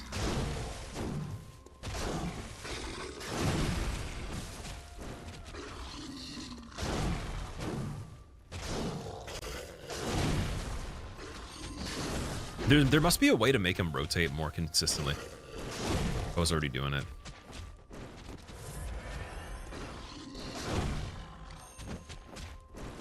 Might also not be able to just charge into the range on that. That might be very tricky too. This one seems to be the best so far. Very easy to punish and then escape. A lot of these other spam attacks too, they keep going and then I could trail them. So maybe just being close on the initial spam attack for any of those combos would be good. Like this one. Then we can get a charge there, for example. He's rotating, okay. Still rotating. Interesting. Going for a spin. Okay, I see something. I see something here in that method. 75. So we free aim, rotate with him, check to see if he's spinning, and then we can get the charge. Or maybe even 2 attacks. Yeah, 2 attacks seems safer.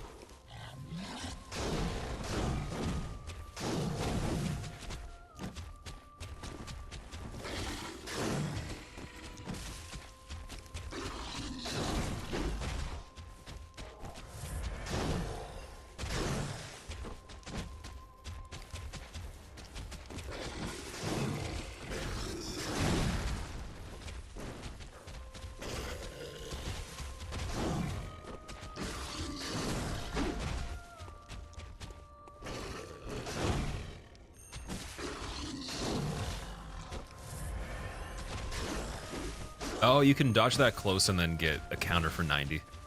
Okay. Much better.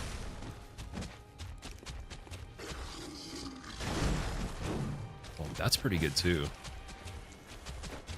Might be able to bait frontal attacks that miss. Just that one rotating on me is terrible because it juggles. Oh god. Which I don't know if he can follow up the one where he launches me. It'd be very bad. I can't really... I wonder if I can run behind that reliably without a counter hit.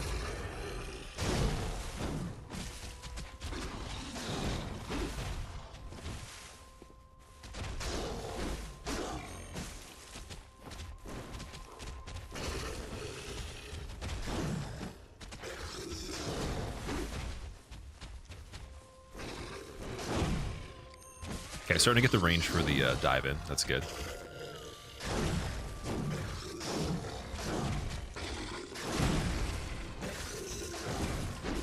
So I just need to get the escape on that down. I think we're good enough for an attempt on phase 1. I might still just go for it anyways, because, like, I mean, we're already in here. I need to figure out the phase 2 as well. It's not too long of a fight. At least so far.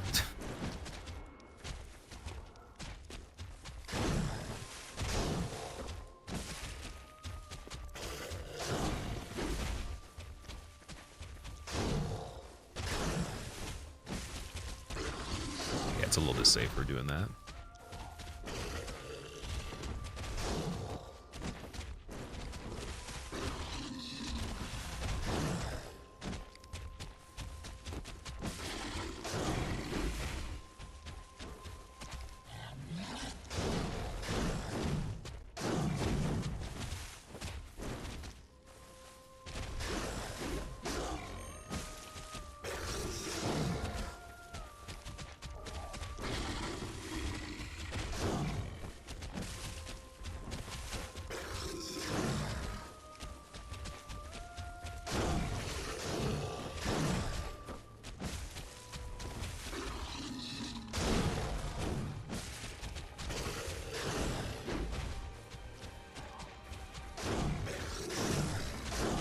backhand there.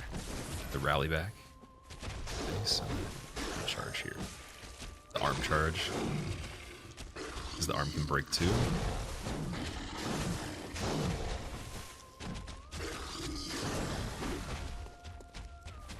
Acquire about one of these coming up. That was almost worth it.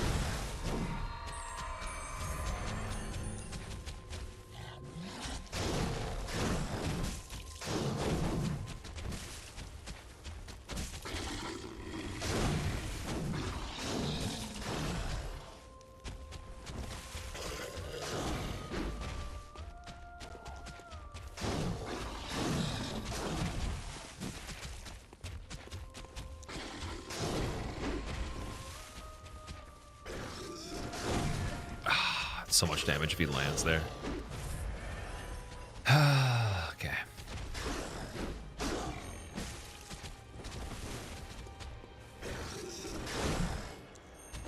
I think we're hitting the hand on that one.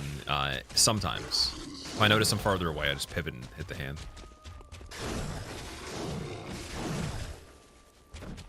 It's not a bad idea. Can't go with that, or it's obviously going to be a problem. I could also just iframe his like spot he lands in and get the head, but might be a little spooky.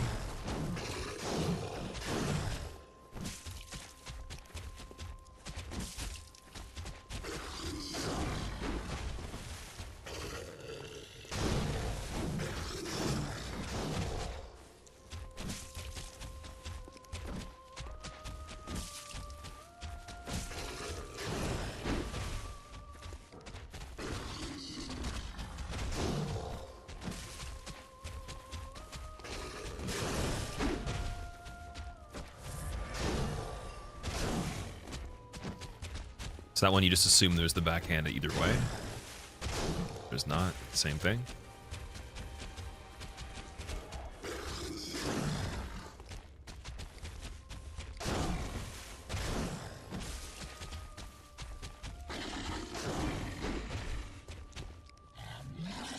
So Hell Train starts there. Oh, that's starting pretty early. It's only a third taken. So yeah, we need a lot of vials on this one, and then we can get charged on that.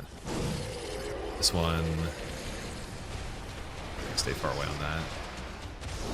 Oh god. Okay, we just gotta hang around in this phase for a little bit now. Let's see what we can do here. So I don't think punishing that's worth it. Doesn't look like it. Oh my god.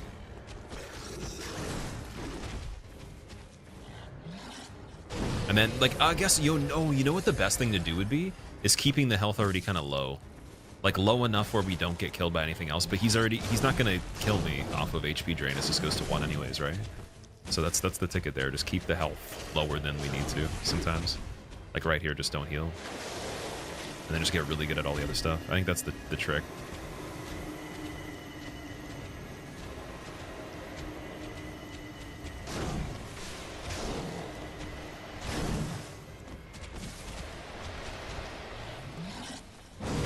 It's a free attack on the arm every time. And we could rally it back, too. We might be able to rally all of it. Well, most of it, at least. Oh, he's got flailing jump, too. Damn it. Oh, that's so scary. Holy shit. Oh.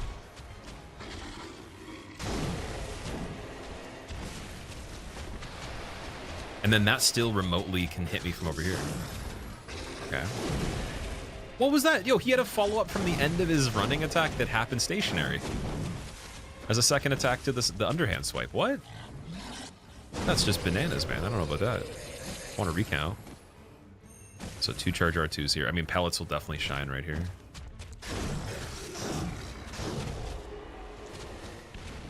Oh, he prevents you from healing on that too, so you can't even heal if you wanted to. So you just play at long range then. Bait the tail swipe stationary and the jumping like this. Some good ones. So we can heal. Oh, wasted one. Super wasted.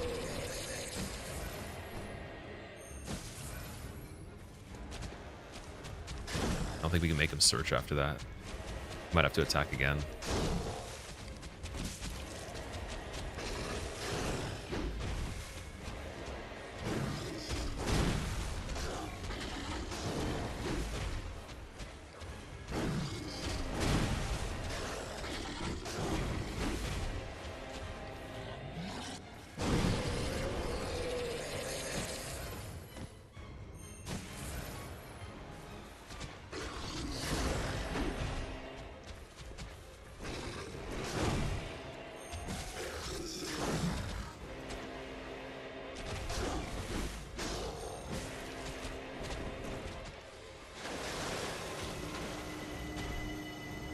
So is this what prevents healing?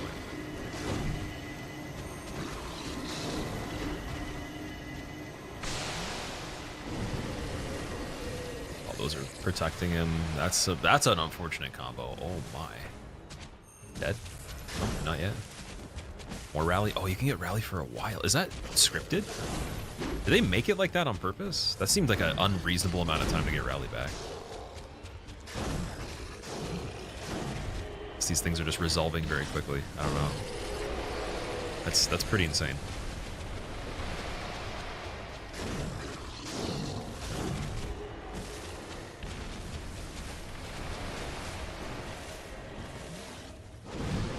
Gotta read the back pedal a little bit better there. So you can still get 2 charge R2s, I think. Yeah, safe. Oh, he's still active. Oh, shouldn't have tried to do that. Not a good idea. Oh my god. Can't heal anyways. Yeah, I think if those are active, you can't do anything.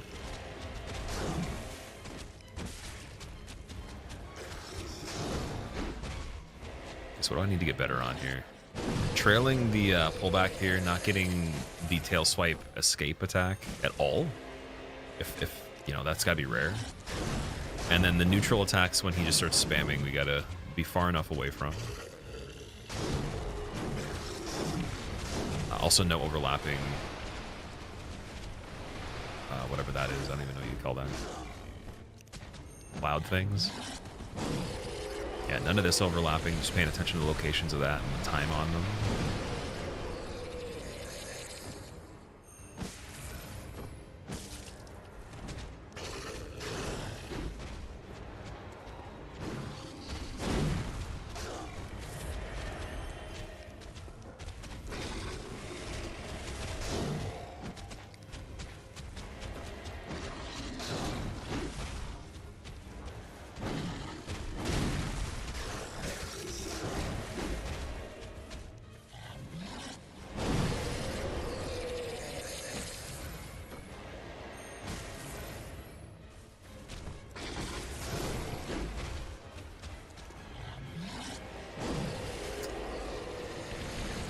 I think we know everything. Just got to pellet, come back, do the rest of it good.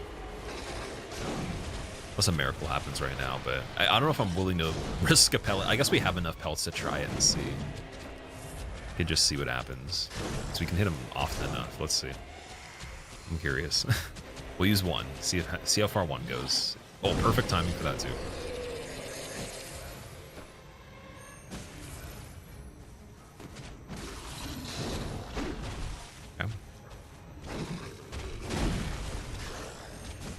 Oh my god, I hit his head on the way back from that? Is that strat there? Does he pull back? Oh, dude, he does. Okay. Yeah, dude, charge R2 with him backpedaling into my hand is a thing. Off of flailing jump.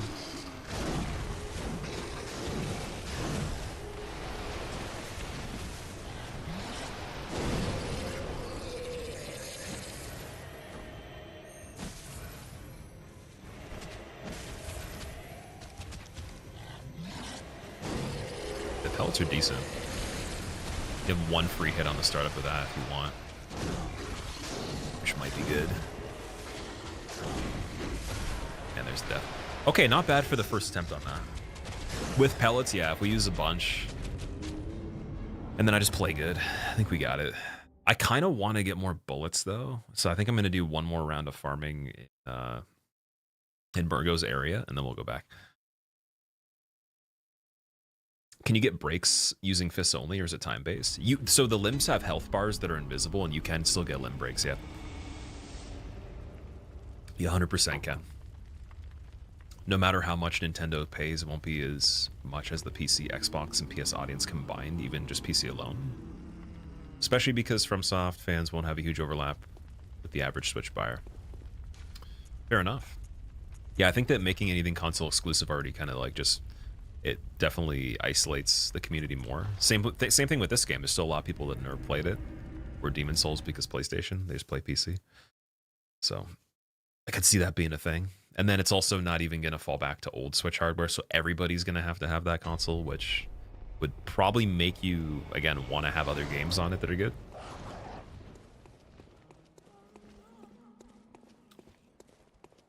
Kazriel, what's up? Have you ever wanted to deck the Cthulhu right in his eldritch face? Well, sir, I have a challenge run for you. Yeah, we need to. We're doing a quality check to see if the membrane inside the tentacles is intact. So I have to actually just get a lot of deep tissue knuckle action. Same thing with this peg too. I'm like part-time colonoscopy right here. So we're doing a lot of arduous tasks that are actually they're helping the enemies. Yeah, they actually don't die. It's an illusion. Wonder if the whole purpose was to get people to buy the Switch because they are also porting Elden Ring over too. Oh, that's pretty cool. Actually, that's really impressive that it can run on that. Wow. Especially if it's portable. I wonder what the hardware is like. And the price point too. Because the quality of the new game, it looks pretty much on par with, I would say, between previous console generation and current, right? It's not quite current, but it's not bad. So, yeah, I'm wondering what Elden Ring would be like. Since it is pretty big, it's not like the highest quality graphic game, but definitely huge though, so it'll be interesting.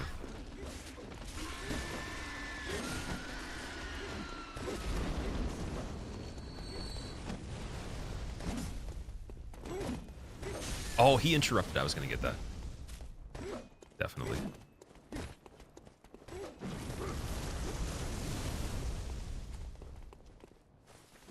Only 2 Switch games besides new FromSoft game you're interested in is the new Donkey Kong. Oh, sorry, only Switch 2 game, my bad. New Donkey Kong. What is it relatable to? Because I haven't seen a newer Donkey Kong game in a while.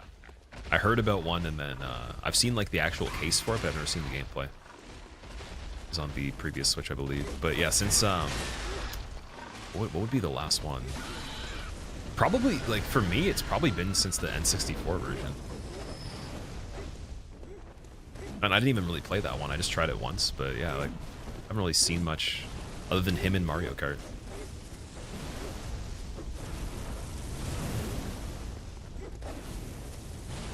Okay, this should be enough to get a bit of everything.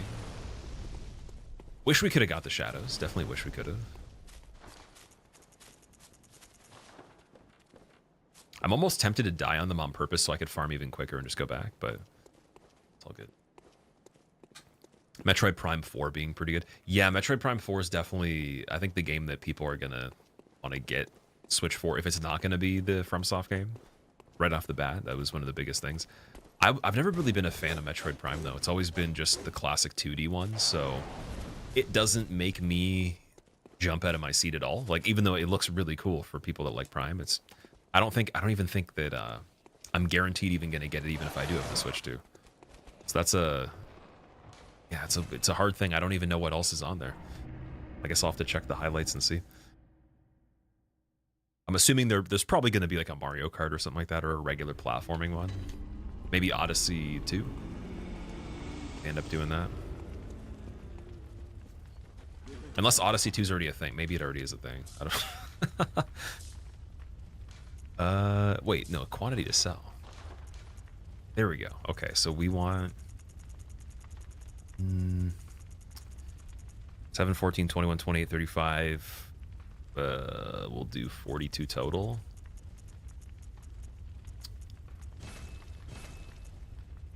Rest in vials. Perfect.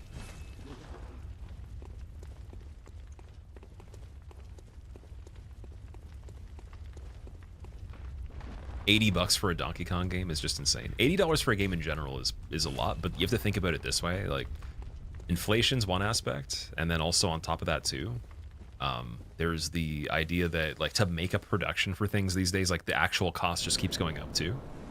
So some studios spend so much money to make something that it's unbelievable. That's why I think it's still cool that there's indie developments that end up being better than AAA games that are very cheap. Or like a team of, you know, let's say 15 people or less or something like that. Very small. Maybe even just one person sometimes.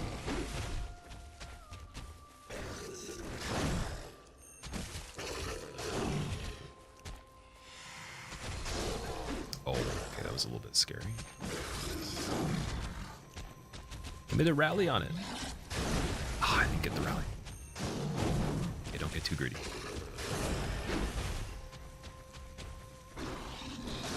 Ah, man. really just want the damage off of that. Okay, I gotta pretend the pellet's not there for now at least, because it's not gonna do much until I have to react to a limb breaking. It's not gonna be useful to pay attention to in the meantime.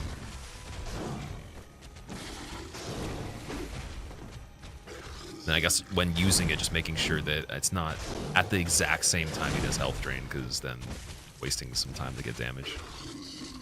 Preferably before that. Oh, double swipe too. Man, hitting that head hitbox when you're on the hill. What a fun time.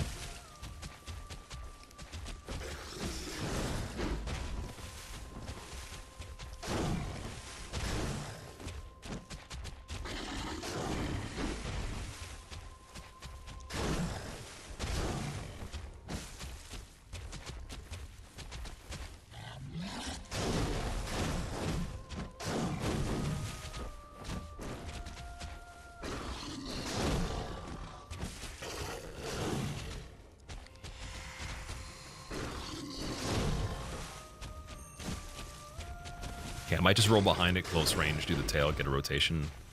Hopefully a lot of the time that happens. It'd be amazing. The hand on long distance on anything that it's extended for.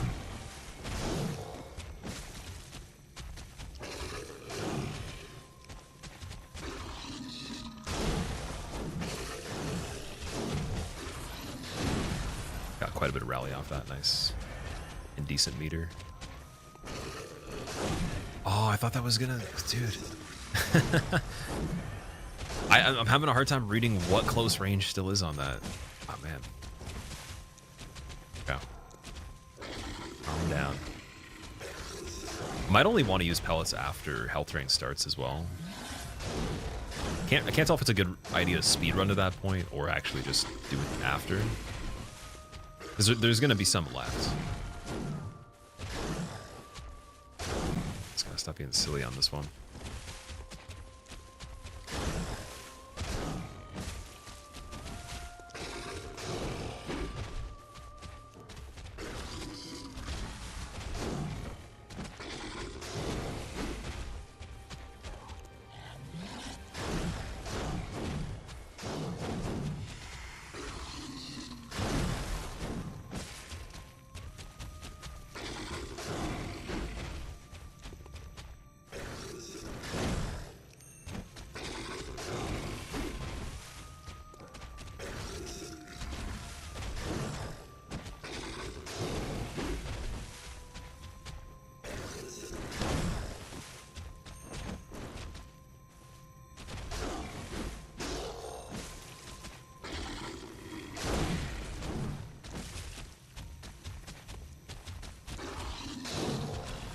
What was that?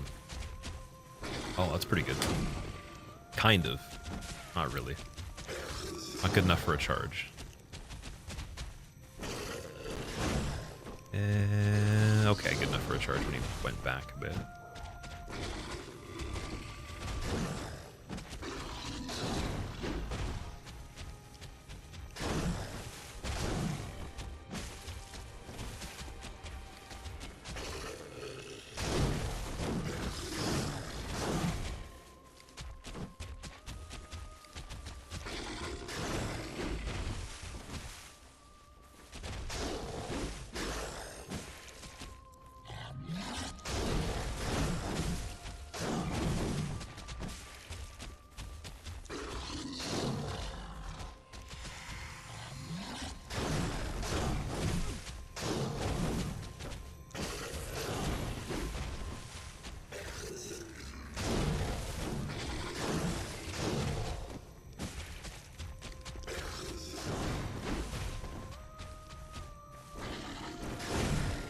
Oh, you know what it is? I thought it was his like main part of his body hitting me on the landing there. Dude, it's like the thumb from the hand. It's the thumb sticking on the inside.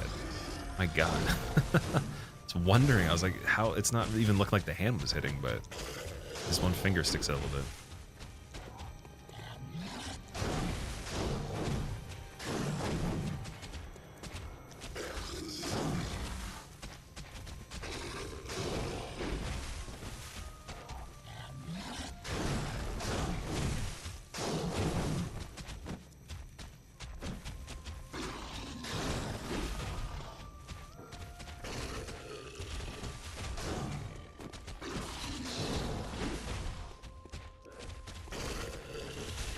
can't even see.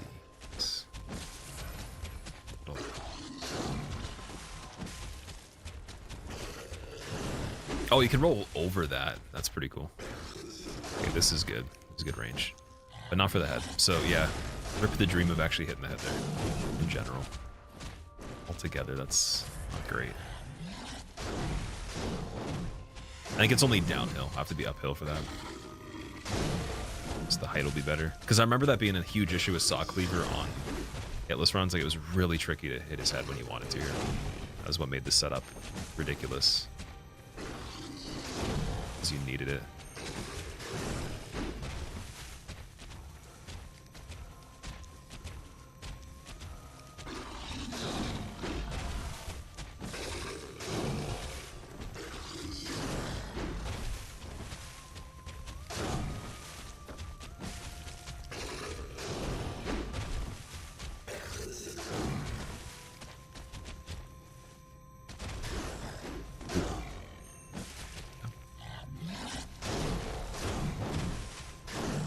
It's an interesting way to start that. Here we go. Health still active. Love it. Both hits, nice. More. It's still going. Yeah, that's good. That's a good start.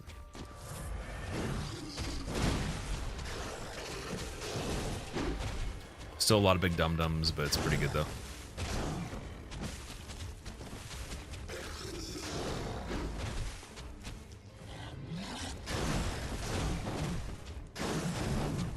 That's actually impressive that that didn't do anything. Man, that's really close. Damn. Okay.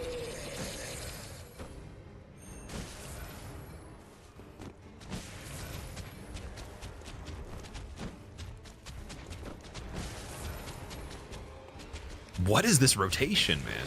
Speaking of aliens, whoa. That was the otherworldly rotation there. We were almost playing Beyblades for a second.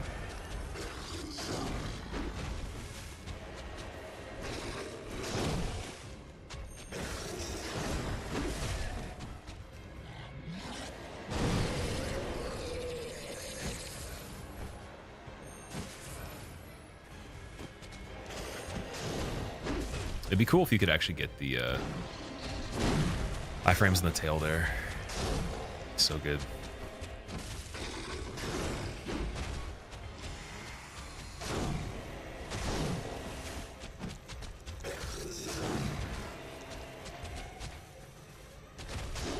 Nice. So if I got one early there, I think I got a third. Just I gotta mind the corner. I do get a third. It's pretty safe. I think. I can't see. Okay, you gotta go on the dominant side there, wherever you're ending up. So if I was on right and he started that, stay right.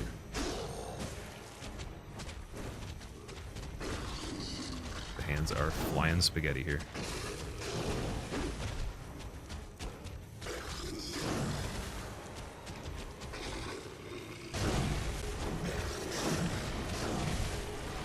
Oh yeah, those are already casted, okay.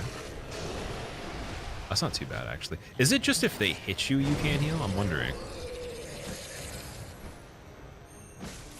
Okay, move to swing. See if we get a rotation as we do that. You might just do that, that's fine. Right middle. Can't heal yet. Oh, there's the death. Okay. So don't even push the button to heal unless obviously we're in like a almost more than generous situation where even if, you know, let's say like I get away with it, we don't have to dodge after in case we get canceled on the heal because the thing was still active. Does anybody know, do you have to actually get sprayed with the blood for the heal cancel? How many AAA games come out of the US and EU in the last 10 years anyways? Baldur's Gate and Red Dead 2, any others? No wonder Western devs are in a death spiral. Yeah, I think that it depends on who's got the green light for projects, like, and you know, who makes final decisions on things. Creative control when it comes to a lot of ideas is one aspect, but then also if there's studios that have a lot of money and they just want to like throw darts at a board, make random shit, it's usually less inspired than, you know, something that's devs that'll make a game that has like no fan servicing right off the bat because they just want to make their idea come to life, and then they pay attention to like the feedback after, right? Or they actually just enjoy it, right? It's a lot different. But it's hard to find AAA devs that do that. There's not many. Because there's a lot of people that are, you know, the big suits, their investors need to put a lot of pressure on things, even deadlines for games that are good. Can rush the final product, make it irreversible for like the impact it has. And then even if they did fix it, it doesn't matter. So there's like a very short time opportunity window for making games on the impression basis. Like even an update can kill something, just one single update, then them changing it back is already too late within like days sometimes. And consumers that play games are the most critical people that I've ever heard of or seen. Worse than movies, in my opinion. So like what's actually expected at this point, and then the way they handle a lot of stuff in the popular studios, I think it's a bad mix.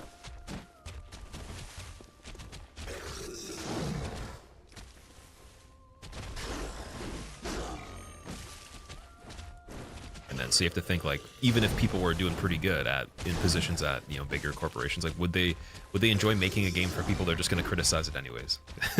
It's hard. It's a very tricky thing, especially if they're making something they can't even choose many things on.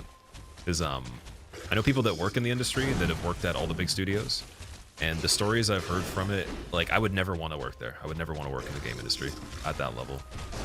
No, thank you. It's absolutely terrible in my opinion. I'd rather just be an indie dev than just do it for fun. Eventually make it like a business of some sort. Like I'd have to be doing music or something. It couldn't be creative stuff or any decisions with what the game's like.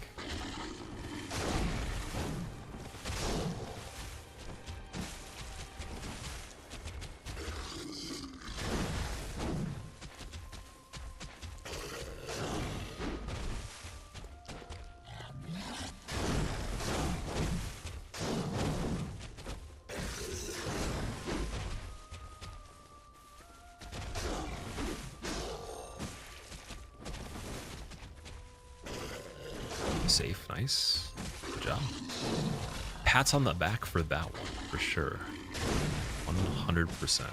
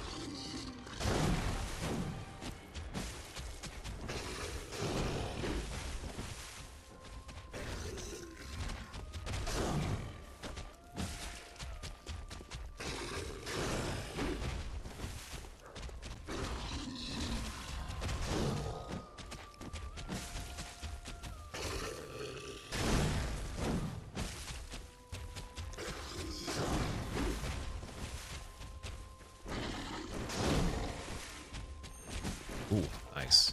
So we get the headshots in the back pedal there for too far away, and he corrects himself.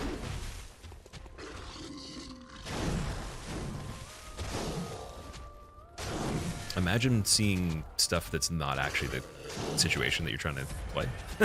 Seeing everything but what you actually need to do. It's quite lovely. I'll definitely come back to that in the future, but probably not for this one. Jeez. It's like, you ever seen the ground, but like inside the ground from you know, below all the way up instead of like from top down? That's pretty cool.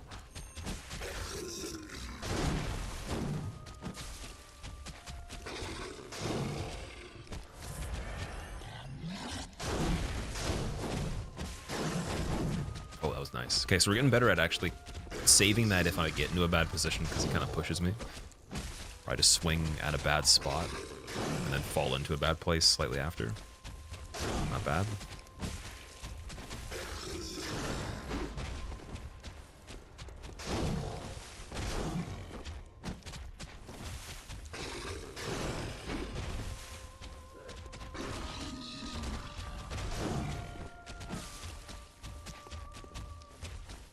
godly rotations here. Okay, I'm gonna check for the double every time. It's worth it.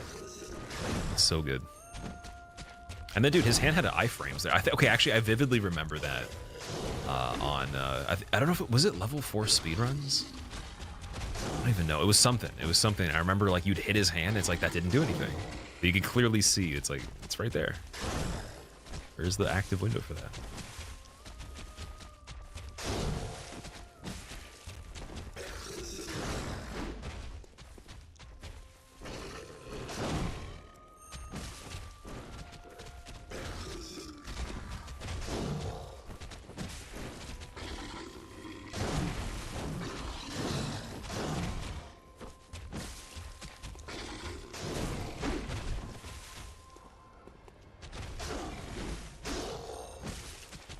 Yeah, it wasn't cool enough to get rally off of that one. Oh, but the double, though.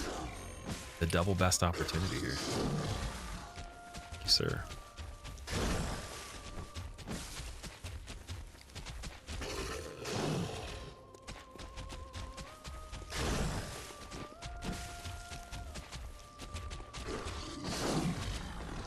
What was that?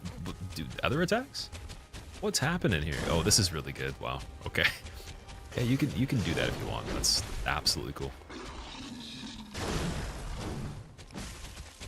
Just give me like 3 more of those situations every time I'm trying to hit the tail. That's pretty good.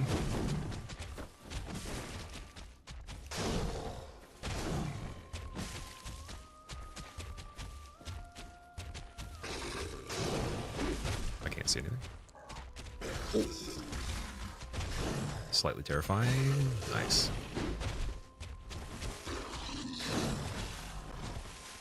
Oh, he didn't do 2 there. He canceled it into another neutral attack.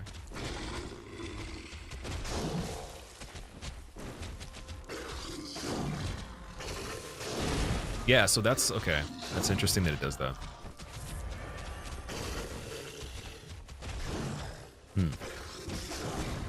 Like I noticed that before, but I thought he was gonna do 2 upswings that were slower.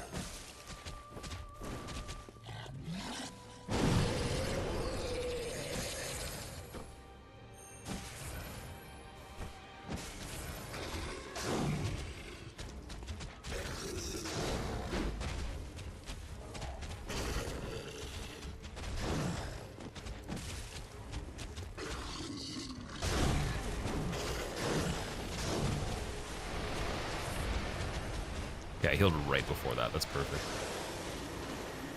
Let's repel it now, and then he's gonna backpedal and try to health drain. Perimeter, this is pretty bad. I actually need to... Oh god, I'm trying to heal. Shouldn't be. Cool. I gotta be careful! Oh my god, dude. Spooky, man. Halloween level.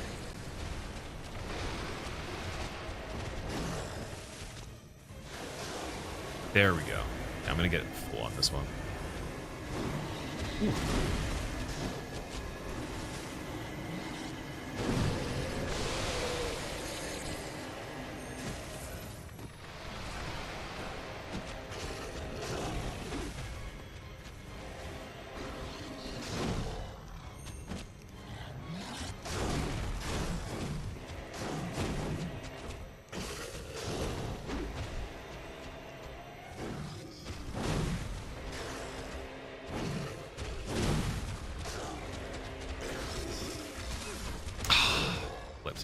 Okay.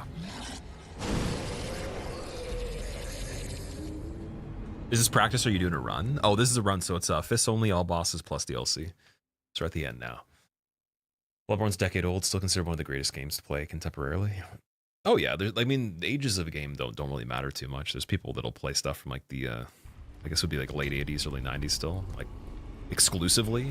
There's people that don't even play new games, so depends. It's not really about so much modern features. It's kind of, it's like what I said, there's like an intangibility in people making visions that are good, like creative visions, and actually bring it to life close to what they're trying to do, that are going to have, you know, that factor that's really good, that you can't just get anywhere.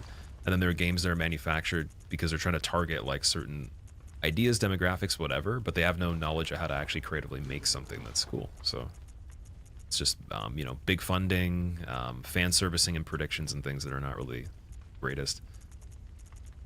All right, we're gonna go get rid of. I think it's gonna be Men's Cage is 60, but then what's this? We got 60 on this as well. We're just gonna get rid of Men's Cage for now. At least I think. I think so.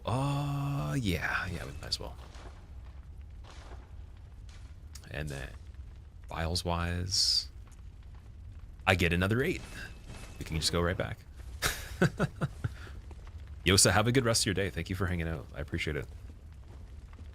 Sposs and its arena design are so outstanding. It's a shame it's so easy though. I think they did pretty good for the balance of regular game, because if you consider it this way, when they made DLC, if he was on the level of DLC, then the DLC wouldn't really stand out much, right? So I think that aspect is kind of like how they do all the games. I've never seen them do anything that's a final fight that's harder than DLC or on the same level. It's usually like one whole tier below. Soul of Cinder is the only thing that, like, I say could hang with the first DLC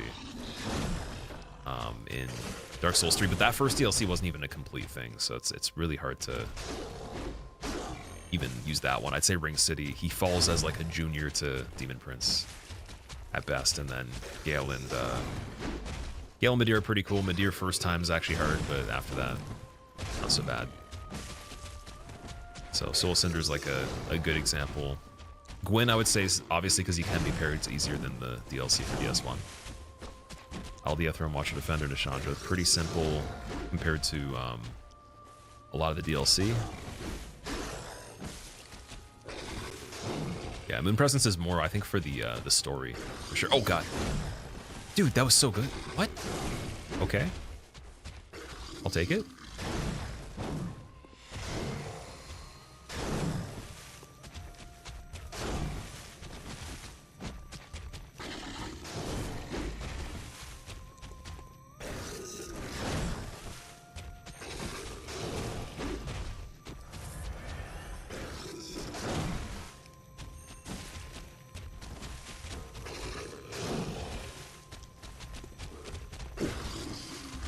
I love when that happens close range. It's so funny looking.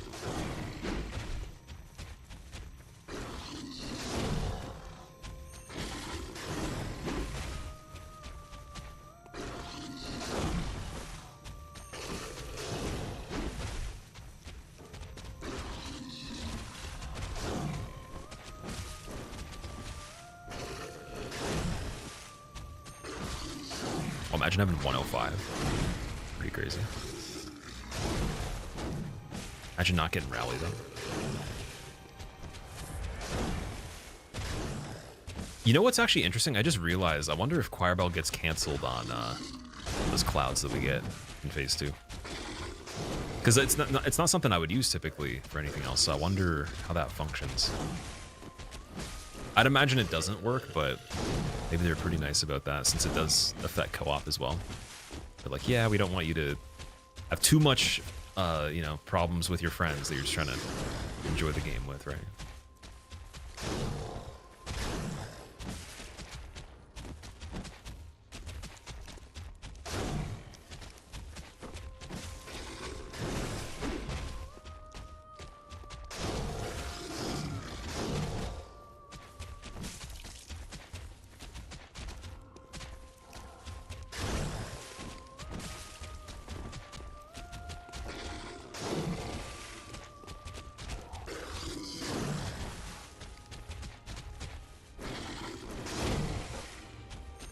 I'm so glad that connected.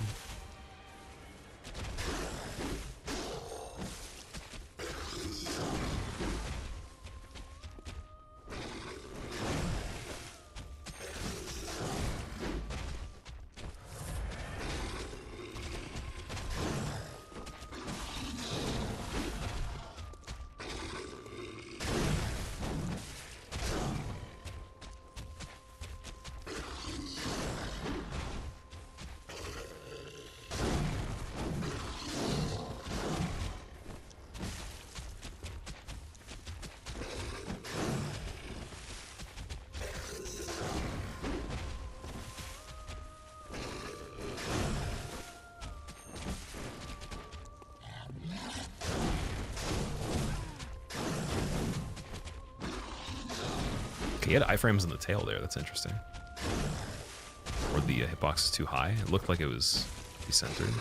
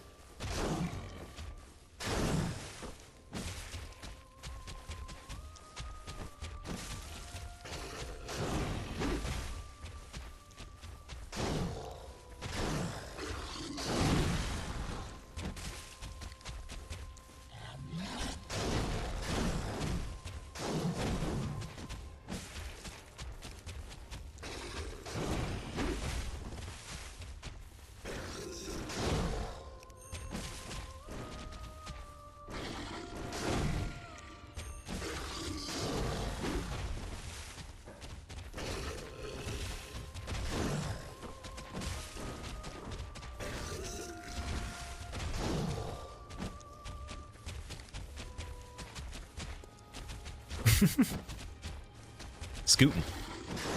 Oh, scooting with a random attack right there. Okay. Does your tail exist? Is it real? No.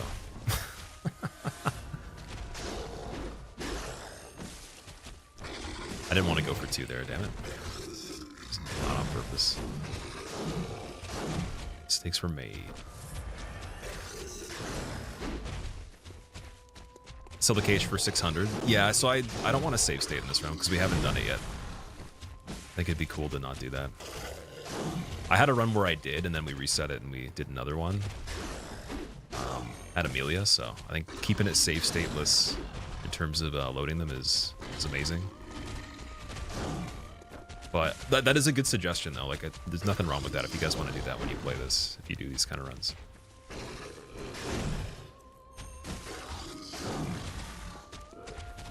Doesn't matter anyways. Like the thing is, every time I farm, I get more endurance or like another level. So we're actually just passively benefiting on other items and levels to take the time to go and get more of the stuff. So yeah, it's a more appealing method for me, considering how long it would take to load the save state. It's probably like what, a third of the time it would take to go and do Murgos. So you spend 3 times the time, but then get benefits you couldn't get.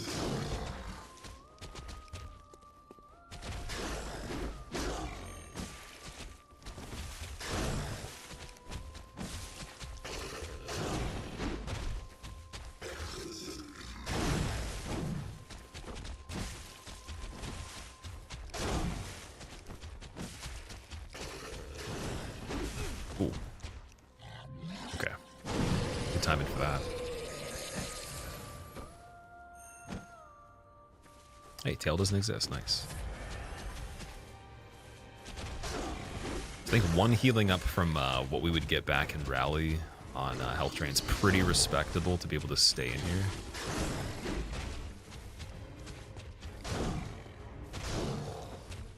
Got pretty good RNG on this one. It's actually very, very good.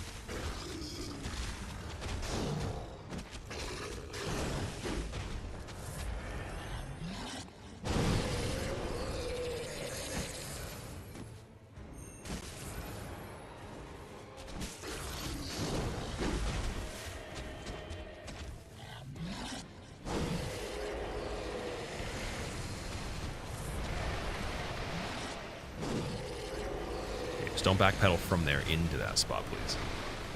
That's what we're not looking for. Okay, so we got great RNG, and then not the greatest right after. What a surprise here. Okay, just crazy rally here.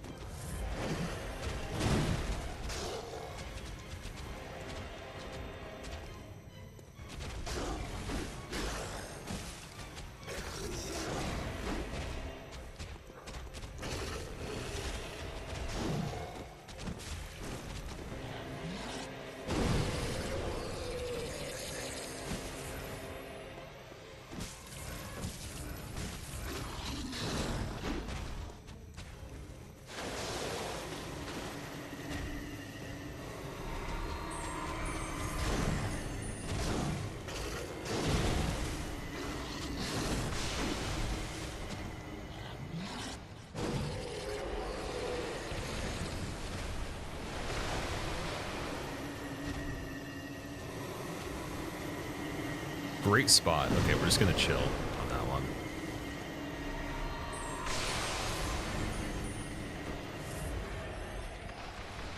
So I wonder if we can stand in a spot that'd be good ahead of time so that he can't backpedal there. Or into any pocket that would be like an actual corner. Because if those happen in the middle, it's not a big deal, obviously.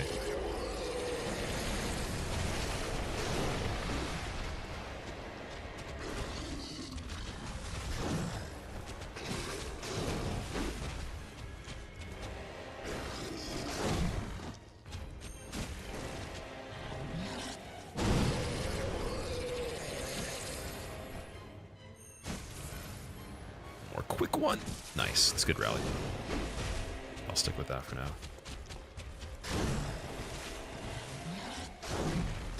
What is that? Hello? Strange.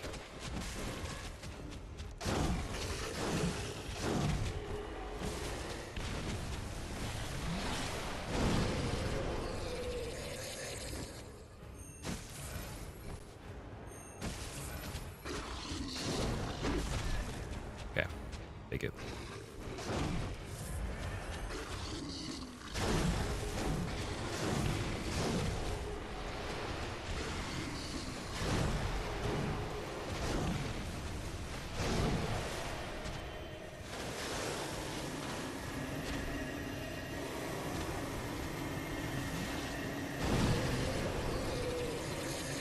Is that one even protected? Yeah, that one is.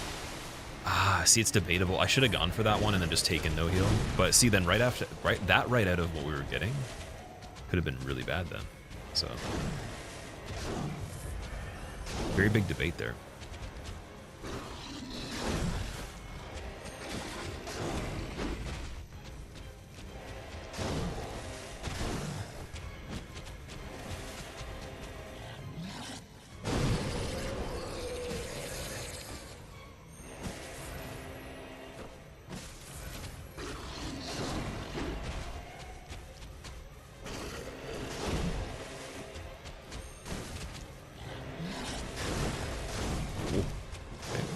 Get out of there. Trying to.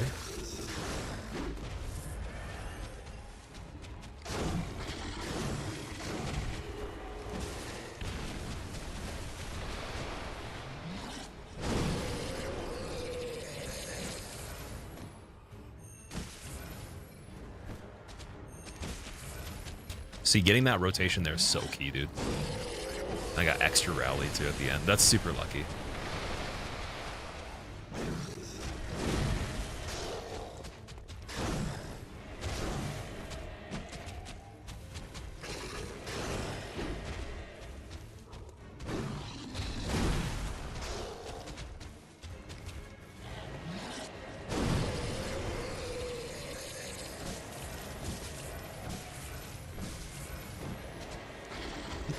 Total.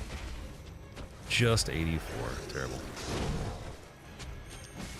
So spam is not great there. Don't spam.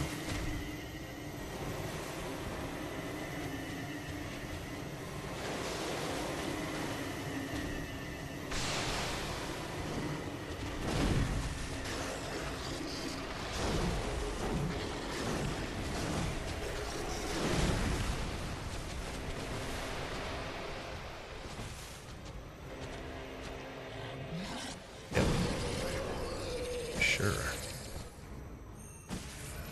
One more. The rotation. Yeah, you can get 3 reliably, actually, and then you can just walk out of range. So gotta be careful.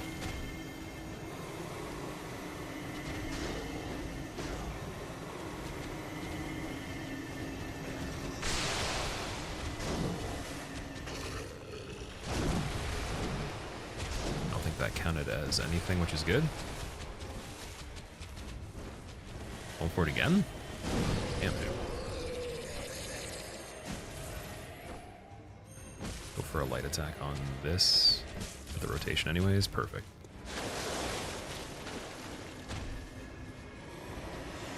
Ella in a normal heal. Spammy. That's a good one. Take just a regular hit there.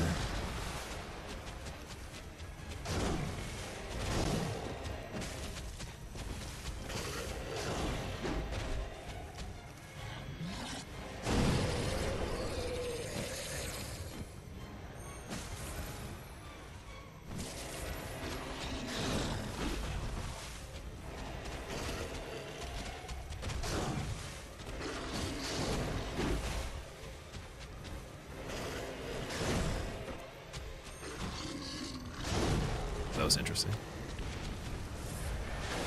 Very interesting, my friend. Okay. Ah, that's not nice. I like that.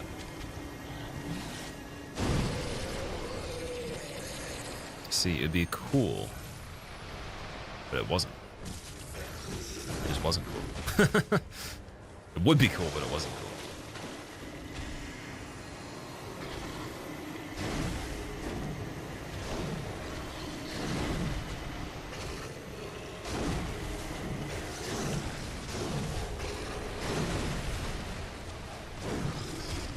Flailing there is unfortunate too. Very much is. We got okay early here, so that's a little bit of a bonus. Thank you, dude. Get visceral. Oh, I can't get visceral yet, and that cancels that too. That's unlucky.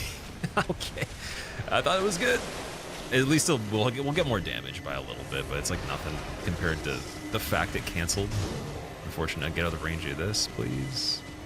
Thank you.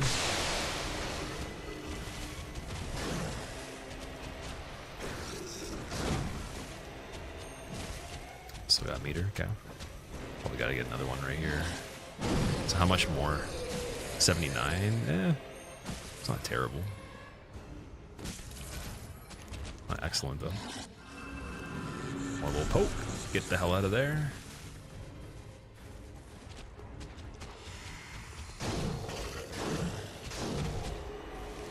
How are you activating those there too, dude? This guy's got a lot of these magic things. Like a lot more than I remembered. That's impressive. They're just going off everywhere. Stuck on there. Okay.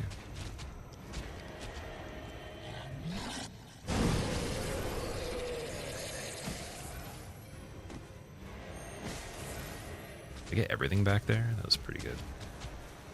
I think if we're at that threshold where it's pretty close, like it's basically what he would take at the very minimum that I can get back anyways. We could just chill there for a bit. I think it's below that. That's where it's problematic. That would have been a good strategy the whole time. This is very tricky because I'm trying to not make any mistakes in between that. And then we have these situations where it's like 2 charge R2s because we're too far. Maybe a love tap here on a rotation if we can get one. Just test for that.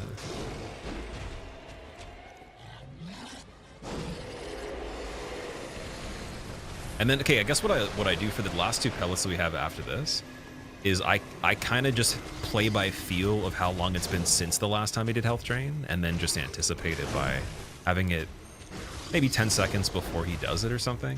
Seems like, but then see how quickly he did it again. Like that's good for this one. Just I don't get. Okay, here we go. We got rotation. Could possibly farm rotation with rally here, like a lot. So that's another thing in the future if we need to. It's not a good position. See, that would have been great if I could follow that up. Good hand spot. Oh, good spot overall actually, because we already have a little meter. And then 3rd with a charge, safely. Not quite. Fill that up because that was bad. And another pellet here. Wait.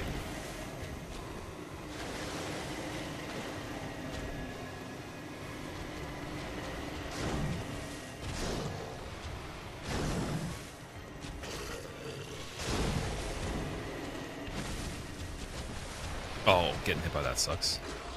Okay, so now we really have to be in there.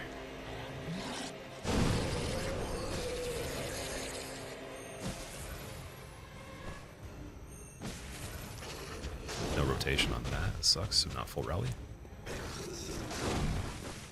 I don't think you can break his tail, can you?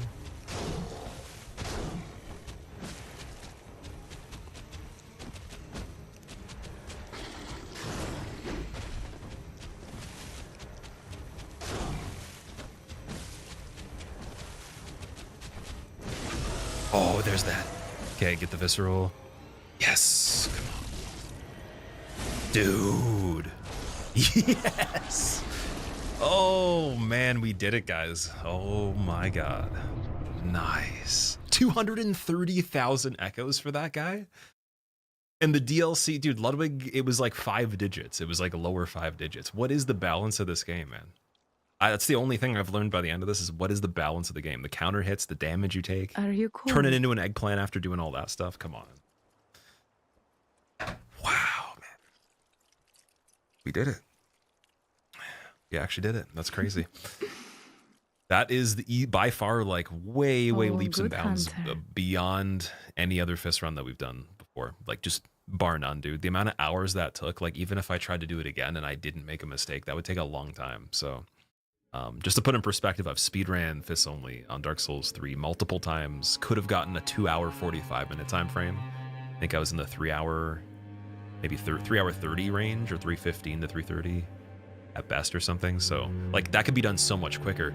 My Shadows fight alone took probably almost 3 hours, like you guys were saying. So how long do I think this took in total? If we factor in today, 30 hours, give or take, by like 29, 30. So we'll check the in-game time right after this. But for anyone that didn't see the whole process, again, it's going to be on the second channel. I don't think I can put every single moment of every fight with how long they ended up being. But what I'll do is I think for Shadows, because it's so long, I can cut down moments of it where there's nothing happening at all. Or actually, I could just do a fast forward and speed it up so you can still see it.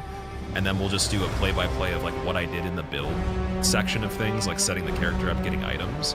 For the big edit of the big video, it'll be on the second channel, and then there'll be a like 2-hour, 30-minute at the most version on the main channel. You guys missed anything, but that was cool. That was one of the most fun runs I've done on Bloodborne. Easily. That was definitely one of the hardest ones, too. And learned a lot, so thank you so much for being here, guys. I know it's not easy to watch somebody do that and then not be able to talk to them that much while they're in the fights. It's the hardest part. But I appreciate you guys watching that. That was that was really cool. All right, let's check the time on it. I'm just going to skip over the credits, even though the music's amazing. Oh, boy. That was such a cool ending for Moon Presence, too. What's next? So I have Dark Souls 2, all bosses, plus DLC, damageless being practiced right now. So we're going to be working on that a little bit, and then there's some other things coming up, too. Let's begin the transfusion. Oh, don't you worry. Don't you worry, it's only going to be this only. All right, NG+, let's do it again. No, definitely not. Let's see what playtime is in total. I'm guessing, well, because loading screens in this and the way that it works, it might be anywhere from 28 to 29 hours in game time. Real time, it was over 30, or we'll say about 30 at least. So yeah, 3018, so yeah, probably 32 hours real time. Oh my god, yeah. Thank you for the congrats, Taylor. I appreciate that. Yeah, there's a bunch of runs planned in general. I want to do fists only on Dark Souls 1 by glitching the game so you can buff your fists, because you can't do enough damage to kill 4 kings on that one. It's literally 1 damage. There's nothing that scales it. So if you do a tumble buff, you can make the game think you have a weapon, as far as I know. I believe you can put it on your fists, but if not, then yeah, I don't even know. I guess there isn't any other games to do this on than Elden Ring, but there is an Elden Ring run I have planned coming up that I want to get like situated first before I even try something like that in between it, or just get that run first. So we'll be talking about that very soon. But that's that. We ended up at level 90. I did have to put in a little bit of arcane to get the choir bell set up, so 15 arcane, and then we had like the 30 range for dexterity strength, and then higher 30s for vitality, I believe. Mid 30s.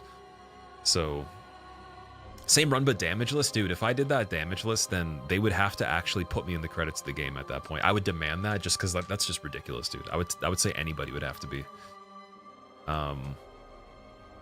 Is there no way to dodge the health drain? I don't believe there is, no. So yeah.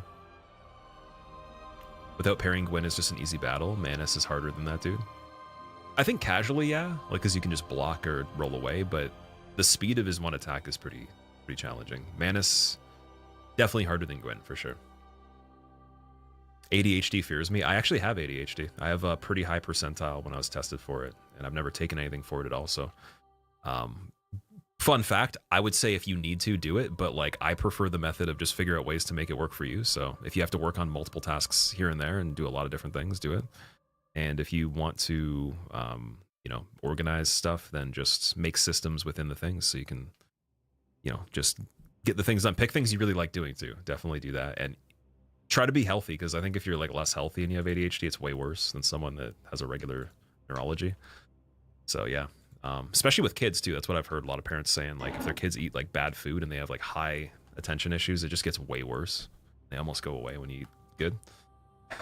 So yeah, fun fact. Anyways, I'm gonna find someone that I can host. We're done this for now. I will be back again tomorrow, but it won't be at the regular time just because I have some stuff I have to be away for. So whenever I'm home, I'll go live and we'll do something. It might be damageless practice for Dark Souls 2.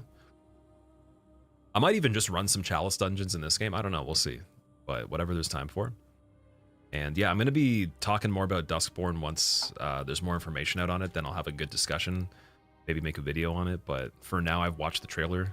You've probably seen a lot of reactions. You probably know much, like a lot about it, or as much as you could. So I decided not to like make a video for that, but I have seen it. It looks really cool, and hopefully the Switch 2 is not $1 million. Or it also has good games too. Anyways, check out the Discord, guys, if you haven't already. If you want updates for when I go live and just sharing things with other people, whether it's music that you made or art, just talking, whatever. And also for updates from me that I wouldn't be putting on Twitter all the time. And then as a backup, if you have Twitter, definitely follow the Twitter. And yeah, the second channel will have the most content from this run that I can possibly put in one video. So that's that right there. And I'm going to find someone that I can host and surprise here.